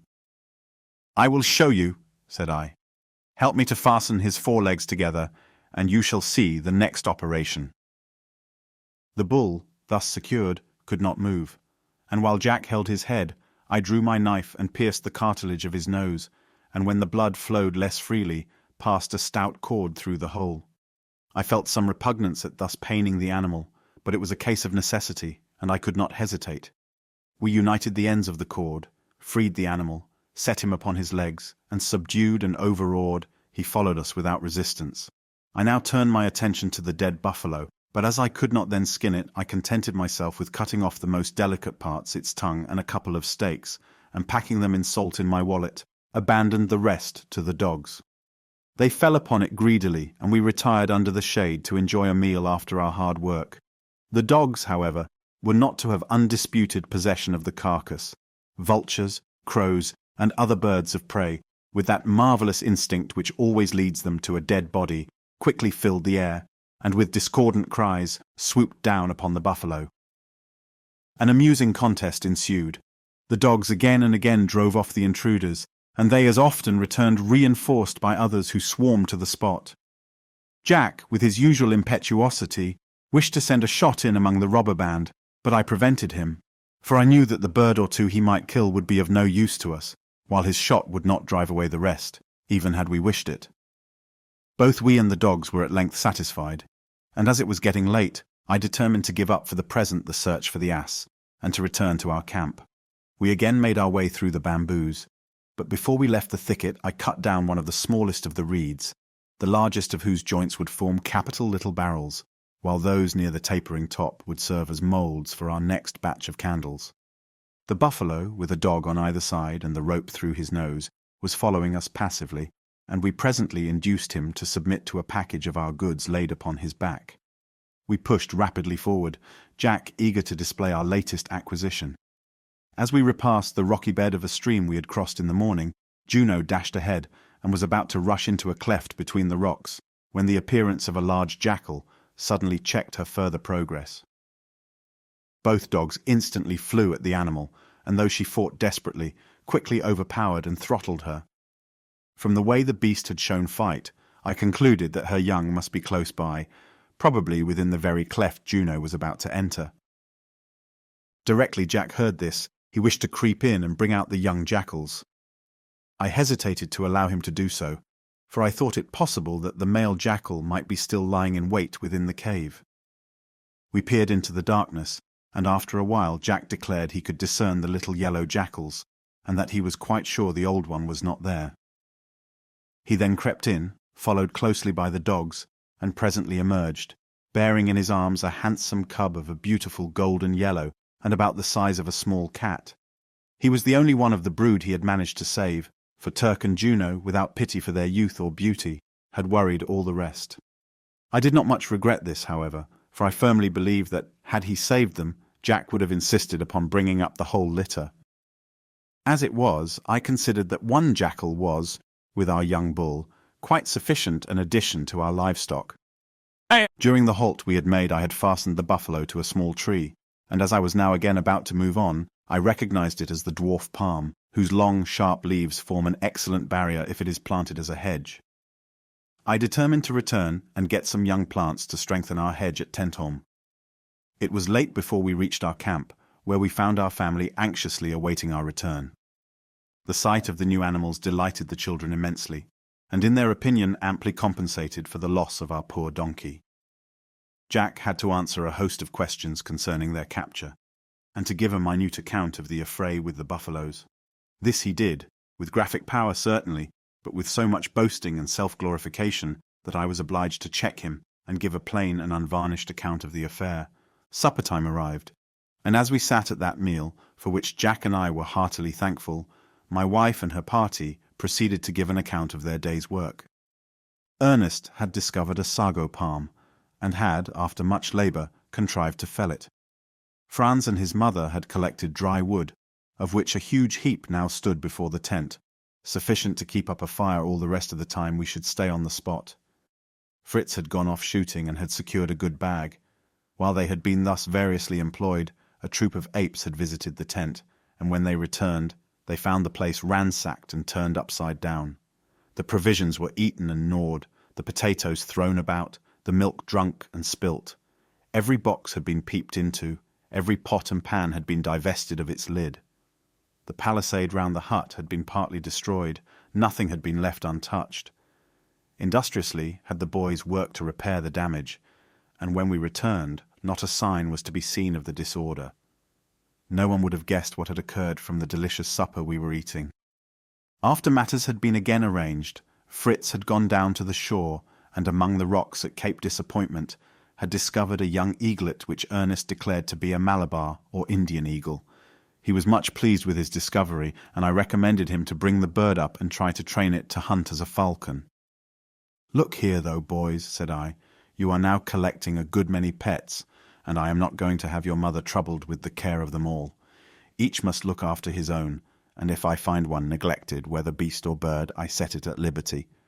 Mark that and remember it." My wife looked greatly relieved at this announcement, and the boys promised to obey my directions. Before we retired for the night, I prepared the buffalo meat I had brought. I lit a large fire of green wood, and in the smoke of this thoroughly dried both the tongue and steaks. We then properly secured all the animals. Jack took his little pet in his arms, and we lay down and were soon fast asleep. At daybreak we were on foot, and began to prepare for a return to Falconhurst. "You are not going to despise my sago, I hope," said Ernest.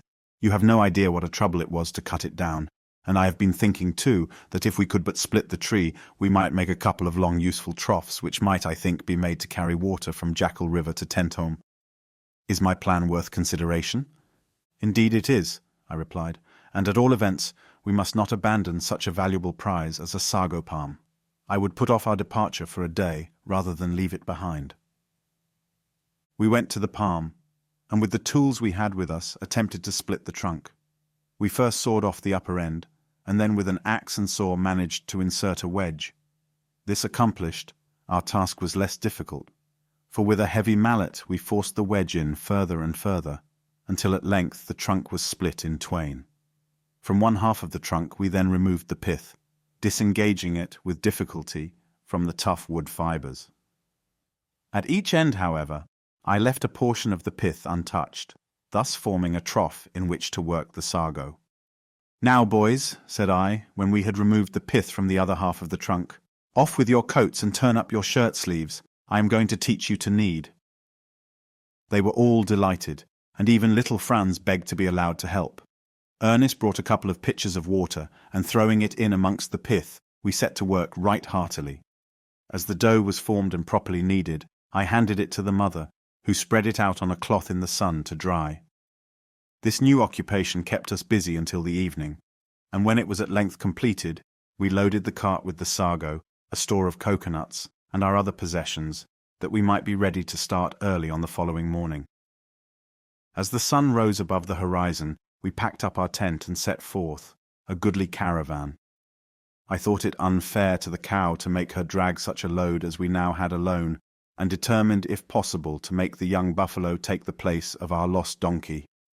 After some persuasion he consented, and soon put his strength to the work, and brought the cart along famously. As we had the trough slung under the cart, we had to choose the clearest possible route, avoiding anything like a thicket. We therefore could not pass directly by the candleberry and caoutchouc trees, and I sent Ernest and Jack aside to visit the store we had made on our outward journey. They had not long been gone when I was alarmed by a most terrible noise, accompanied by the furious barking of the dogs and shouts from Jack and Ernest. Thinking that the boys had been attacked by some wild beasts, I ran to their assistance. A most ludicrous scene awaited me when I reached the spot. They were dancing and shouting round and round a grassy glade, and I as nearly as possible followed their example, for in the centre, surrounded by a promising litter, lay our old sow, whose squeals, previously so alarming, were now subsiding into comfortable grunts of recognition. I did not join my boys in their triumphal dance, but I was nevertheless very much pleased at the sight of the flourishing family, and immediately returned to the cart to obtain biscuits and potatoes for the benefit of the happy mother. Jack and Ernest meanwhile pushed further on and brought back the sack of candleberries and the caoutchouc, and as we could not then take the sow with us, we left her alone with her family and proceeded to Falconhurst. The animals were delighted to see us back again, and received us with manifestations of joy, but looked askance at the new pets. The eagle especially came in for shy glances, and promised to be no favourite. Fritz, however, determined that his pet should at present do no harm, secured him by the leg to a root of a fig tree, and uncovered his eyes. In a moment the aspect of the bird was changed. With his sight returned all his savage instincts. He flapped his wings, raised his head, darted to the full length of his chain, and before anyone could prevent him seized the unfortunate parrot, which stood near, and tore it to pieces. Fritz's anger rose at the sight, and he was about to put an end to the savage bird. "Stop," said Ernest. "Don't kill the poor creature. He is but following his natural instincts. Give him to me, and I will tame him." Fritz hesitated. No, he said. "I don't want really to kill the bird. But I can't give him up. Tell me how to tame him, and you shall have Master Nips." "Very well," replied Ernest. "I will tell you my plan, and if it succeeds, I will accept Nips as a mark of your gratitude. Take a pipe and tobacco, and send the smoke all around his head, so that he must inhale it. By degrees he will become stupefied, and his savage nature from that moment subdued." Fritz was rather inclined to ridicule the plan, but knowing that Ernest generally had a good reason for anything of the sort that he proposed, he consented to make the attempt. He soon seated himself beneath the bird, who still struggled furiously and puffed cloud after cloud upward, and as each cloud circled round the eagle's head, he became quieter and quieter, until he sat quite still, gazing stupidly at the young smoker. "Capital!" cried Fritz, as he hooded the bird. "Capital, Ernest. Knips is yours." Chapter 8. Improving our tree dwelling. Next morning the boys and I started with the cart, laden with our bundles of bamboos, to attend to the avenue of fruit trees. The buffalo we left behind, for his services were not needed, and I wished the wound in his nostrils to become completely cicatrized before I again put him to work. We were not a moment too soon. Many of the young trees which before threatened to fall had now fulfilled their promise and were lying prostrate on the ground. Others were bent, some few only remained erect. We raised the trees, and digging deeply at their roots, drove in stout bamboo props, to which we lashed them firmly with strong broad fibres. "Papa," said Franz, as we were thus engaged, and he handed me the fibres as I required them, "are these wild or tame trees?"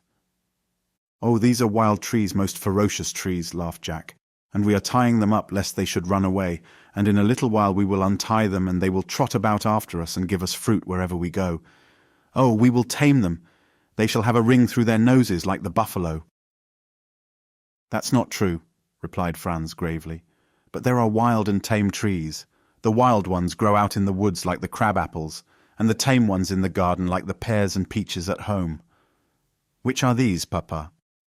"They are not wild," I replied, "but grafted or cultivated, or, as you call them, tame trees. No European tree bears good fruit until it is grafted." I saw a puzzled look come over the little boy's face as he heard this new word, and I hastened to explain it. "Grafting," I continued, "is the process of inserting a slip or twig of a tree into what is called an eye, that is, a knot or hole in the branch of another. This twig or slip then grows and produces not such fruit as the original stock would have borne, but such as the tree from which it was taken would have produced. Thus, if we have a sour crab tree and an apple tree bearing fine ribston pippins, we would take a slip of the latter, insert it in an eye of the former, and in a year or two the branch which would then grow would be laden with good apples." "But," asked Ernest, "where did the slips of good fruit trees come from, if none grow without grafting?" "From foreign countries," I replied. "It is only in the cold climate of our parts of the world that they require this grafting.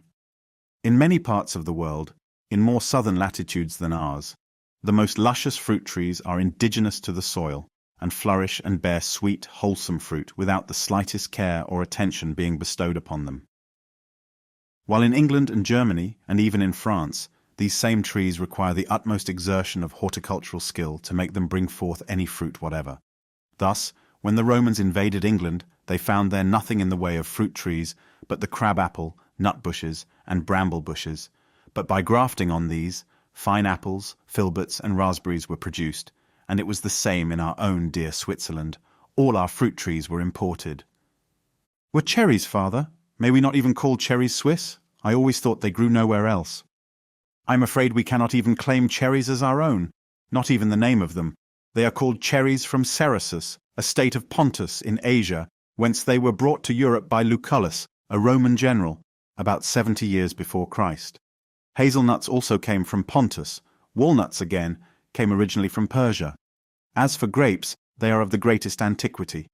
We hear, if you remember, of Noah cultivating vines, and they have been brought from one place to another until they now are to be found in most parts of the civilized world. "Do you think all these trees will grow?" asked Fritz as we crossed Jackal River and entered our plantation at Tentholm. "Here are lemons, pomegranates, pistachio nuts, and mulberries."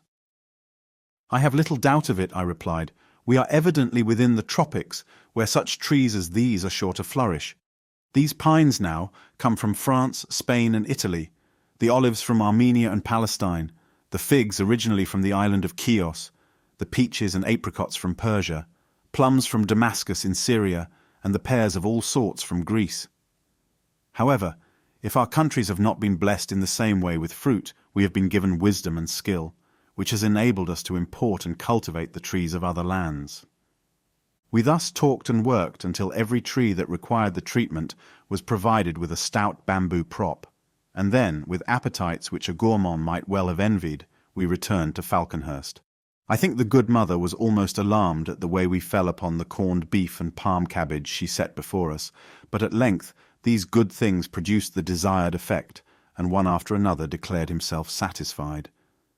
As we sat reclining after our labour and digesting our dinner, we discussed the various projects we had in contemplation. "I wish," said my wife, "that you would invent some other plan for climbing to the nest above us. I think that the nest itself is perfect.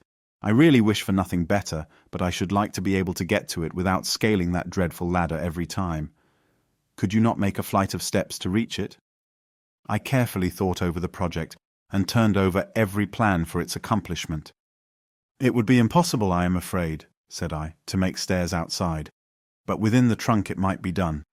More than once have I thought that this trunk might be hollow, or partly so, and if such be the case our task would be comparatively easy. Did you not tell me the other day that you noticed bees coming from a hole in the tree?" "Oh yes," said little Franz, "and I went to look at them, and one flew right against my face and stung me, and I almost cried. But I didn't." "Brave little boy," said I. "Well now, if the trunk be sufficiently hollow to contain a swarm of bees, it may be, for all we can tell, hollow the greater part of its length, for like the willow in our own country it might draw all its nourishment through the bark, and in spite of its real unsoundness retain a flourishing appearance." Master Jack, practical as usual, instantly sprang to his feet to put my conjecture to the proof. The rest followed his example, and they were all soon climbing about like squirrels, peeping into the hole, and tapping the wood to discover by sound how far down the cavity extended. They forgot, in their eagerness, who were the tenants of this interesting trunk.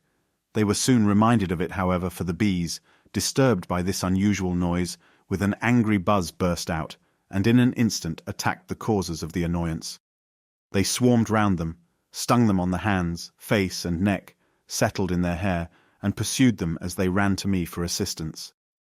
It was with difficulty that we got rid of the angry insects and were able to attend to the boys. Jack, who had been the first to reach the hole, had fared the worst, and was soon a most pitiable sight. His face swelled to an extraordinary degree, and it was only by the constant application of cold earth that the pain was alleviated. They were all eager to commence an organized attack upon the bees at once, but for an hour or more, by reason of their pain, they were unable to render me much assistance. In the meanwhile I made my arrangements. I first took a large calabash gourd, for I intended to make a beehive, that when we had driven the insects from their present abode, we might not lose them entirely. The lower half of the gourd I flattened. I then cut an arched opening in the front for a doorway, made a straw roof as a protection from the rain and heat, and the little house was complete. Nothing more, however, could then be done, for the irritated bees were still angrily buzzing round the tree.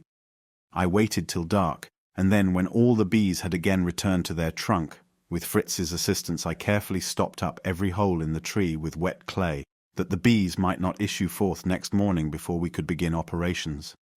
Very early were we up and at work. I first took a hollow cane and inserted one end through the clay into the tree. Down this tube with pipe and tobacco I smoked most furiously. The humming and buzzing that went on within was tremendous. The bees evidently could not understand what was going to happen. I finished my first pipeful, and putting my thumb over the end of the cane, I gave the pipe to Fritz to refill. He did so, and I again smoked. The buzzing was now becoming less noisy and was subsiding into a mere murmur. By the time I had finished this second pipe, all was still. The bees were stupefied. "Now then, Fritz," said I, "quick, with a hammer and chisel, and stand here beside me." He was up in a moment, and together we cut a small door by the side of the hole. This door, however, we did not take out, but we left it attached by one corner, that it might be removed at a moment's notice. Then, giving the bees a final dose of tobacco smoke, we opened it. Carefully but rapidly we removed the insects, as they clung in clusters to the sides of the tree, and placed them in the hive prepared for their reception. As rapidly I then took every atom of wax and honey from their storehouse, and put it in a cask I had made ready for the purpose. The bees were now safely removed from the trunk, but I could not tell whether, when they revived from their temporary stupor, they might not refuse to occupy the house with which I had presented them, and insist on returning to their old quarters. To prevent the possibility of this occurrence, I took a quantity of tobacco, and placing it upon a board nailed horizontally within the trunk, I lighted it, and allowed it to burn slowly, that the fumes might fill the cavity.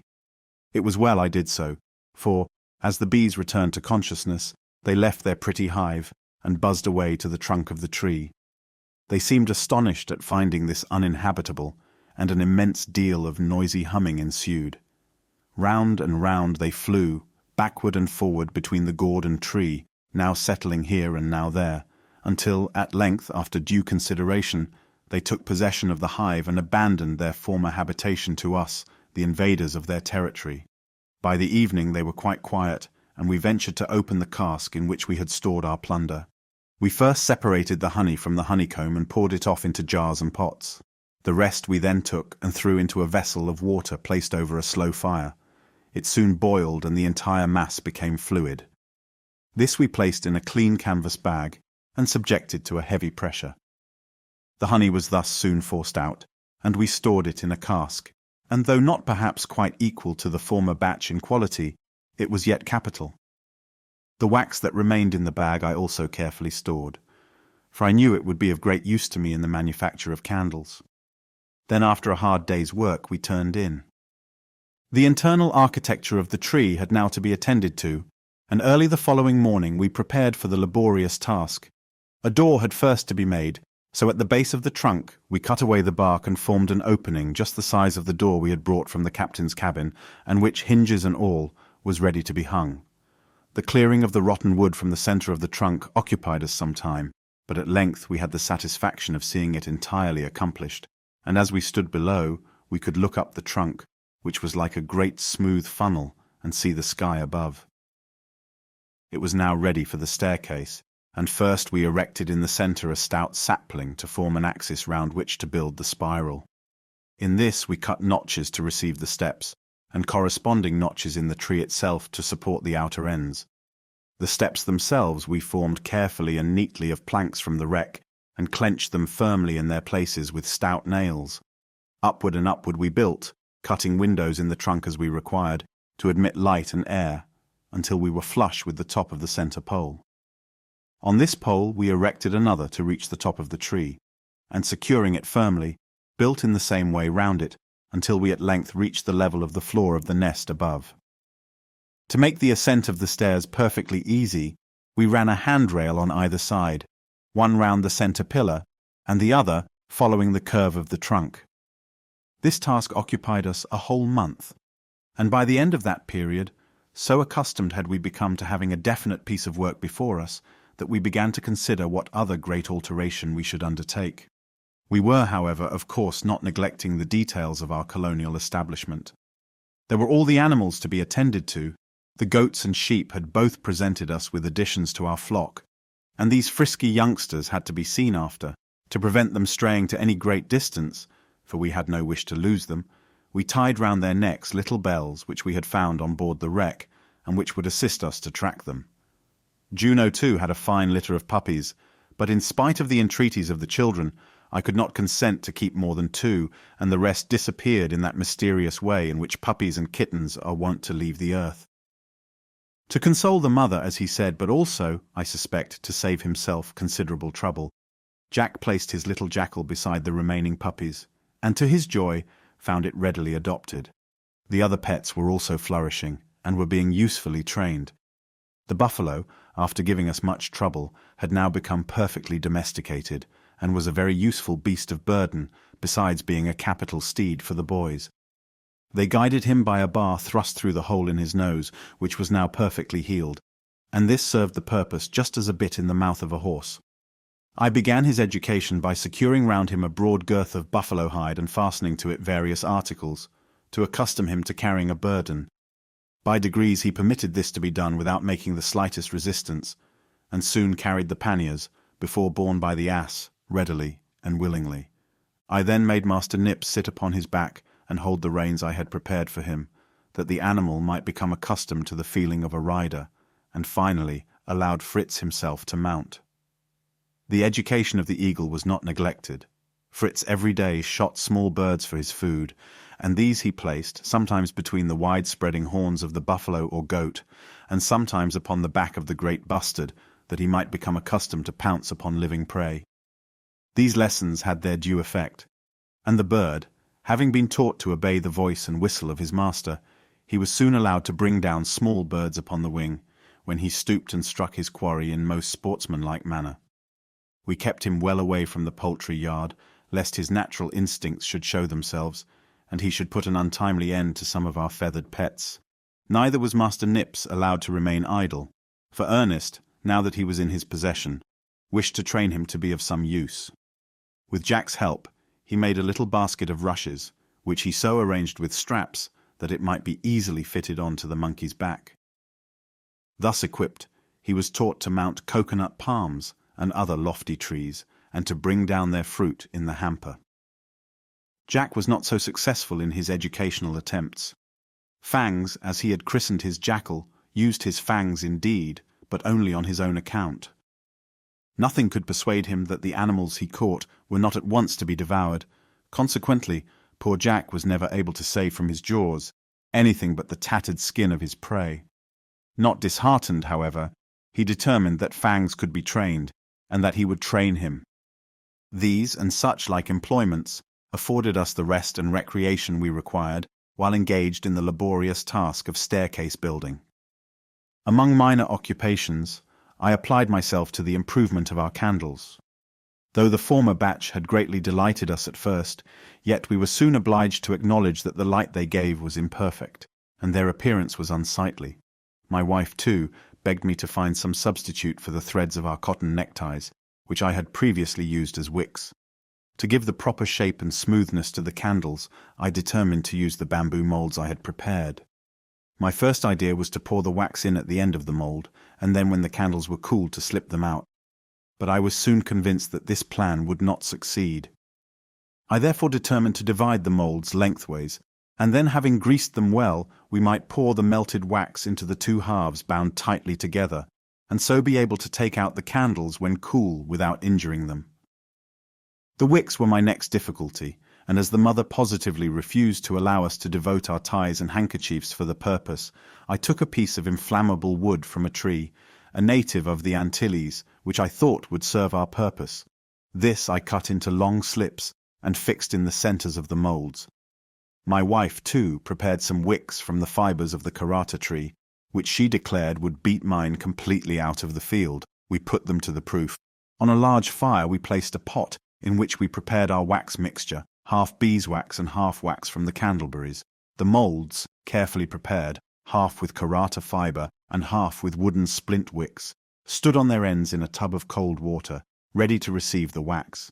They were filled, the wax cooled, the candles taken out and subjected to the criticism of all hands. When night drew on, they were formally tested. The decision was unanimous. Neither gave such a good light as those with the cotton wicks. But even my wife declared that the light from mine was far preferable to that emitted by hers, for the former, though rather flaring, burned brilliantly, while the latter gave out such a feeble and flickering flame that it was almost useless.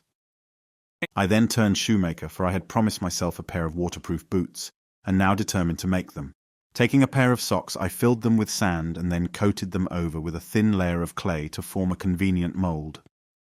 This was soon hardened in the sun and was ready for use. Layer after layer of caoutchouc. I brushed over it, allowing each layer to dry before the next was put on, until at length I considered that the shoes were of sufficient thickness. I dried them, broke out the clay, secured with nails a strip of buffalo hide to the soles, brushed that over with caoutchouc, and I had a pair of comfortable, durable, respectable-looking waterproof boots. I was delighted. Orders poured in from all sides, and soon everyone in the family was likewise provided for. One objection to Falconhurst was the absence of any spring close by, so that the boys were obliged to bring water daily from the stream. And this involving no little trouble, it was proposed that we should carry the water by pipes from the stream to our present residence. A dam had to be thrown across the river some way upstream, that the water might be raised to a sufficient height to run to Falconhurst. From the reservoir thus made, we led the water down by pipes into the turtle's shell, which we placed near our dwelling, and from which the superfluous water flowed off through the hole made in it by Fritz's harpoon. This was an immense convenience, and we formally inaugurated the trough by washing therein a whole sack of potatoes. Thus day after day brought its own work, and day after day saw that work completed. We had no time to be idle, or to lament our separation from our fellow creatures. One morning, as we were completing our spiral staircase, and giving it such finish as we were capable of, we were suddenly alarmed by hearing a most terrific noise, the roaring or bellowing of a wild beast. So strange a sound was it, that I could not imagine by what animal it was uttered. Jack thought it perhaps a lion, Fritz hazarded a gorilla, while Ernest gave it as his opinion, and I thought it possible that he was right, that it was a hyena. "Whatever it is," said I, "we must prepare to receive it. Up with you all to the nest while I secure the door." Then, arming the dogs with their collars, I sent them out to protect the animals below, closed the door, and joined my family. Every gun was loaded, every eye was upon the watch. The sound drew nearer, and then all was still, nothing was to be seen. I determined to descend and reconnoitre, and Fritz and I carefully crept down. With our guns at full cock we glided among the trees. Noiselessly and quickly we pushed on further and further. Suddenly, close by, we heard the terrific sound again. Fritz raised his gun, but almost as quickly again dropped it, and burst into a hearty fit of laughter. There was no mistaking those dulcet tones. Hee-haw, hee-haw, hee-haw resounded through the forest, and our ass, braying his approach right merrily, appeared in sight. To our surprise, however, our friend was not alone. Behind him trotted another animal, an ass no doubt, but slim and graceful as a horse. We watched their movements anxiously. "Fritz," I whispered, "that is an onager. Creep back to Falconhurst and bring me a piece of cord. Quietly now." While he was gone, I cut a bamboo and split it halfway down to form a pair of pincers, which I knew would be of use to me should I get near the animal. Fritz soon returned with the cord, and I was glad to observe also brought some oats and salt. We made one end of the cord fast to a tree, and at the other end made a running noose. Silently we watched the animals as they approached, quietly browsing. Fritz then arose, holding in one hand the noose and in the other some oats and salt.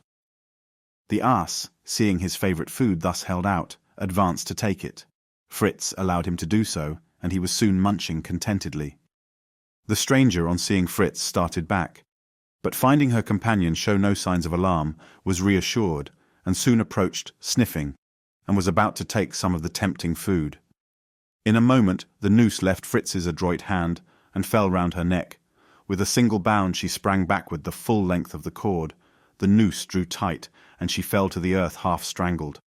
I at once ran up, loosened the rope, and replaced it by a halter, and placing the pincers upon her nose, secured her by 2 cords fastened between 2 trees, and then left her to recover herself.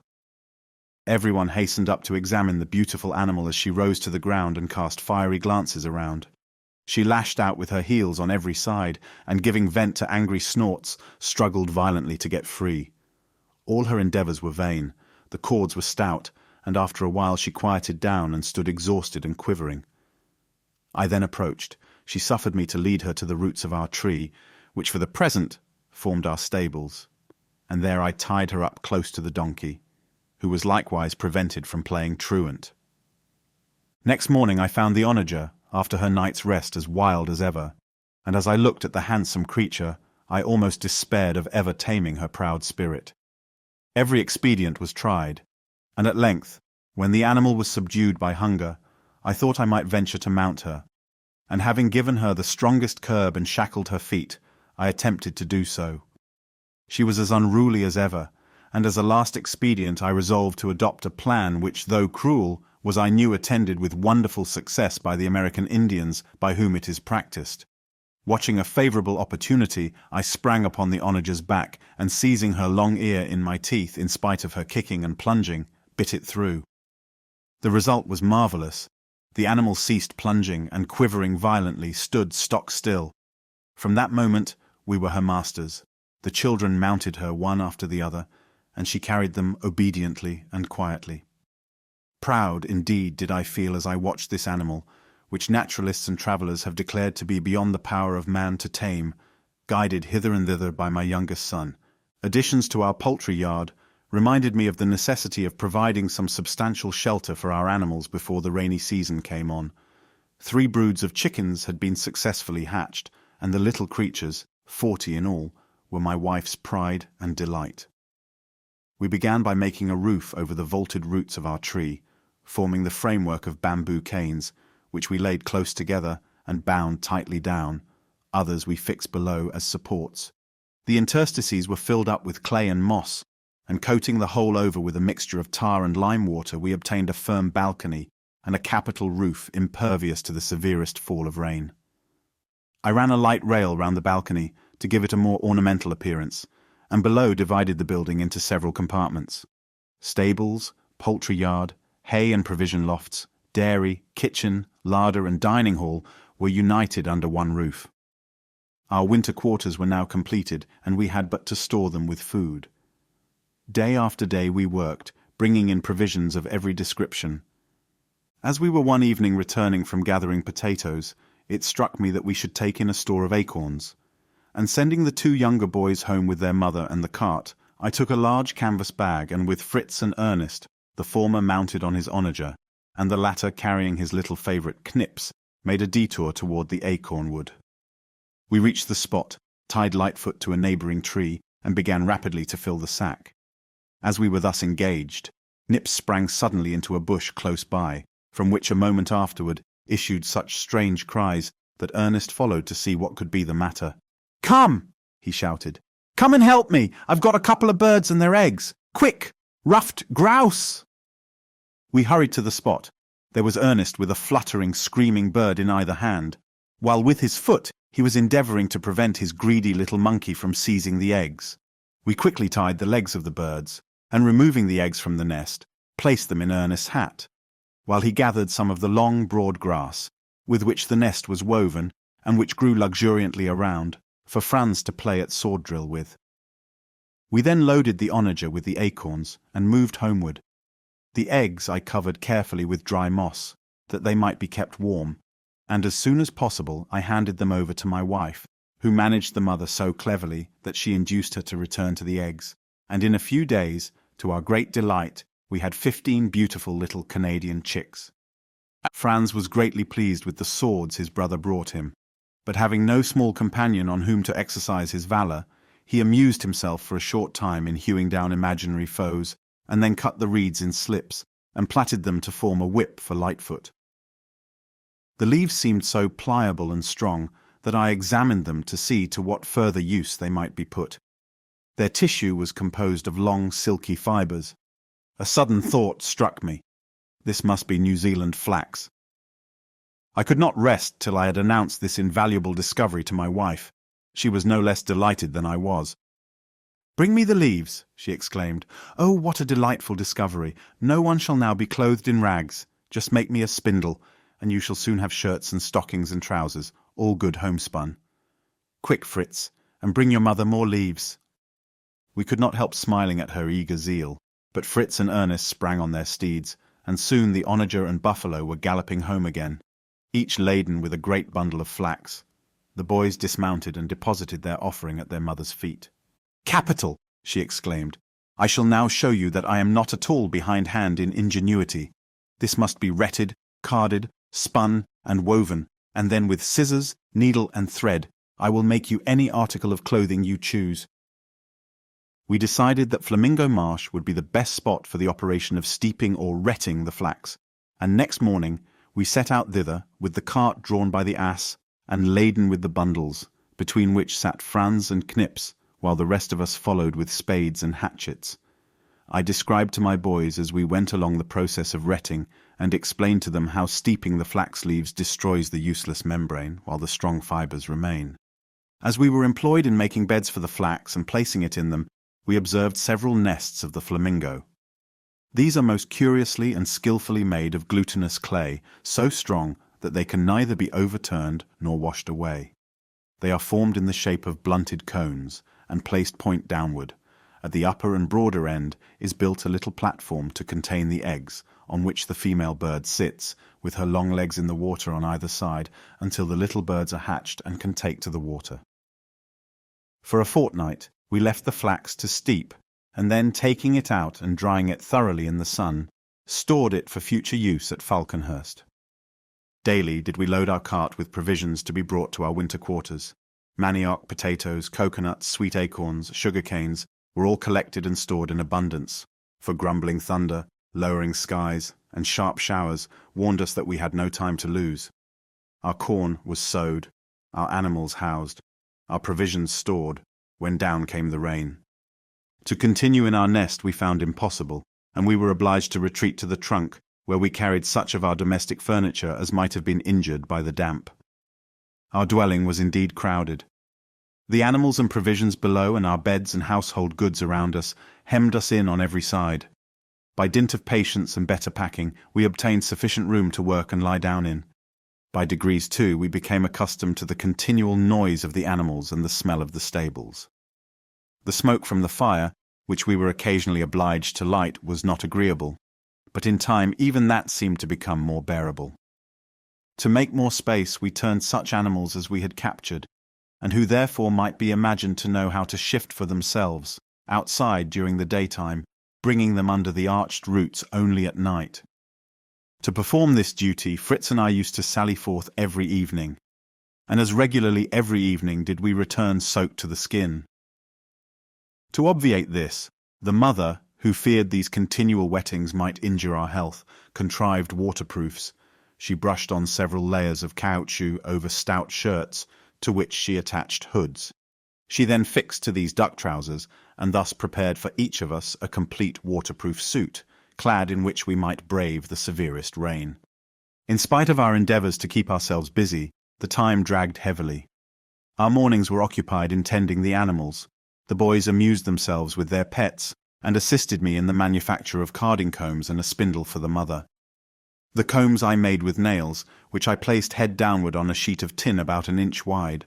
Holding the nails in their proper positions, I poured solder round their heads to fix them to the tin, which I then folded down on either side of them to keep them perfectly firm. In the evening, when our room was illuminated with wax candles, I wrote a journal of all the events which had occurred since our arrival in this foreign land. And while the mother was busy with her needle, and Ernest making sketches of birds, beasts, and flowers with which he had met during the past months, Fritz and Jack taught little Franz to read. Week after week rolled by. Week after week saw us still close prisoners. Incessant rain battered down above us. Constant gloom hung over the desolate scene. Chapter 9. The Salt Palace and the New Farmhouse. The winds at length were lulled. The sun shot his brilliant rays through the riven clouds. The rain ceased to fall. Spring had come. No prisoners set at liberty could have felt more joy than we did as we stepped forth from our winter abode, refreshed our eyes with the pleasant verdure around us, and our ears with the merry songs of 1,000 happy birds, and drank in the pure, balmy air of spring. Our plantations were thriving vigorously. The seed we had sown was shooting through the moist earth. All nature was refreshed. Our nest was our first care. Filled with leaves and broken and torn by the wind, it looked indeed dilapidated. We worked hard, and in a few days it was again habitable. My wife begged that I would now start her with the flax, and as early as possible I built a drying oven and then prepared it for her use. I also, after some trouble, manufactured a beetle reel and spinning wheel, and she and Franz were soon hard at work, the little boy reeling off the thread his mother spun. I was anxious to visit Tenthom, for I feared that much of our precious stores might have suffered. Fritz and I made an excursion thither. The damage done to Falconhurst was as nothing compared to the scene that awaited us. The tent was blown to the ground, the canvas torn to rags, the provisions soaked, and 2 casks of powder utterly destroyed. We immediately spread such things as we hoped yet to preserve in the sun to dry. The pinnace was safe, but our faithful tub-boat was dashed in pieces, and the irreparable damage we had sustained made me resolve to contrive some safer and more stable winter quarters before the arrival of the next rainy season. Fritz proposed that we should hollow out a cave in the rock, and though the difficulties such an undertaking would present appeared almost insurmountable, I yet determined to make the attempt. We might not, I thought, hew out a cavern of sufficient size to serve as a room, but we might at least make a cellar for the more valuable and perishable of our stores. Some days afterward we left Falconhurst with the cart laden with a cargo of spades, hammers, chisels, pickaxes and crowbars, and began our undertaking. On the smooth face of the perpendicular rock, I drew out in chalk the size of the proposed entrance, and then, with minds bent on success, we battered away. 6 days of hard and incessant toil made but little impression. I do not think that the whole would have been a satisfactory shelter for even Master Nips, but we still did not despair, and were presently rewarded by coming to softer and more yielding substance. Our work progressed, and our minds were relieved. On the 10th day, as our persevering blows were falling heavily, Jack, who was working diligently with a hammer and crowbar, shouted, "Gone, father! Fritz, my bar has gone through the mountain!" "Run round and get it," laughed Fritz. "Perhaps it has dropped into Europe. You must not lose a good crowbar." "But really it is through. It went right through the rock. I heard it crash down inside. Oh, do come and see!" he shouted excitedly. We sprang to his side, and I thrust the handle of my hammer into the hole he spoke of. It met with no opposition. I could turn it in any direction I chose. Fritz handed me a long pole. I tried the depth with that. Nothing could I feel. A thin wall, then, was all that intervened between us and a great cavern. With a shout of joy, the boys battered vigorously at the rock. Piece by piece fell, and soon the hole was large enough for us to enter. I stepped near the aperture, and was about to make a further examination, when a sudden rush of poisonous air turned me giddy, and shouting to my sons to stand off, I leaned against the rock. When I came to myself, I explained to them the danger of approaching any cavern or other place where the air has for a long time been stagnant. Unless air is incessantly renewed, it becomes vitiated, I said, and fatal to those who breathe it. The safest way of restoring it to its original state is to subject it to the action of fire. A few handfuls of blazing hay thrown into this hole may, if the place be small, sufficiently purify the air within to allow us to enter without danger. We tried the experiment. The flame was extinguished the instant it entered. Though bundles of blazing grass were thrown in, no difference was made. I saw that we must apply some more efficacious remedy, and sent the boys for a chest of signal rockets we had brought from the wreck. We let fly some dozens of these fiery serpents which went whizzing in, and disappeared at apparently a vast distance from us. Some flew like radiant meteors round, lighted up the mighty circumference, and displayed, as by a magician's wand, a sparkling, glittering roof. They looked like avenging dragons driving a foul, malignant fiend out of a beauteous palace. We waited for a little while after these experiments, and I then again threw in lighted hay. It burned clearly. The air was purified. Fritz and I enlarged the opening, while Jack, springing on his buffalo, thundered away to Falconhurst to bear the great and astonishing news to his mother. Great must have been the effect of Jack's eloquence on those at home, for the timbers of the bridge were soon again resounding under the swift but heavy tramp of his steed, and he was quickly followed by the rest of our party in the cart. All were in the highest state of excitement. Jack had stowed in the cart all the candles he could find, and we now, lighting these, shouldered our arms and entered.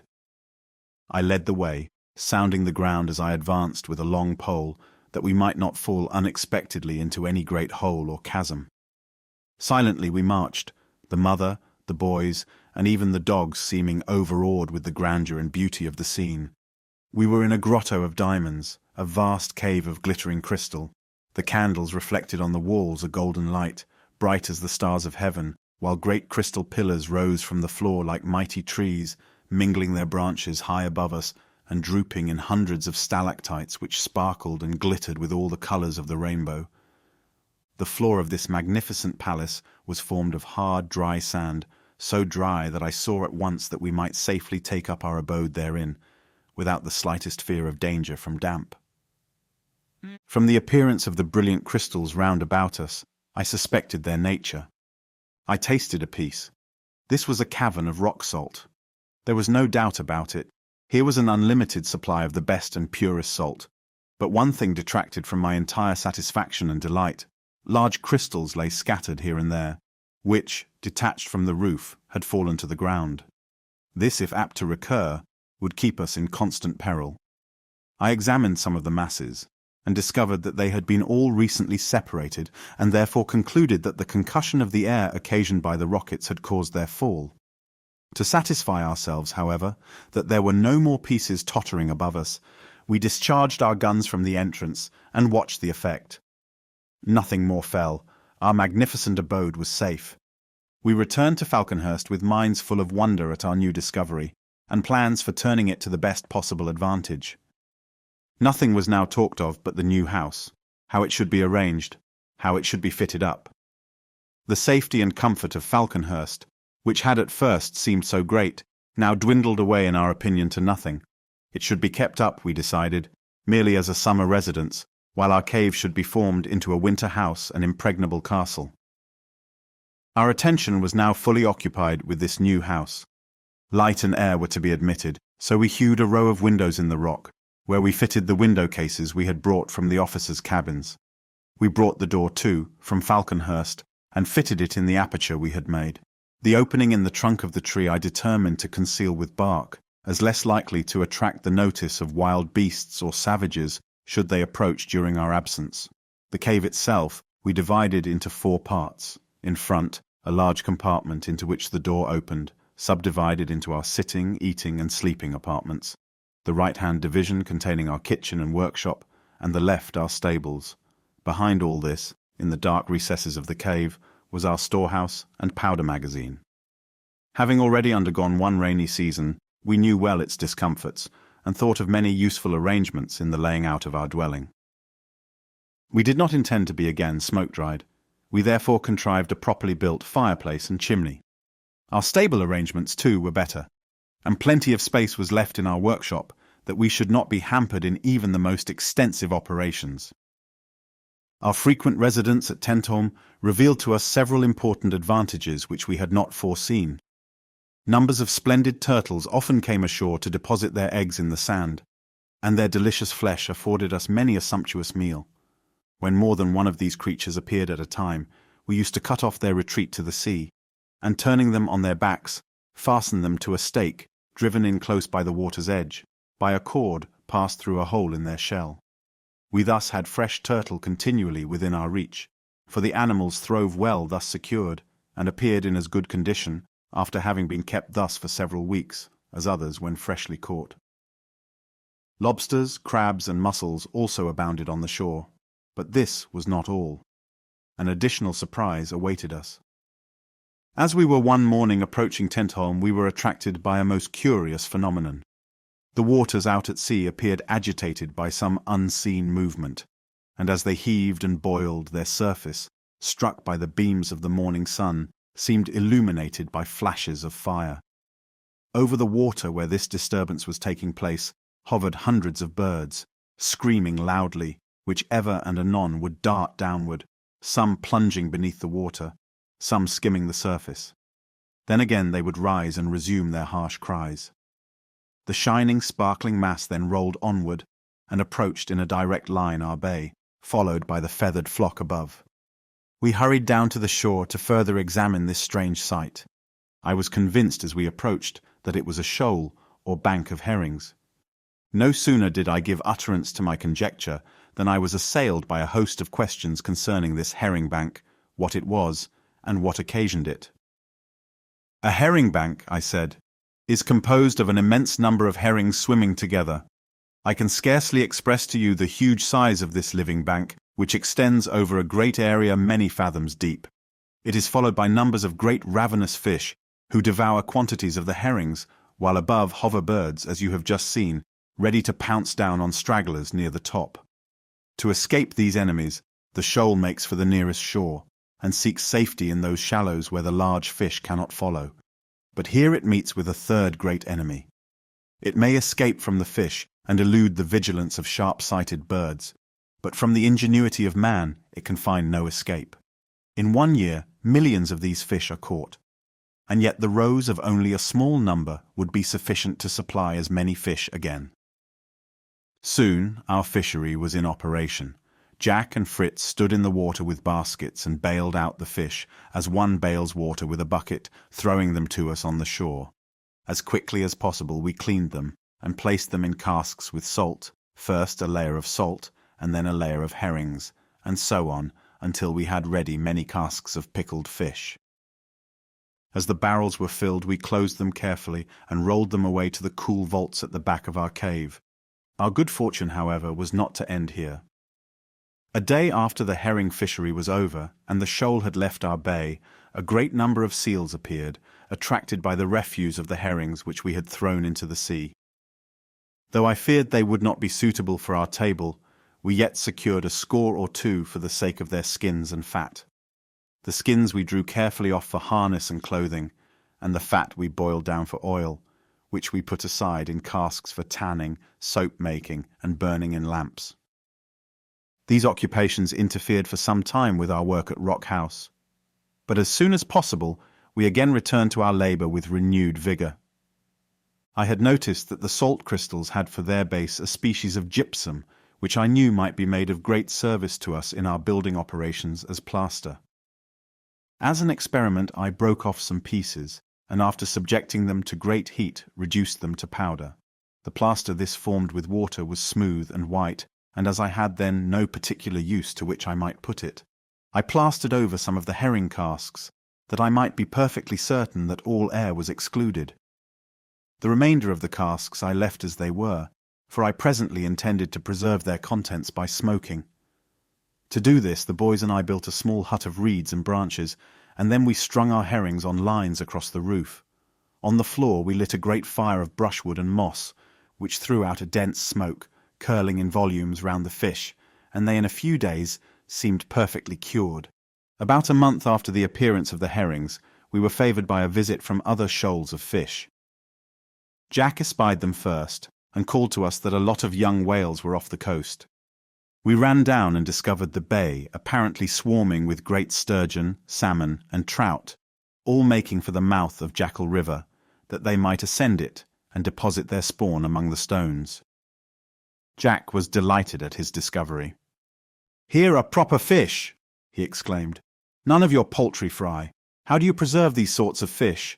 Potted, salted, or smoked?" "Not so fast," said I. "Not so fast. Tell me how they are to be caught, and I will tell you how they are to be cooked." "Oh, I'll catch them fast enough," he replied, and darted off to Rock House. While I was still puzzling my brains as to how I should set to work, he returned with his fishing apparatus in hand, a bow and arrow and a ball of twine. At the arrowhead he had fastened a barbed spike, and had secured the arrow to the end of the string. Armed with this weapon, he advanced to the river's edge. His arrow flew from the bow and, to my surprise, struck one of the largest fish in the side. "Help, father, help!" he cried, as the great fish darted off, carrying arrow and all with it. "Help, or he will pull me into the water! Help, or he will pull me into the water!" I ran to his assistance, and together we struggled with the finny monster. He pulled tremendously and lashed the water around him, but we held the cord fast, and he had no chance of escape. Weaker and weaker grew his struggles, and at length, exhausted by his exertions and loss of blood, he allowed us to draw him ashore. He was a noble prize, and Fritz and Ernest, who came up just as we completed his capture, were quite envious of Jack's success. Not to be behindhand, they eagerly rushed off for weapons themselves. We were soon all in the water, Fritz with a harpoon, Ernest with a rod and line, and I myself, armed, like Neptune, with an iron trident, or more properly speaking, perhaps a pitchfork. Soon the shore was strewn with a goodly number of the finest fish. Monster after monster we drew to land. At length, Fritz, after harpooning a great sturgeon full 8 feet long, could not get the fish ashore. We all went to his assistance, but our united efforts were unavailing. "The buffalo!" proposed my wife, and off went Jack for Storm. Storm was harnessed to the harpoon rope, and soon the monstrous fish lay panting on the sand. We at length, when we had captured as many fish as we could possibly utilize, set about cleaning and preparing their flesh. Some we salted, some we dried like the herrings, some we treated like the tunny of the Mediterranean. We prepared them in oil. Of the roe of the sturgeon, I decided to form caviare, the great Russian dish. I removed from it all the membranes by which it is surrounded, washed it in vinegar, salted it, pressed out all the moisture caused by the wet-absorbing properties of the salt, packed it in small barrels, and stowed it away in our storehouse. I knew that of the sturgeon's bladder the best isinglass is made, so carefully collecting the air bladders from all those we had killed, I washed them and hung them up to stiffen. The outer coat or membrane I then peeled off, cutting the remainder into strips, technically called staples. These staples I placed in an iron pot over the fire, and when they had been reduced to a proper consistency, I strained off the glue through a clean cloth, and spread it out on a slab of stone in thin layers, letting them remain until they were dry. The substance I thus obtained was beautifully transparent, and promised to serve as an excellent substitute for glass in our window frames. Fortunately, in this beautiful climate little or no attention was necessary to the kitchen garden. The seeds sprang up and flourished without apparently the slightest regard for the time or season of the year. Peas, beans, wheat, barley, rye, and Indian corn seemed constantly ripe, while cucumbers, melons, and all sorts of other vegetables grew luxuriantly. The success of our garden at Tentholm encouraged me to hope that my experiment at Falconhurst had not failed, and one morning we started to visit the spot. As we passed by the field from which the potatoes had been dug, we found it covered with barley, wheat, rye, and peas in profusion. I turned to the mother in amazement. "Where has this fine crop sprung from?" said I. "From the earth," she replied, laughing. "Where Franz and I sowed the seed I brought from the wreck. The ground was ready tilled by you and the boys. All we had to do was to scatter the seed." I was delighted at the sight, and it augured well, I thought, for the success of my maize plantation. We hurried to the field. The crop had indeed grown well, and, what was more, appeared to be duly appreciated. A tremendous flock of feathered thieves rose as we approached.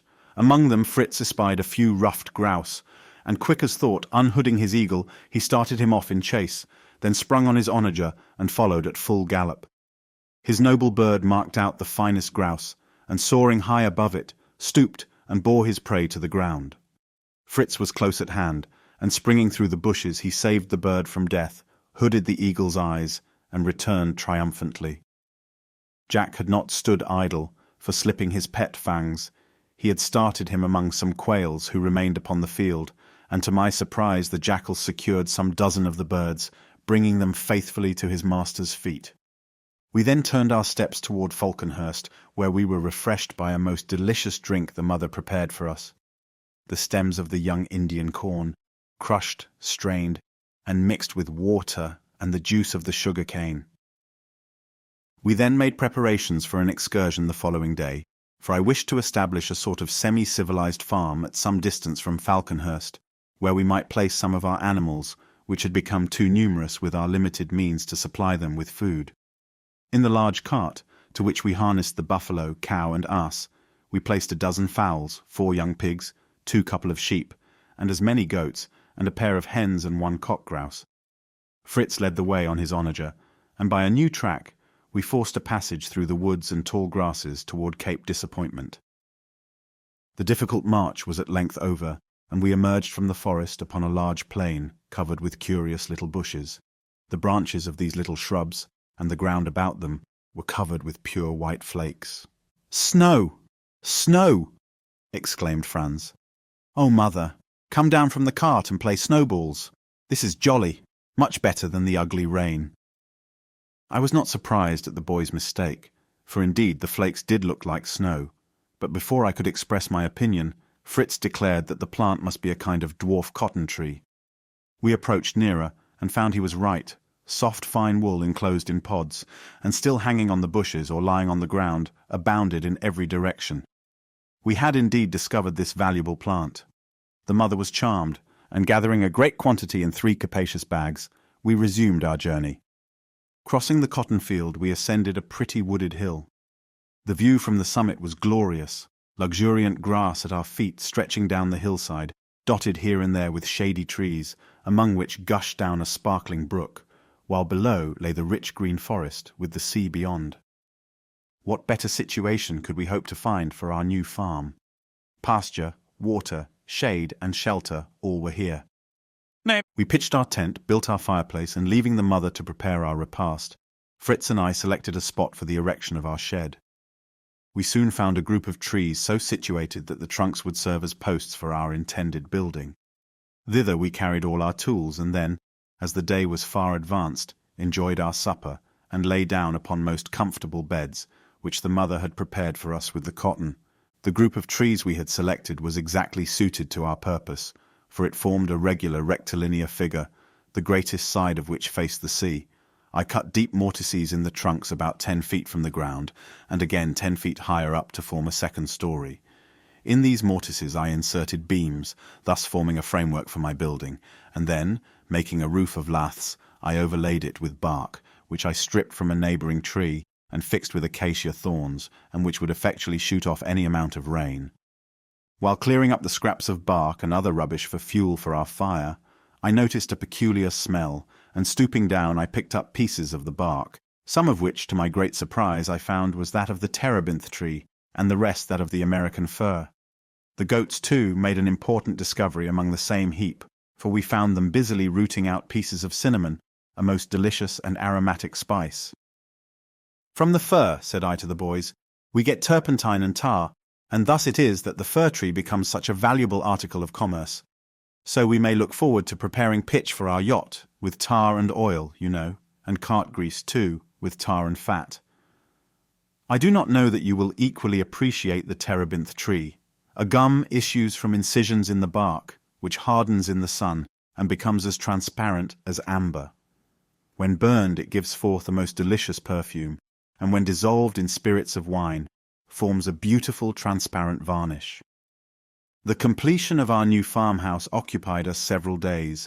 We wove strong lianas and other creepers together to form the walls to the height of about 6 feet. The rest, up to the roof, we formed merely of a lattice-work of laths to admit both air and light. Within, we divided the house into 3 parts, one subdivided into stalls for the animals, a second fitted with perches for the birds, and a third simply furnished with a rough table and benches to serve as a sleeping apartment for ourselves when we should find it necessary to pay the place a visit. In a short time the dwelling was most comfortably arranged, and as we daily filled the feeding troughs with the food the animals best liked, they showed no inclination to desert the spot we had chosen for them. Yet, hard as we had worked, we found that the provisions we had brought with us would be exhausted before we could hope to be able to leave the farm. I therefore dispatched Jack and Fritz for fresh supplies. During their absence, Ernest and I made a short excursion in the neighbourhood that we might know more exactly the character of the country near our farm. Passing over a brook which flowed toward the wall of rocks, we reached a large marsh, and as we walked round it, I noticed with delight that it was covered with the rice plant growing wild in the greatest profusion. Here and there only were there any ripe plants, and from these rose a number of ruffed grouse, at which both Ernest and I let fly. 2 fell, and Fangs, who was with us, brought them to our feet. As we advanced, Knips skipped from the back of his steed Juno and began to regale himself on some fruit at a short distance off. We followed the little animal and found him devouring delicious strawberries. Having enjoyed the fruit ourselves, we filled the hamper Nips always carried and secured the fruit from his pilfering paws with leaves fixed firmly down. I then took a sample of the rice seeds to show the mother, and we continued our journey. Presently, we reached the borders of the pretty lake which we had seen beyond the swamp. The nearer aspect of its calm blue waters greatly charmed us, and still more so the sight of numbers of black swans disporting themselves on the glassy surface, in which their stately forms and graceful movements were reflected as in a mirror. It was delightful to watch these splendid birds, old and young, swimming together in the peaceful enjoyment of life, seeking their food and pursuing one another playfully in the water. I could not think of breaking in upon their happy, beautiful existence by firing among them, but our dog Juno was by no means so considerate, for all at once I heard a plunge and saw her drag out of the water a most peculiar-looking creature, something like a small otter, but not above 22 inches in length, which she would have torn to pieces had we not hurried up and taken it from her. This curious little animal was of a soft, dark brown color, the fur being of a lighter shade under the body. Its feet were furnished with large claws, and also completely webbed, the head small, with deeply set eyes and ears, and terminating in a broad flat bill like that of a duck. This singularity seemed to us so droll that we both laughed heartily, feeling at the same time much puzzled to know what sort of animal it could possibly be. For want of a better, we gave it the name of the beast with a bill, and Ernest willingly undertook to carry it, that it might be stuffed and kept as a curiosity. After this we returned to the farm, thinking our messengers might soon arrive, and sure enough, in about a quarter of an hour Fritz and Jack made their appearance at a brisk trot, and gave a circumstantial account of their mission. I was pleased to see that they had fulfilled their orders intelligently, carrying out my intentions in the spirit, and not blindly to the letter. Next morning we quitted the farm, which we named Woodlands, after providing amply for the wants of the animals, sheep, goats, and poultry which we left there.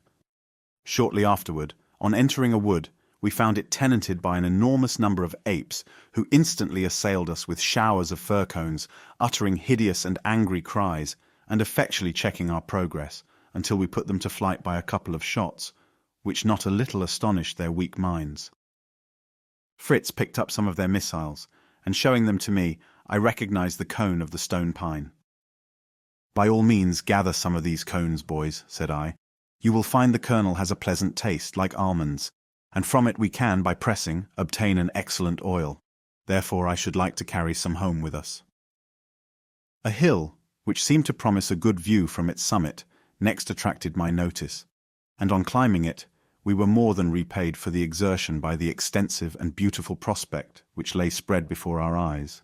The situation altogether was so agreeable that here also I resolved to make a settlement, to be visited occasionally, and after resting a while and talking the matter over, we set to work to build a cottage, such as we had lately finished at Woodlands. Our experience there enabled us to proceed quickly with the work, and in a few days the rustic abode was completed, and received by Ernest's choice the grand name of Prospect Hill. My chief object in undertaking this expedition had been to discover some tree from whose bark I could hope to make a useful light-boat or canoe. Hitherto I had met with none at all fit for my purpose, but not despairing of success, I began, when the cottage was built, to examine carefully the surrounding woods, and after considerable trouble came upon two magnificent, tall, straight trees, the bark of which seemed something like that of the birch. Selecting one whose trunk was, to a great height, free from branches, we attached to one of the lower of the boughs the rope ladder we had with us, and Fritz, ascending it, cut the bark through in a circle. I did the same at the foot of the tree, and then, from between the circle we took a narrow perpendicular slip of bark entirely out, so that we could introduce the proper tools by which gradually to loosen and raise the main part, so as finally to separate it from the tree uninjured and entire. This we found possible, because the bark was moist and flexible. Great care and exertion was necessary, as the bark became detached to support it, until the whole was ready to be let gently down upon the grass. This seemed a great achievement, but our work was by no means ended, nor could we venture to desist from it until, while the material was soft and pliable, we had formed it into the shape we desired for the canoe. In order to do this, I cut a long triangular piece out of each end of the roll, and placing the sloping parts one over the other, I drew the ends into a pointed form and secured them with pegs and glue.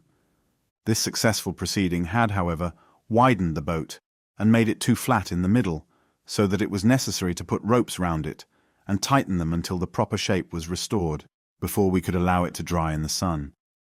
This being all I could do without a greater variety of tools, I determined to complete my work in a more convenient situation, and forthwith dispatched Fritz and Jack with orders to bring the sledge, which now ran on wheels taken from gun carriages, that the canoe might be transported direct to the vicinity of the harbour at Tentholm. During their absence, I fortunately found some wood naturally curved, just suited for ribs to support and strengthen the sides of the boat. When the two lads returned with the sledge, it was time to rest for the night, but with early dawn we were again busily at work. The sledge was loaded with the new boat and everything else we could pack into it, and we turned our steps homeward, finding the greatest difficulty, however, in getting our vehicle through the woods. We crossed the bamboo swamp, where I cut a fine mast for my boat, and came at length to a small opening or defile in the ridge of rocks, where a little torrent rushed from its source down into the larger stream beyond. Here we determined to make a halt in order to erect a great earth wall across the narrow gorge, which, being thickly planted with prickly pear, Indian fig, and every thorny bush we could find, would in time form an effectual barrier against the intrusion of wild beasts, the cliffs being, to the best of our belief, in every other part inaccessible. For our own convenience, we retained a small winding path through this barrier, concealing and defending it with piles of branches and thorns, and also we contrived a light drawbridge over the stream, so that we rendered the pass altogether a very strong position, should we ever have to act on the defensive. This work occupied 2 days, and continuing on our way, we were glad to rest at Falconhurst before arriving, quite tired and worn out, at Tentholm. It took some time to recruit our strength after this long and fatiguing expedition, and then we vigorously resumed the task of finishing the canoe. The arrangements, I flattered myself, were carried out in a manner quite worthy of a shipbuilder. A mast, sails, and paddles were fitted, but my final touch, although I prized it highly and considered it a grand and original idea, would no doubt have excited only ridicule and contempt had it been seen by a naval man. My contrivance was this. I had a couple of large airtight bags made of the skins of the dogfish, well tarred and pitched, inflated, and made fast on each side of the boat, just above the level of the water. These floats, however much she might be loaded, would effectually prevent either the sinking or capsizing of my craft. I may as well relate in this place what I omitted at the time of its occurrence. During the rainy season our cow presented us with a bull calf, and that there might never be any difficulty in managing him, I at a very early age pierced his nose and placed a short stick in it, to be exchanged for a ring when he was old enough.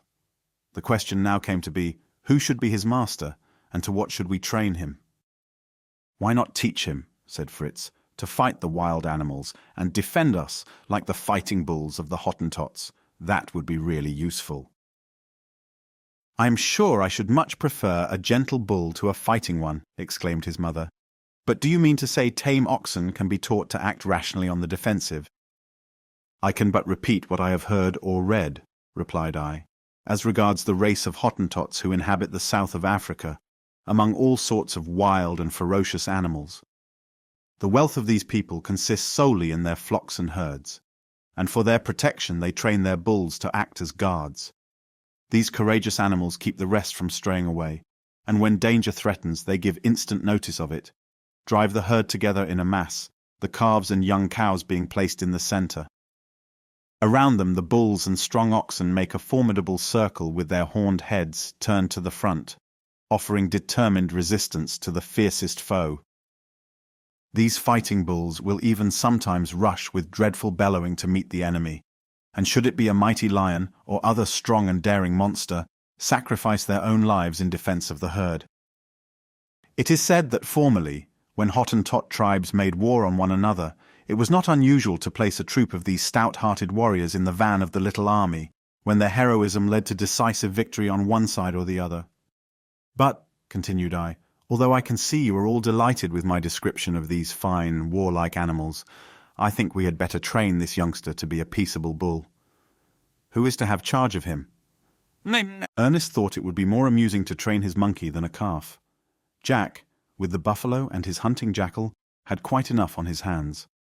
Fritz was content with the onager. Their mother was voted mistress of the old grey donkey.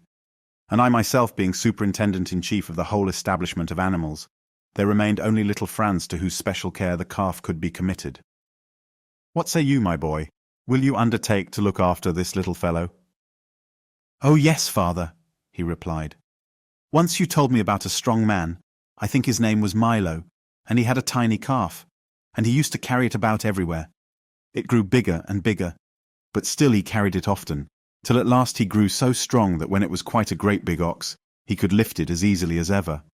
And so, you see, if I take care of our wee calf and teach it to do what I like, perhaps when it grows big, I shall still be able to manage it, and then, oh, Papa, do you think I might ride upon it?" I smiled at the child's simplicity and his funny application of the story of Milo of Crotona. "The calf shall be yours, my boy. Make him as tame as you can, and we will see about letting you mount him some day. But remember, he will be a great bull long before you are nearly a man. Now what will you call him?" "Shall I call him Grumble, father? Hear what a low muttering noise he makes. Grumble will do famously." "Grumble, Grumble. Oh, it beats your buffalo's name hollow, Jack." "Not a bit," said he. "Why, you can't compare the two names. Fancy mother saying, 'Here comes Franz on Grumble, but Jack riding on the Storm.' Oh, it sounds sublime." We named the two puppies Bruno and Fawn, and so ended this important domestic business. For 2 months we worked steadily at our salt cave in order to complete the necessary arrangement of partition walls, so as to put the rooms and stalls for the animals in comfortable order for the next long rainy season, during which time, when other work would be at a standstill, we could carry on many minor details for the improvement of the abode. We levelled the floors first with clay, then spread gravel mixed with melted gypsum over that, producing a smooth, hard surface, which did very well for most of the apartments. But I was ambitious of having 1 or 2 carpets and set about making a kind of felt in the following way. I spread out a large piece of sailcloth and covered it equally all over with a strong liquid, made of glue and isinglass, which saturated it thoroughly. On it we then laid wool and hair from the sheep and goats, which had been carefully cleaned and prepared, and rolled and beat it until it adhered tolerably smoothly to the cloth. Finally it became, when perfectly dry, a covering for the floor of our sitting room, by no means to be despised. One morning, just after these labours at the salt cave were completed, happening to awake unusually early, I turned my thoughts, as I lay waiting for sunrise, to considering what length of time we had now passed on this coast, and discovered, to my surprise, that the very next day would be the anniversary of our escape from the wreck.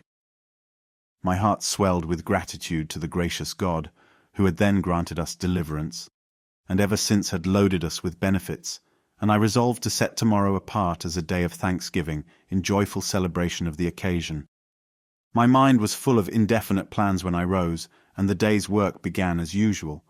I took care that everything should be cleaned, cleared, and set in order both outside and inside our dwelling, none, however, suspecting that there was any particular object in view.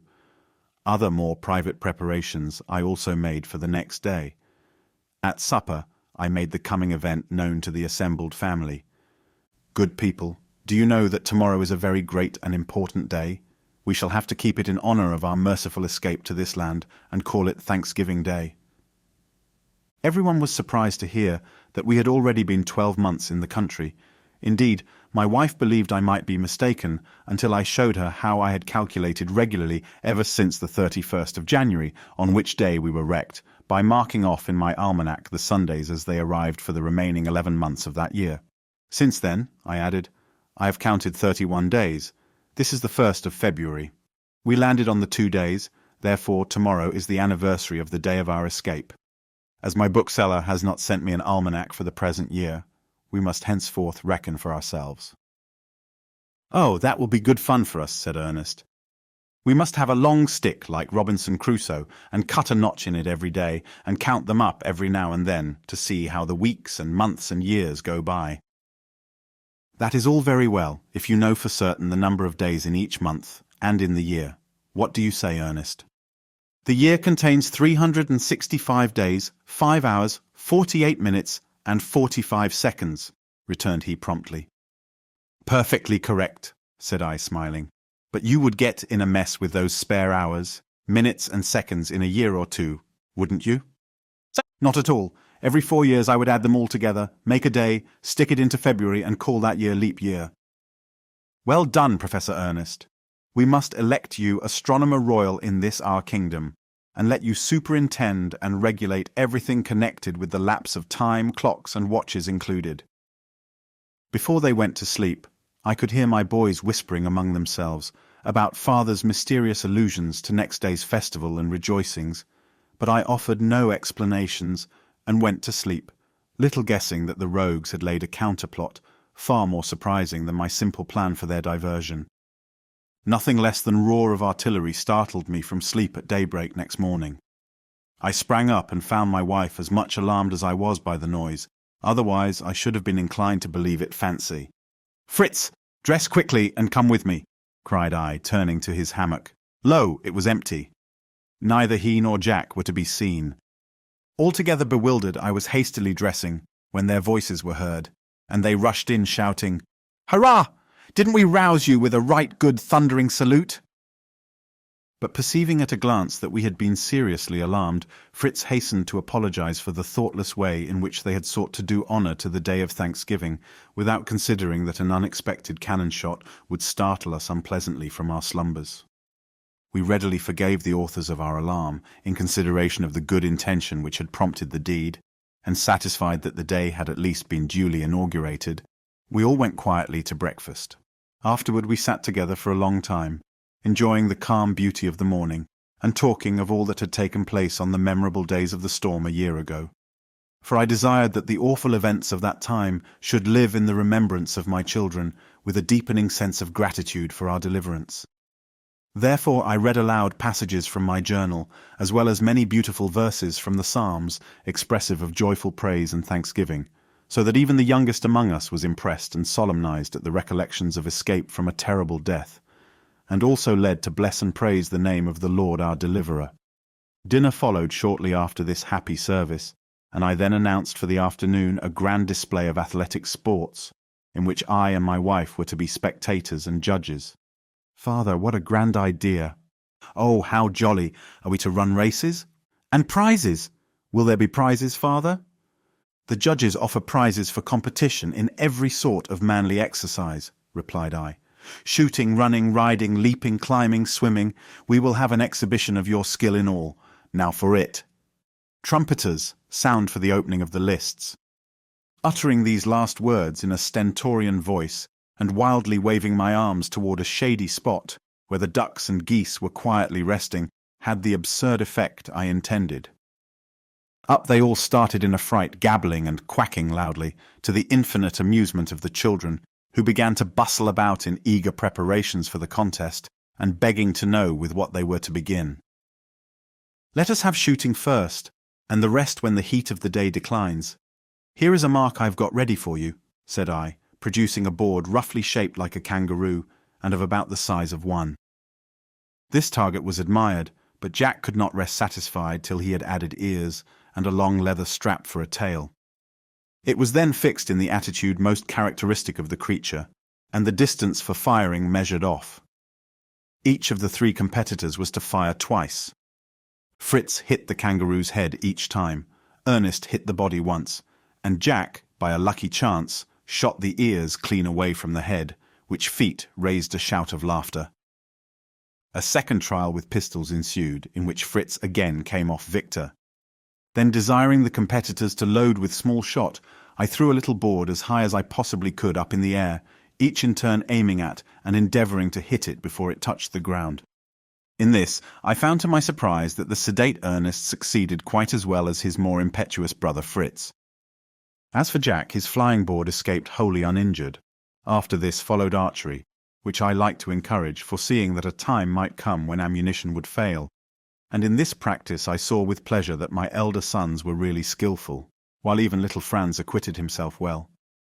A pause ensued, and then I started a running match. Fritz, Ernest, and Jack were to run to Falconhurst by the most direct path. The first to reach the tree was to bring me, in proof of his success, a penknife I had accidentally left on the table in my sleeping room. At a given signal, away went the racers in fine style. Fritz and Jack, putting forth all their powers, took the lead at once, running in advance of Ernest, who started at a good, steady pace, which I predicted he would be better able to maintain than such a furious rate as his brothers. But long before we expected to see them back, A tremendous noise of galloping caused us to look with surprise toward the bridge, and Jack made his appearance, thundering along on his buffalo, with the onager and the donkey tearing after him riderless, and the whole party in the wildest spirits. "Hullo!" cried I. "What sort of foot race do you call this, Master Jack?" He shouted merrily as he dashed up to us, then flinging himself off and saluting us in a playful way. "I very soon saw," said he, "that I hadn't a chance, so renouncing all idea of the prize, I caught Storm and made him gallop home with me to be in time to see the others come puffing in. Lightfoot and old Grizzle chose to join me. I never invited them. By and by the other boys arrived, Ernest holding up the knife in token of being the winner, and after hearing all particulars about the running, and that he had reached Falconhurst 2 minutes before Fritz, we proceeded to test the climbing powers of the youthful athletes. In this exercise Jack performed wonders. He ascended with remarkable agility the highest palms whose stems he could clasp, and when he put on the sharkskin buskins, which enabled him to take firm hold of larger trees, he played antics like a squirrel or a monkey, peeping and grinning at us, at first on one side of the stem, and then on the other, in a most diverting way. Fritz and Ernest climbed well, but could not come near the grace and skill of their active and lively young brother. Riding followed, and marvellous feats were performed, Fritz and Jack proving themselves very equal in their management of their different steeds. I thought the riding was over, when little Franz appeared from the stable in the cave, leading young Grumble, the bull-calf, by a bridle passed through his nose-ring. The child saluted us with a pretty little air of confidence, exclaiming, "Now, most learned judges, prepare to see something quite new and wonderful. The great bull-tamer, Milo of Crotona, desires the honour of exhibiting before you." Then, taking a whip, and holding the end of a long cord, he made the animal, at the word of command, walk, trot, and gallop in a circle round him. He afterward mounted, and showed off Grumble's somewhat awkward paces. The sports were concluded by swimming matches, and the competitors found a plunge in salt water very refreshing after their varied exertions. Fritz showed himself a master in the art. At home in the element, no movement betokened either exertion or weariness. Ernest exhibited too much anxiety and effort, while Jack was far too violent and hasty, and soon became exhausted. Franz gave token of future skill. By this time, as it was getting late, we returned to our dwelling, the mother having preceded us in order to make arrangements for the ceremony of prize-giving. We found her seated in great state, with the prizes set out by her side. The boys marched in, pretending to play various instruments in imitation of a band, and then all four, bowing respectfully, stood before her, like the victors in a tournament of old, awaiting the reward of valour from the Queen of Beauty, which she bestowed with a few words of praise and encouragement. Fritz, to his immense delight, received, as the prize for shooting and swimming, a splendid double-barreled rifle and a beautiful hunting knife. To Ernest, as winner of the running match, was given a handsome gold watch. For climbing and riding, Jack had a pair of silver-plated spurs and a riding whip, both of which gave him extraordinary pleasure. Franz received a pair of stirrups and a driving whip made of rhinoceros hide, which we thought would be of use to him in the character of bull-trainer. When the ceremony was supposed to be over, I advanced, and solemnly presented to my wife a lovely work-box, filled with every imaginable requirement for a lady's work-table, which she accepted with equal surprise and delight. The whole entertainment afforded the boys such intense pleasure, and their spirits rose to such a pitch, that nothing would serve them but another salvo of artillery, in order to close with befitting dignity and honour so great a day. They gave me no peace till they had leave to squander some gunpowder, and then at last, their excited feelings seeming relieved, we were able to sit down to supper. Shortly afterward we joined in family worship and retired to rest. Soon after the great festival of our grand Thanksgiving Day, I recollected that it was now the time when, the figs at Falconhurst being ripe, immense flocks of ortolans and wild pigeons were attracted thither, and as we had found those preserved last year of the greatest use among our stores of winter provisions, I would not miss the opportunity of renewing our stock, and therefore, laying aside the building work, we removed with all speed to our home in the tree, where sure enough we found the first detachment of the birds already busy with the fruit. In order to spare ammunition, I resolved to concoct a strong sort of birdlime, of which I had read in some account of the Palm Islanders, who make it of fresh caoutchouc mixed with oil, and of so good a quality that it has been known to catch even peacocks and turkeys. Fritz and Jack were therefore dispatched to collect some fresh caoutchouc from the trees, and as this involved a good gallop on Storm and Lightfoot, they, nothing loth, set off. They took a supply of calabashes in which to bring the gum, and we found it high time to manufacture a fresh stock of these useful vessels.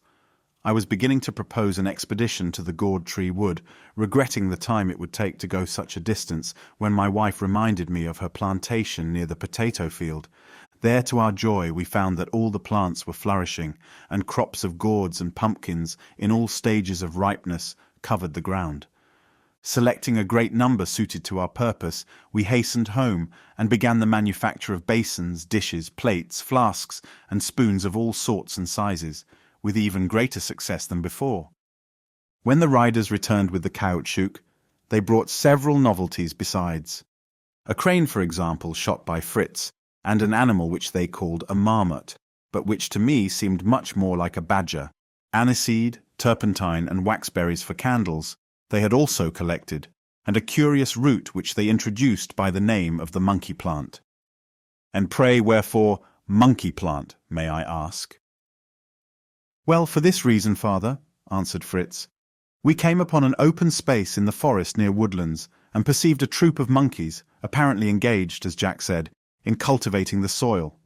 Being curious to make out what they were at, we tied up the dogs, as well as Storm and Lightfoot, and crept near enough to see that the apes were most industriously grubbing up and eating roots. This they did in a way that nearly choked us with laughter, for when the root was rather hard to pull up and the leaves were torn off, they seized it firmly in their teeth and flung themselves fairly heels over head in the most ludicrous fashion you ever saw, and up came the root, unable to resist the leverage. Of course we wanted to see what this dainty morsel was like, so we loosed the dogs, and the apes cleared out double quick, leaving plenty of the roots about. We tasted them and thought them very nice. Will you try one? The plant was quite new to me, but I imagined it might be what is called in China ginseng, and they're prized and valued beyond everything. The children being curious to hear more about this ginseng, I continued, in China, it is considered so strengthening and wholesome that it is used as a sort of universal medicine, being supposed to prolong human life. The emperor alone has the right to permit it to be gathered, and guards are placed round land where it grows. Ginseng is to be found in Tartary and has lately been discovered in Canada. It is cultivated in Pennsylvania because the Americans introduce it secretly into China as smuggled merchandise. Fritz then continued. After this we went on to Woodlands, but mercy on us, what a confusion the place was in. Everything smashed or torn and covered with mud and dirt, the fowls terrified, the sheep and goats scattered, the contents of the rooms dashed about as if a whirlwind had swept through the house. What? I exclaimed, while my wife looked horrified at the news, conjuring up in her imagination hordes of savages who would soon come and lay waste Falconhurst and Tentholm, as well as Woodlands. How can that have happened? Did you discover the authors of all this mischief? Oh, said Jack, it was easy to see that those dreadful monkeys had done it all. First they must have got into the yards and sheds, and hunted the fowls and creatures about, and then I dare say the cunning rascals put a little monkey in at some small opening, and bid him unfasten the shutters.